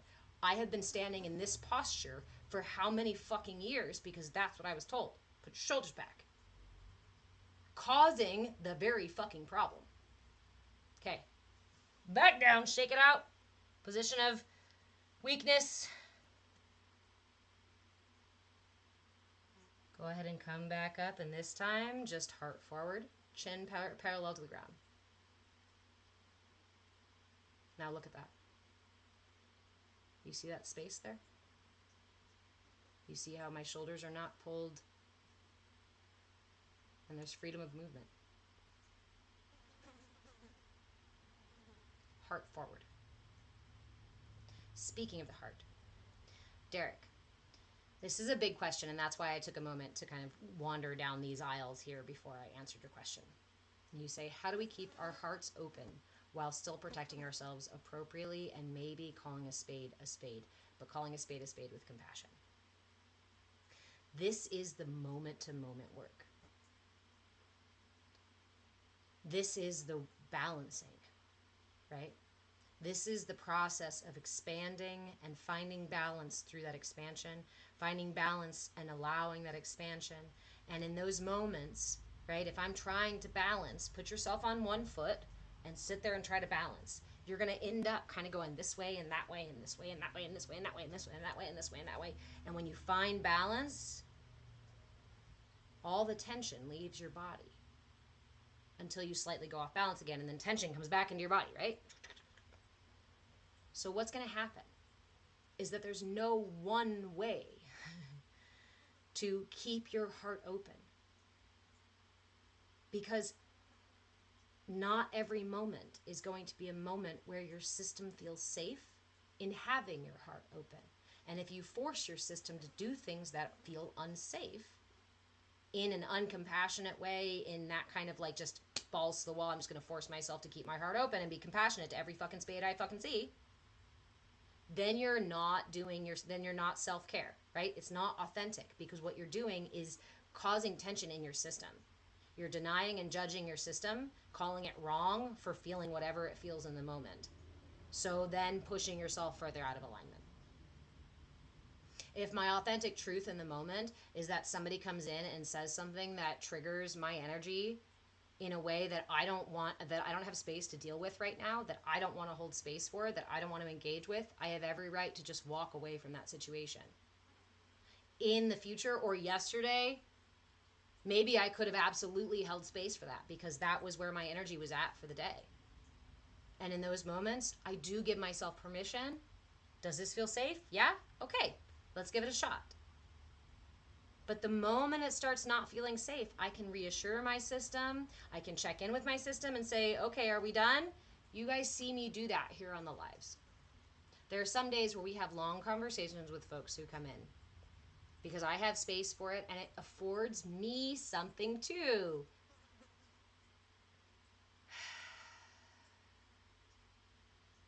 When we use force, we push ourselves out of alignment.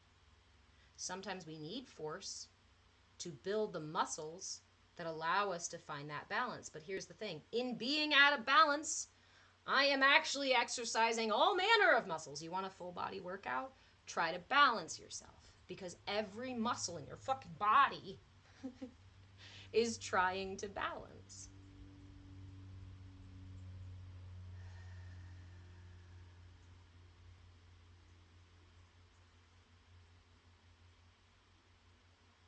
I am building that muscle by way of being out of balance. And the more I engage in this process of like, where is balance? Oh, there it is. And then falling off again, and then coming back on, the more familiar with it I get. And the easier it becomes because I go, oh wait, I know what balance feels like. There it is. But I'm not intended to stay here all the time until it truly comes from within my system. Because if I try to force my system to stay there, I'm going to cause injury.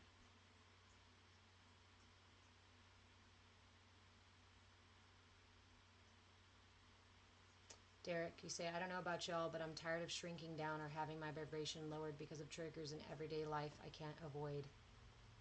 There are real triggers that we have to face, right? I'm a parent of an 8-year-old, and that's triggering every day. The best I feel like we can do is to give ourselves grace and compassion. And just to focus on those triggers.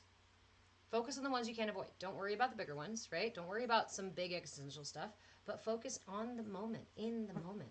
Remember to breathe, look for that spark of awareness, meet it with curiosity, and see if there's another way to do it. See if there's another way to walk that path through that trigger.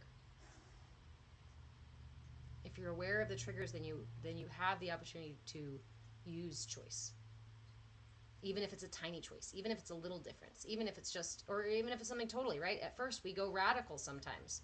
If my usual reaction is to walk out of the situation, I might radically decide to just fucking sit down and stay. And I'll probably learn something from that. But it might not be the most balanced way to approach the situation. But I won't know that unless I try that too.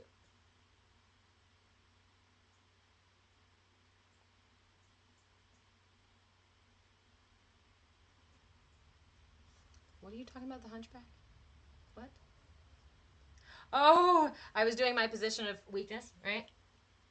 This is also really good practice. The posture difference, right? Where we do the hunchback of Notre trauma. This is a really good practice, especially if you're feeling like despondent, if you're feeling depressed, if you're feeling like shit, if you're feeling meh, then let yourself sink into that. Let yourself sink into this little space down here. Go ahead and do it with me. Cultivate your feeling of shitty. It's not hard because my mind is fucking spicy right now and my brain is still scratchy and somebody in the pirate ship is like taking a nail to a chalkboard somewhere in there. I swear somebody's carving their fucking name in the hole and I'm gonna find them. Okay. I'm gonna sink into that energy. I'm gonna allow that energy to take my body, to take the helm. Look at my system. My chakras are all fucked up. Where's my solar plexus? My position of weakness? Where's my solar plexus? It's gone!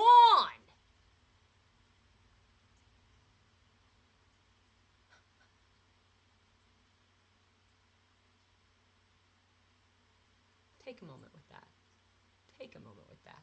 In my position of weakness, in my position of depressed and shitty feeling, I pull in my center for will and confidence. Bye-bye, sunshine.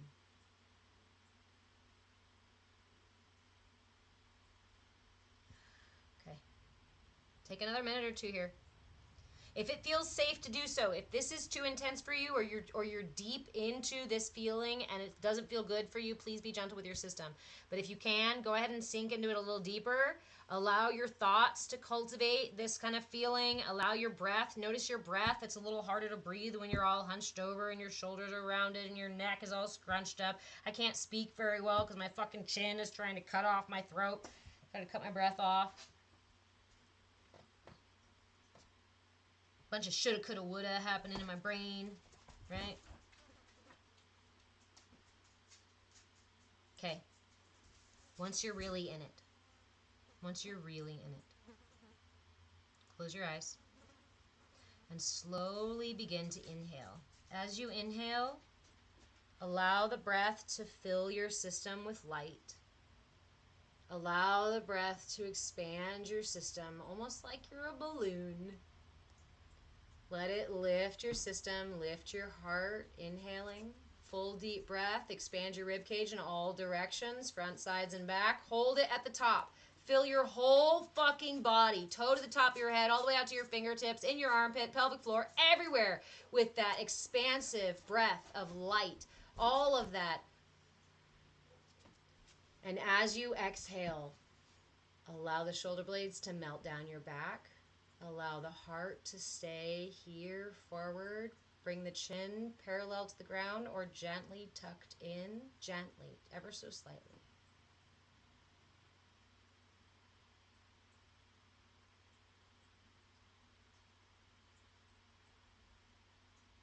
My system is aligned. My system is open. My system is relaxed.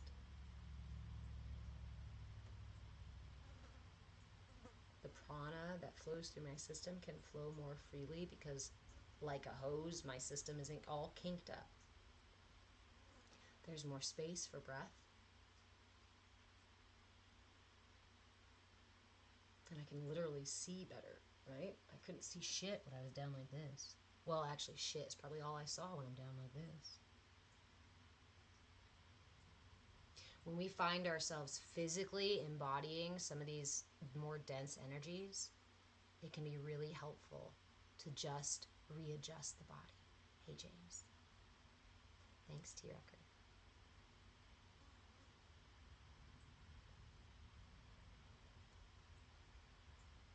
Use the breath to enlighten the system.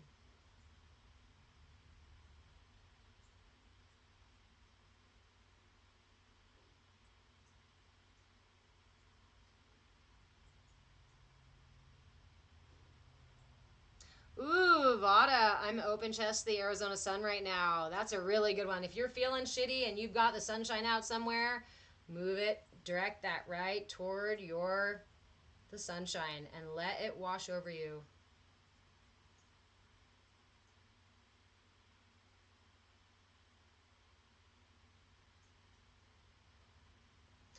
Vada, we could explore that thought. I mean, I'd be curious. Actually, I'd be curious, right, about your system. And I'd love to take a poll of people with implants and look at their energy system and see if there are similarities with people who choose to do that or choose to modify. I would even wonder the same thing about tattoos. Are tattoos the result of imbalancing somewhere in the system?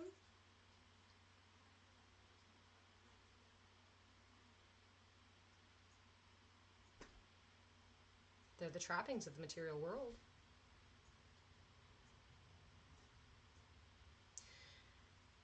Yeah, Vada, that was my thought too. You said you just got this download because many women in Arizona have them and they also have zero autonomy.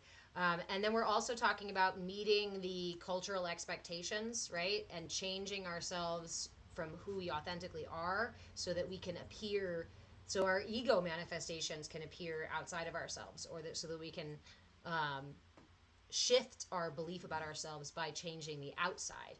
We don't change our belief by changing the outside, but we can inform our system, right? By addressing the outside, by addressing the needs of the outside. We can interact with our system by addressing the needs.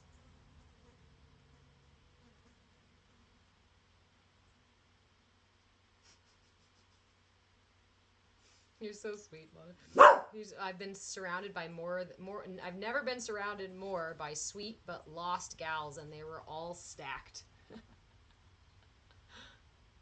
But we look at places too, like, I don't know, Vegas, right, where there's very much ego culture in a variety of ways.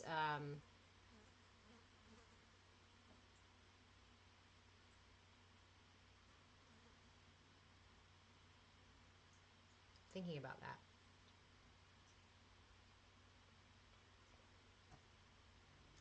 Gambling, that's here in the sacral, that's here in the solar. Things like adultery and excessive intimacy and drive for intimacy, high need for it, craving over intimate kind of engagement in it. Sacral, solar, root. Changing my body in ways that make me feel better about myself. Root, not feeling safe, disconnection from the body. Same thing, right? I have disconnection from my root chakra. And since connecting to my root chakra, I find tattoos more difficult. I hadn't gotten a tattoo in more than 10 years until I got these recently. Last year. I got these last year. And the major difference, I mean, yes, it's been 10 years. But I've done intentional work on reconnecting to my body. And I could not tolerate the amount of pain.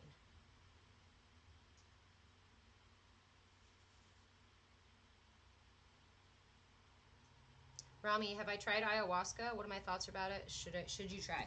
So only you can answer the question of whether or not it's right for you.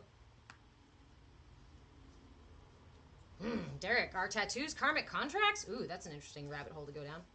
Okay. So ayahuasca and any medicine is only for you to choose as to whether or not it's for you. Yes, I did a 3-day, 3-night, 2-day ceremony, 3-day, whatever it is. 3-day, 2-night. Yeah, that's how it works. I can math. I can calendar. Ayahuasca ceremony. I had powerful experiences on it. I received really profound insights.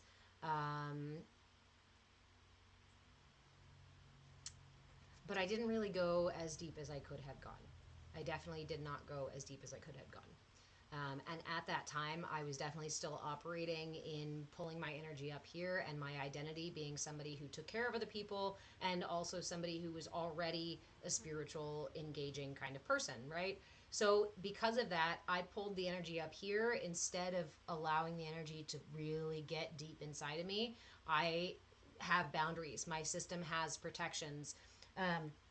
And as a side note, or as a note, these kinds of medicines sometimes, so essentially I needed more. Essentially I should have asked for more. I should have been more communicative with the guide of the ceremony instead of trying to help other people in the ceremony.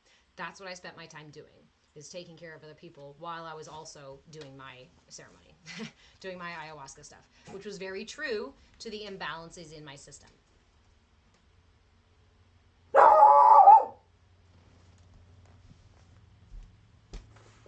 What is it, honey? No? Okay. All right. You're not sure? What, honey? What? Where? Where? What are you barking at? Because it's pestering me. What? What? Who? Where? Where? All right. You go outside. I'll throw your llama out there. There you go. Get him, dog. Give me one more minute, okay? Oh, now he's gonna do it out there. He's gonna do it out there anyway. Yeah, see, there was somebody. He was barking at somebody.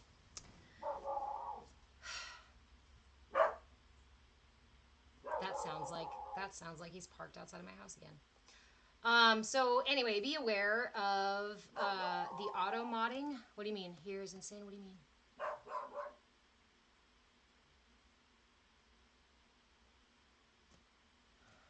Hey, Mary, how are you?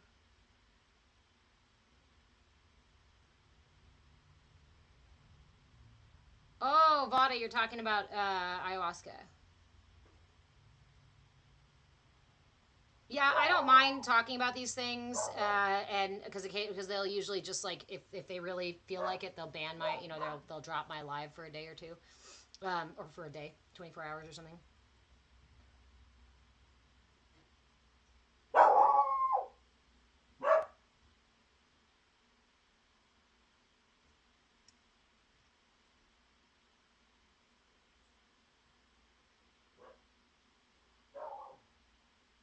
Just being able to thank you for being protective of my channel. Yeah, so that was it basically.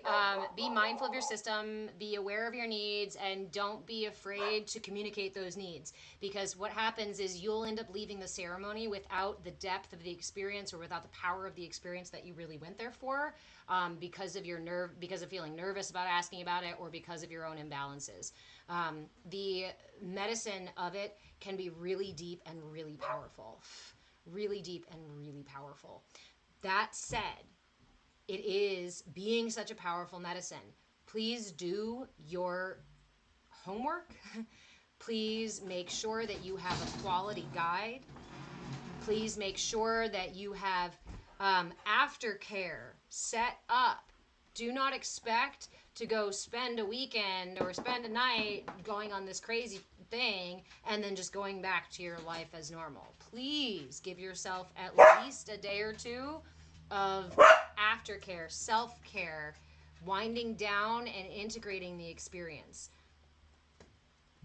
You're not a human doing alone, right? And when we change and shift things, and when we use such intense medicines to get down that deep, then it's really important that we go gentle with ourselves afterwards. It's like a big day at the gym and then going to the next thing, right? Without getting in the sauna. Robert Lee, are you here? You know, without getting in the hot tub, without resting afterwards. Vada, I don't think that's an accident. You said that when you don't like it when spiritual TikTok gets restricted. I don't think it's by accident, right? Because what do social media run on but the divisiveness and the extreme content and the same stuff that capitalism works on, and the ego stuff, right? I noticed that when I post videos where I'm have less clothing on, they always do better, right? With the right angle, they always do better. That's what social media relies upon. When we're talking about spiritual things or about things that are inclusive, when we are, building understanding rather than trying to battle each other, this is not the kind of stuff that the algorithm is going to share for the most part. Why? Because the algorithm is controlled by the platforms, created by the platforms. It is one of the reasons I like TikTok mostly, more than the rest of them, is because this is the one place where the content does actually get shared.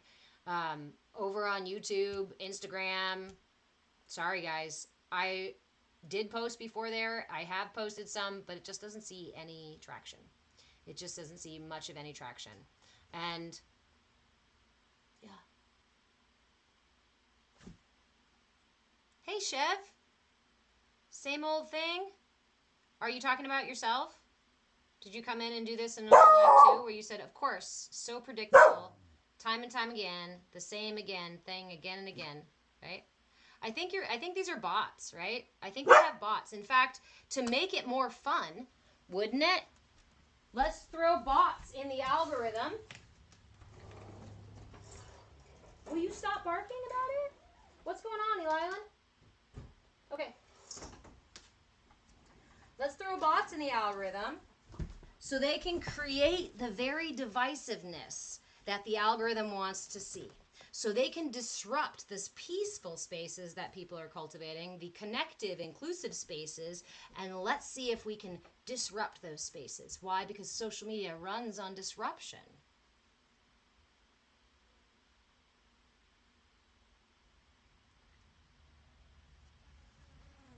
And either you're a bot or you're unwittingly doing the bidding of a structure of a culture that would pit you against your very friends and family and community members, against your very neighbors. And some of us choose to. Some of us choose to be monkeys for the circus. Some of us choose to be puppets for the puppeteer. Some of us choose to do the song and dance because it makes us feel safe, and we can stay in the culture when we feel that safe, right? The more I engage with the culture, the more I look and talk and act like the people around me, the more I can fit in. So if the people around you are divisive and disruptive and judgmental, well, to stay safe, you have to develop those qualities. And I don't, judge anybody for developing those qualities. I had to develop those qualities to get through difficult times too.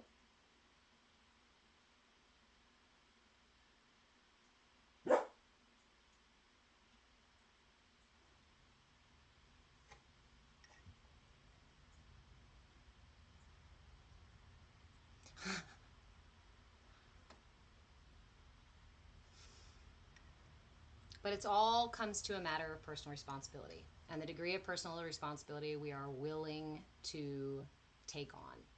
The degree of personal responsibility that we are capable of taking on in the moment is directly related to the amount of vulnerability we're willing to experience about ourselves. If you're too afraid to be vulnerable, that's okay. It's not easy to do. But belittling or condemning other people is not vulnerability. It's imbalance, it's arrogance, and it's ignorance, right? Arrogance is a sign of ignorance. Because only in my ignorance would I choose to engage in such density.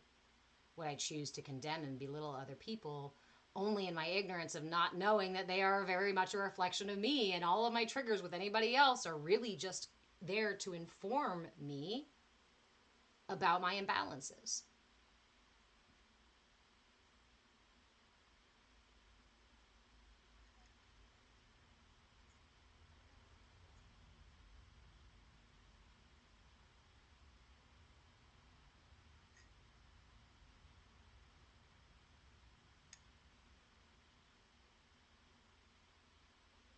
Don't you guys wonder?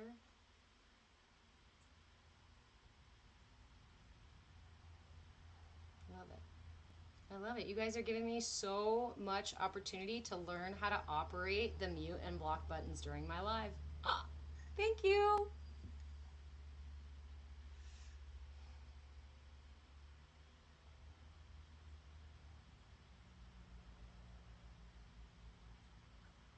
Mike, are you making a joke or are you asking a question? But some can belittle if you allow it, right? Belittling.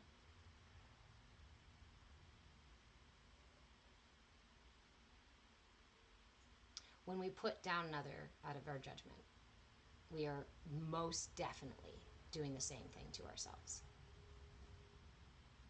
Absolutely.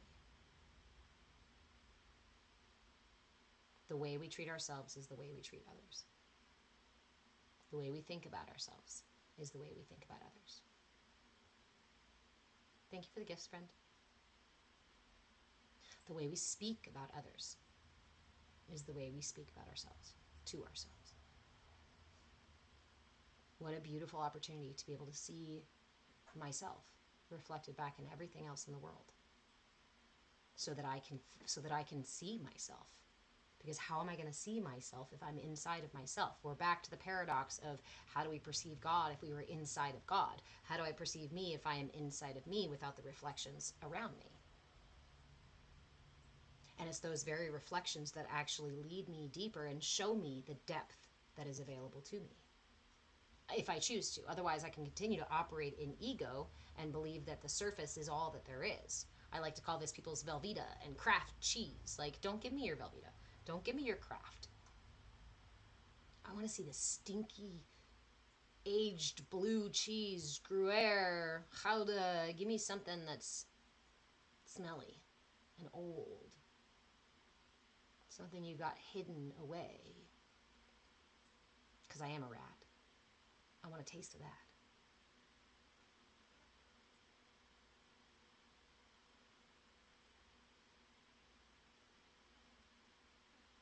Hey, Christy. Thank you, friend. Christy says, I don't comment much, but I wanted to let you know I enjoy this space you offer. It's calming and enlightening. Thank you. You're very welcome. Thank you for being here. Sometimes I wonder, right? When we have like maybe 5, 6 people chatting away in the comments, and then there's like 30 more, and I'm like, what are you guys doing over there? I did a live late night live like way early this year where I just turned off the lights. I was sitting on the porch and I was singing, right? And so I was like, well, that's fun. Let's try that as a live. So I got on live and it was just dark, right? And all I was doing was just kind of singing, and then I started rambling on and talking about something else, and I looked at my live and there were like 200 people in the live. And I was like, what are you guys doing? You can't even see me. Like, what are you doing? I don't know. It's just funny, this whole thing, and learning it and being involved in it, right? Thanks, Mike. Oh, Vada. But I'm not a quiet person, right? Like, I cultivate a specific type of space for a specific type of person purpose in here so that my energy can be expansive and open and I can receive, but you'll see it. You'll see when I start doing this and right? You see me get all excited and then I go, oh, okay, wait. We're coming back to open channels because this is excitement, yes, but it also creates tension. And when it creates tension, it restricts my flow, it restricts my movement.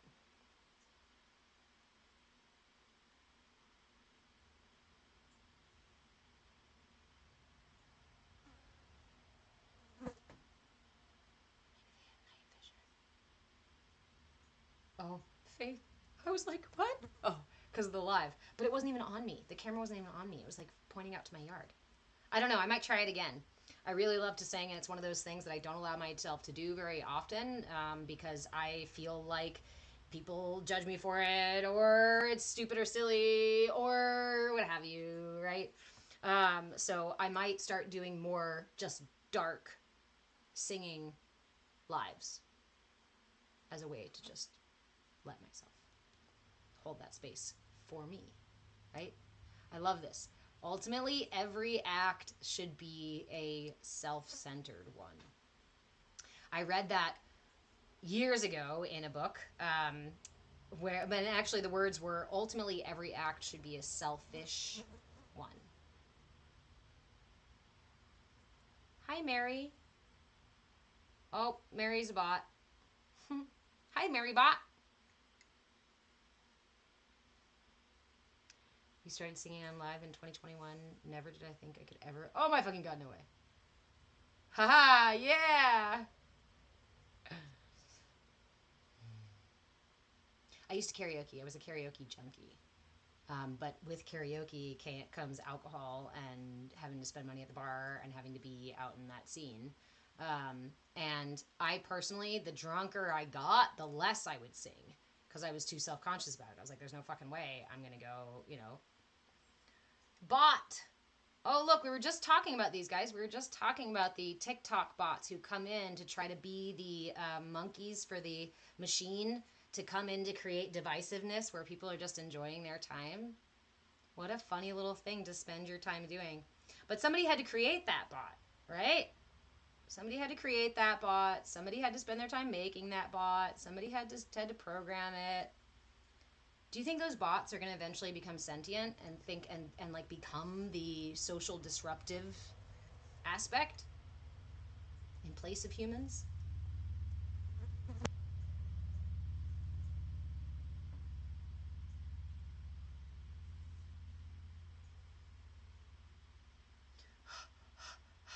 No, Vada. Got a karaoke machine and sing in my alone in my living room. No. See the thing with me? I chose theater when I was young, right? Loved theater, love acting out different ego characters. Um, I can sing in front of a crowd of thousands of people. I have no problem in front of a large group of people. This is not the same thing because I'm essentially sitting in a room by myself, right? And yes, we're communicating via chat and what. I know you guys can see me, but it's not the same as standing on a stage in front of thousands of people. I have no problem because there's a separation. Yeah, There's a space. There's a, I'm this character, you're observing this character. But if you and I were sitting in a room together and you said, oh, sing me that song, whatever, I'd be like, no, what song? I don't sing. I don't know what you're talking about.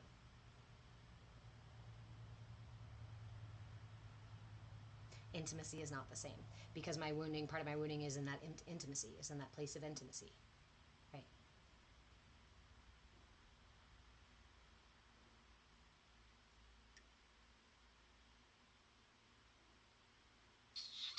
Derek, how do we best process our darkness without overly subjecting people to our stuff?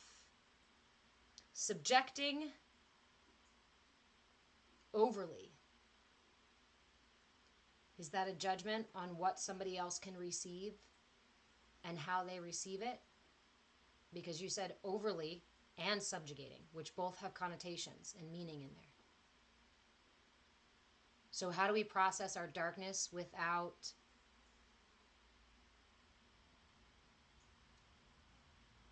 feeling like we're burdening other people? Because that would be my judgment that processing my darkness is over subjugating somebody else to my stuff.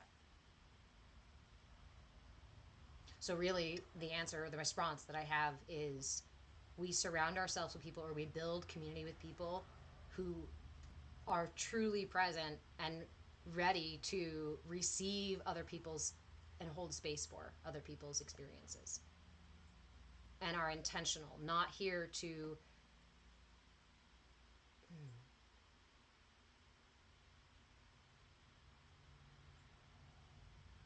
not listening to fix you, not waiting to respond, not saying I'll be here and present and then judging you and condemning you after you share. But again, holding space and saying, I hear you, I see you, and I honor the strength in you to carry that. Right? We do each other a surprising disservice when we tell each other, here, hold this for me. Or here, I'll hold this for you. Let me take that project on because you can't do it. What's the message there? You're not strong enough to handle this. I got it. I'm stronger. I'll do it.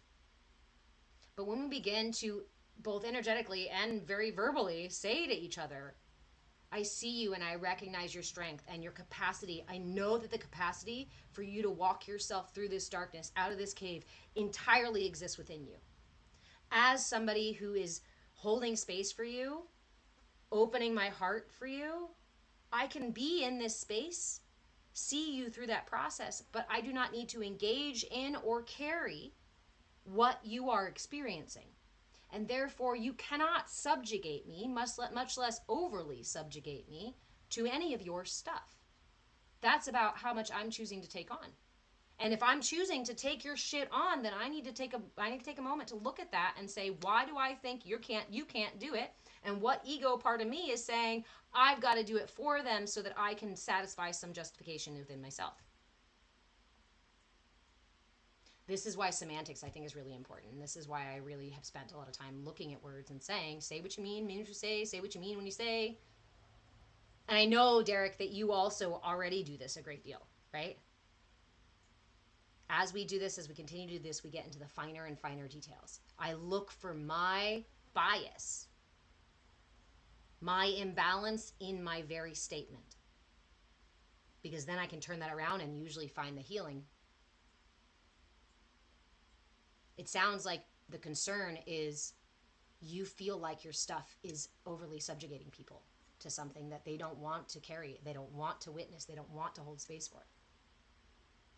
I'm guessing the perception is that you may hurt, harm, overwhelm, or push away people. And at worst, right, even worse, be judged for it and condemned for it.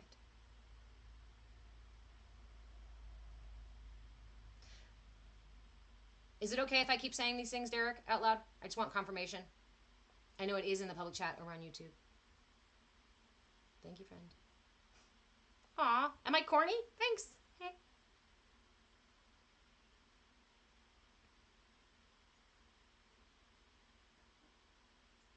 Faithful being, if I did not become this, where do I think I would be?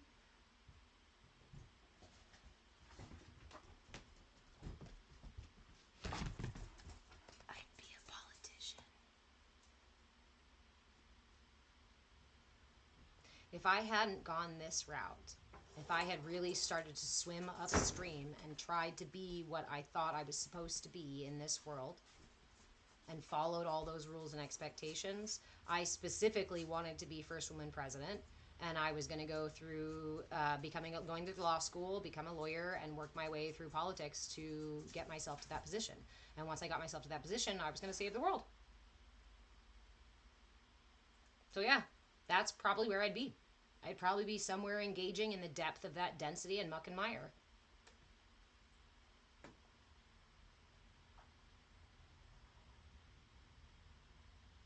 Ooh, Derek, Vegan Pixels responded to your question earlier and you would say it depends on the person and what they're working on too. Yeah, being aware of each of us being aware of our triggers too. When we're saying that we can hold space for other people, we need to be aware of and able to be flexible within our triggers, or to be able to say, wait, actually, in the moment, this is turning out to be too much for me. Can we take a break?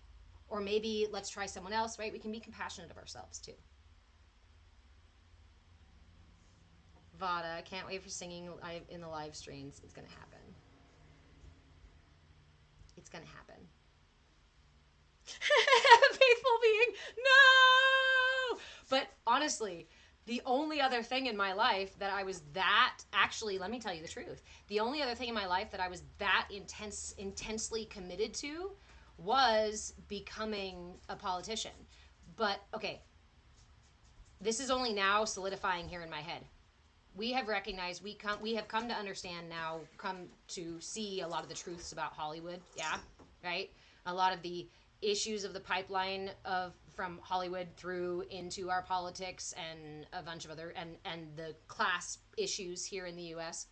I desperately did want to be an actress. I felt intense jealousy when I saw other children acting, especially if they were close to my age, because I desperately wanted to do that. I enjoyed the engagement. I enjoyed practicing the different ego characters, right? And I was pretty good at it. And I could sing and dance, right? It was such a beautiful way for me to truly be me. But to be engaged in that whole world is the very opposite of what I am doing right now.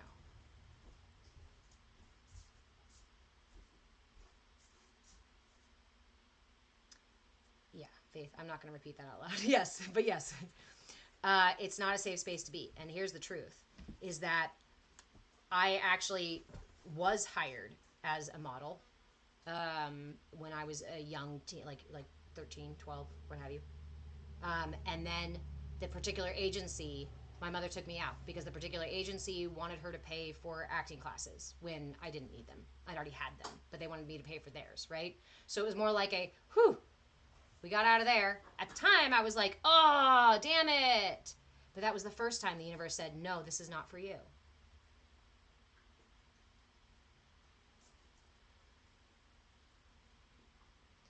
Let me just say that several times over, I attempted to get into that world. And several times over, I got really close. And even several years ago with that big fucking event, trauma that happened, I nearly redirected everything and went to law school. And said, fuck it, I need to just become a fucking president. I need to just fucking engage now. I need to do this. At the very least, become a lawyer and help people and families in situations like I was in. But the universe will always lead us back to our purpose. The universe will always assist us in aligning with our purpose.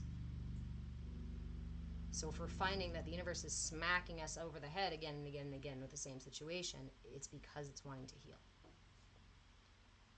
And that's it, Faith. If I had gone down that route, and the more I tried to steer toward that route, the more tension was happening in my body. I could have gone and taken the psych medications. I could have gone and done the physical therapy things and the gym things and the whatever things, and I could have gone and engaged with them all. But there was a worm in my brain who was like a pirate in my brain who was like, fuck that, fuck the whole whole thing. We are fucking not doing that. No. For good reason. We got the good Deborah. In some other reality, that Deborah is probably a fucking twisted politician. Because what would be the opposite? What would be the opposite of what I'm doing now? Be a crooked fucking politician. Okay, Derek. What if our darkness involves things we don't even know how to forgive ourselves for, let alone anyone else forgiving us for holding space? The answer is in your question. If your darkness involves things that we don't even know how to forgive ourselves for, then the reason you feel like other people can't forgive you for them is because you can't forgive yourself. And sometimes the experience of having people hold space and having people forgive us is actually giving us permission. This is why we need tribe. Sometimes we literally can't do that for ourselves. It feels impossible because we can't reflect on it in the same way. We are in it. But when we see others outside of ourselves holding space for that, that gives our system permission. And that leads me back to telling that story about my 25th birthday. I did a retreat on my 25th birthday called Total Immersion for Total Transformation, because was hellbent on self-care and healing and whatnot. So I was like, yes, totally transform me. I will become completely evolved by the age of 26, right?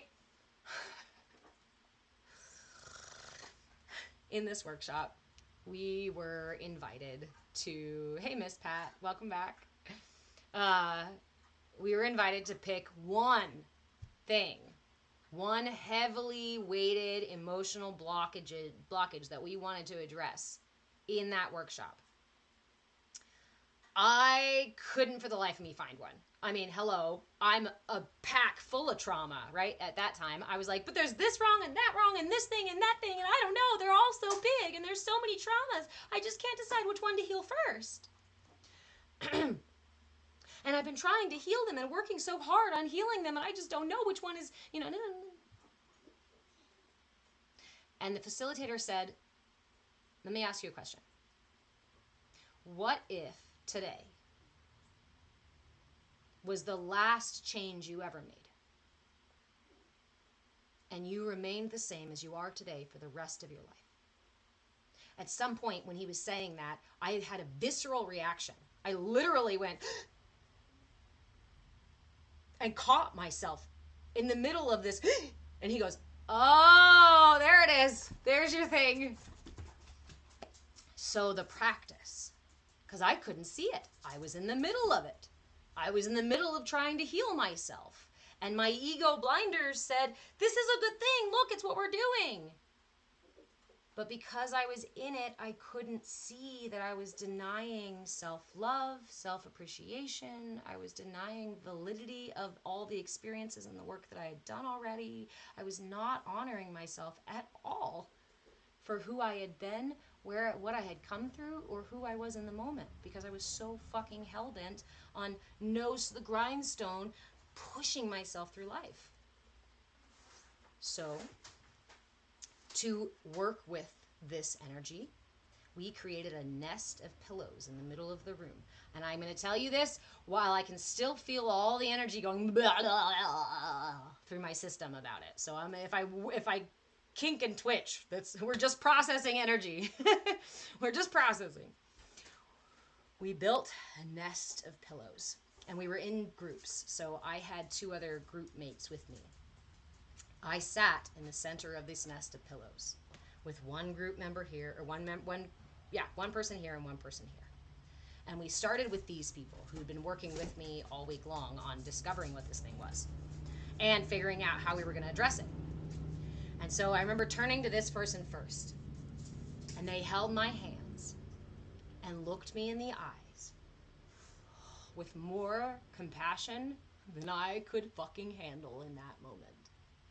And that person said, you are perfect, exactly as you are. And I started crying.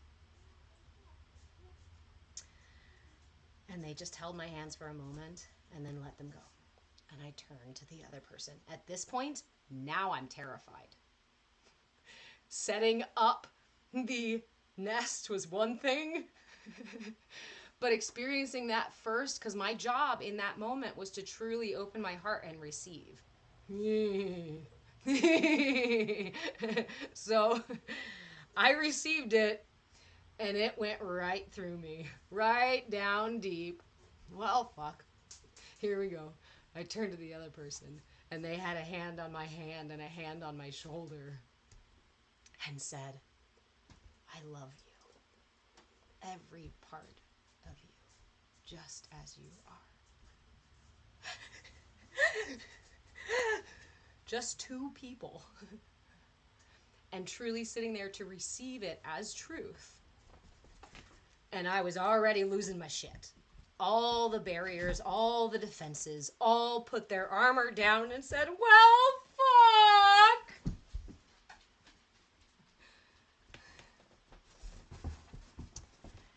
And let me tell you now that I sat through every one of the 12 other members of this workshop coming to me.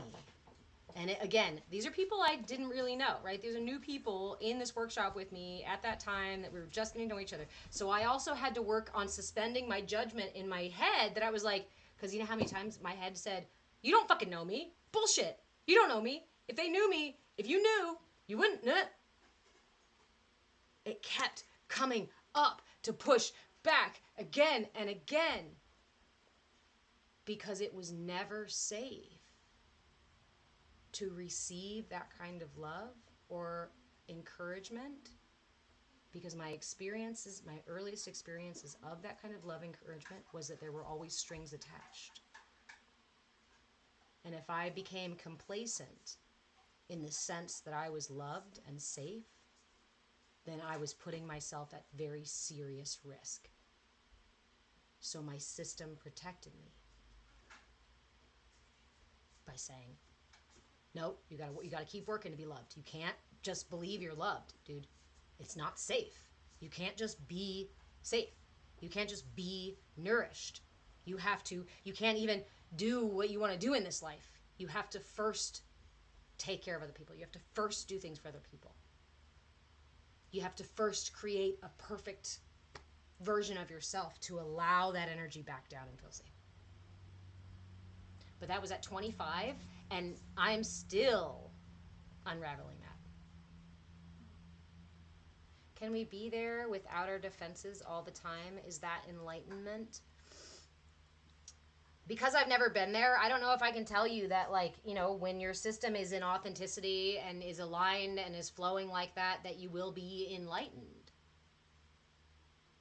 There are so many different aspects of enlightenment, self-actualization, how we get there, what it looks like, what it feels like, that I shy away from trying to define it. I don't think it's something we can define in our limitation.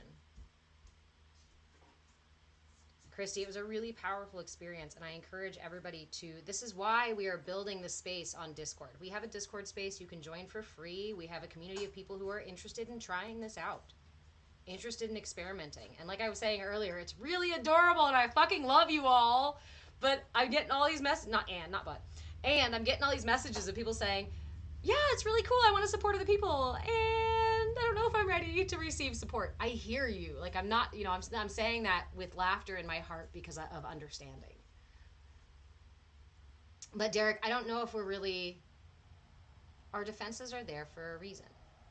So the only reason why my system wouldn't have defenses if my system didn't need defenses. And maybe when I am fully enlightened and aligned, I won't need those defenses because those low density energies won't be privy to my energy body anymore. And that my defense system will just be being expanded and connected, right? But anything all the time also, I think, misleads us because we are dynamic. There is an ebb and a flow to everything. There is an inhale and an exhale. I am breathing all the time, but within my breath is an inhale and an exhale, right? So even in my alignment or even in my authenticity, there is a fluctuation within that.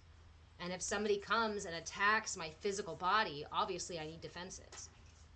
But if somebody comes in and tries to attack some part of me that is not so vulnerable as my physical body, Then I don't need those defenses.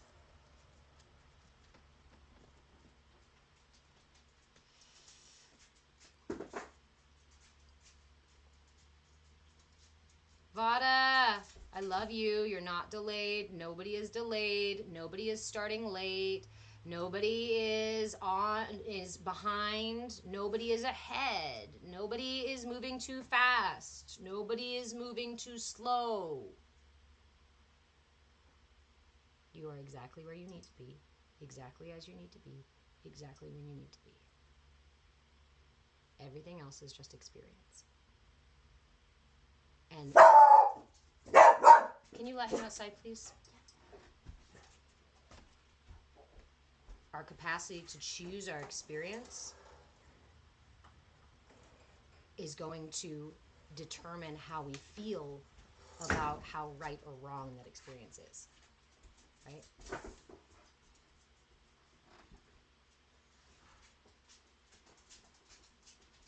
So eventually, guys, again, I am working towards building a community space out here in person. We will eventually offer things like retreats and stuff like that.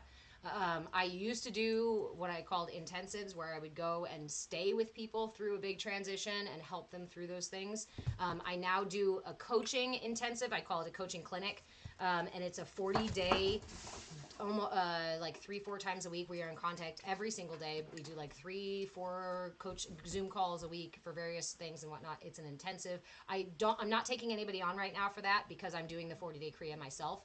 But once October 10th passes, I will be opening that back up for folks who want to do an intensive. I do have various levels of coaching if you'd like to work directly with me. Remember that the only thing I charge for is my time, because that thing is really fucking valuable. But information is free in here. So ask your questions. Join me in the lives. Throw them out there in the comments. Ask them on the content if I'm not live. If you guys ask me questions on the content, it really helps me create more content. If you are a paying member at all of any degree, I will go above and beyond and make you a thing to actually download. That's why I like TikTok. That's why all my content goes on TikTok, because you guys can download the stuff. And that's why I'm posting. I'm posting for you to download. I'm posting for you to do it. I'm posting for you to listen, right? I'm posting for you to have the information, not to, I don't know, try to nickel and dime you over videos and digital downloads and things like that. I don't know.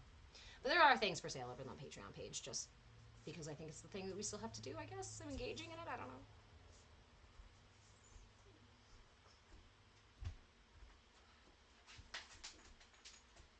Yes, vegan pixels. Yes, you are exactly where you need to be. So I will give you guys this one last thing. Ooh, Rami. I heard a Shaolin monk say once, you have to cultivate both the Buddha heart and the demon hand. That is the understanding that we exist in duality. We exist in the illusion of duality, right? So, last thing, and then I am going to go and carry out the rest of my day with shenanigans. I want to offer this last little trick, and this is something that I've more recently been doing, because I do have the obsessive intrusive thought sort of stuff. I do have worry and insecurity about the future kind of stuff, and I'm trying to balance these things out.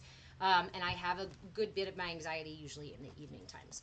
So one of the practices I really like to do before I go to bed is to walk around my house, walk around my living spaces, and truly take every bit of it in. I mean, look as if, before you go to bed, close your eyes for a moment and imagine that you have suddenly slipped into an alternate dimension.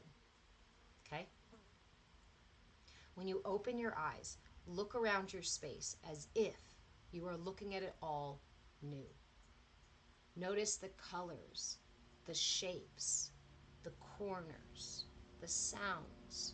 Touch things, feel things, smell things. If you feel like it's safe enough to stick your tongue on something, sure, taste it. Bring all of your senses into the present moment. Do this with intention. Remember, your intention and your attention are the most powerful tools that you have. They give you the capacity to make choice. They give you the capacity to cultivate internal power. They literally give you the capacity to alter your experience of space and time. Your attention and your intention are the most powerful tools you have. So with all of your all of your intention and all of your attention, absorb every detail that you can about your reality. Wander around your space. And as you do, as you continue to absorb these things, I want you to begin to cultivate this kind of giddiness. Start getting excited. Feel that feeling and bring it in with the breath. Like,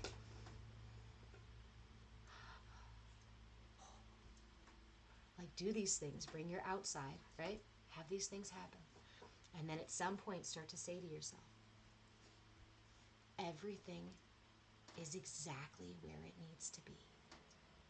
Like that feeling.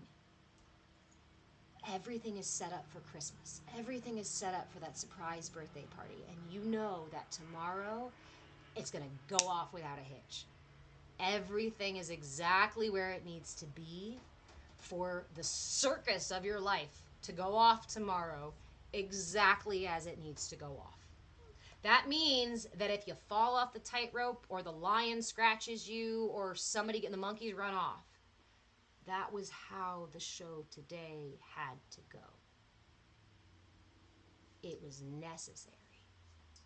So we're doing 2 parts now. The night before, I am absorbing my current present reality, and I am integrating the trust that it is exactly as it needs to be, and it will be exactly as it needs to be for tomorrow. Tomorrow never comes. Today is all I have. So today, I see everything as perfectly set up. I haven't missed a single thing. Not one thing's out of place. Even those dirty dishes in your sink, they're not out of place. They need to stay there. Go do your self-care and go to bed. With that feeling that even the dirty laundry is exactly where it needs to be. And then the next day, do the same thing each evening and watch. Watch how when those things, the monkeys run off and you fall off the tightrope, it didn't go as planned and you got stuck in traffic and you ended up late. You can remind yourself that is exactly how today's circus was meant to go. Good job for being in flow.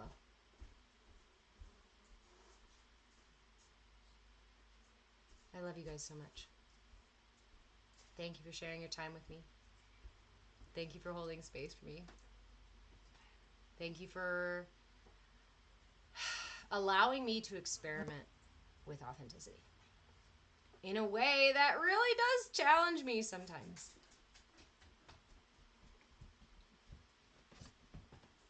But the more I do it, the more I remind myself every time I turn off the live and go, that went exactly how it needed to go. I trust that the people that needed to hear the things heard it. And the people that didn't want it were able to move on without getting too stuck. Everything that needed to be said or expressed came through clearly for those that needed to receive it. And everything I needed to hear and receive and see and do was all occurring exactly as it needs to be. I love you. You are a fucking miracle. I love you. You are so fucking magnificent, and I am honored that we even get to cross paths in this lifetime. If you want to do more than cross paths, come into our Discord space.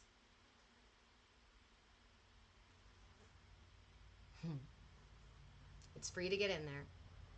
It's our courtyard space where we join with intention, right? This is a little more public space, park out in somewhere, practicing things and talking about things out anywhere where people can come and go. The courtyard brings more intention, so I invite you to bring even more intention into our Discord space. The intention to honor where you're at, to show up in your truth, and to be able to value others for theirs, and to approach both our own truth and each other's with curiosity and willingness. Why? Because that opens things up. It opens doors rather than slamming them with judgment, fear, condemnation. These are the very divisive tactics that have kept us separate and kept us unwell and unaligned. Everything right now is exactly as it needs to be for our collective evolution. Every struggle, every pothole, every time you trip, every time you fall, every time you get lost in the darkness, that is an important, necessary piece so that we can all heal. Thank you. Thank you.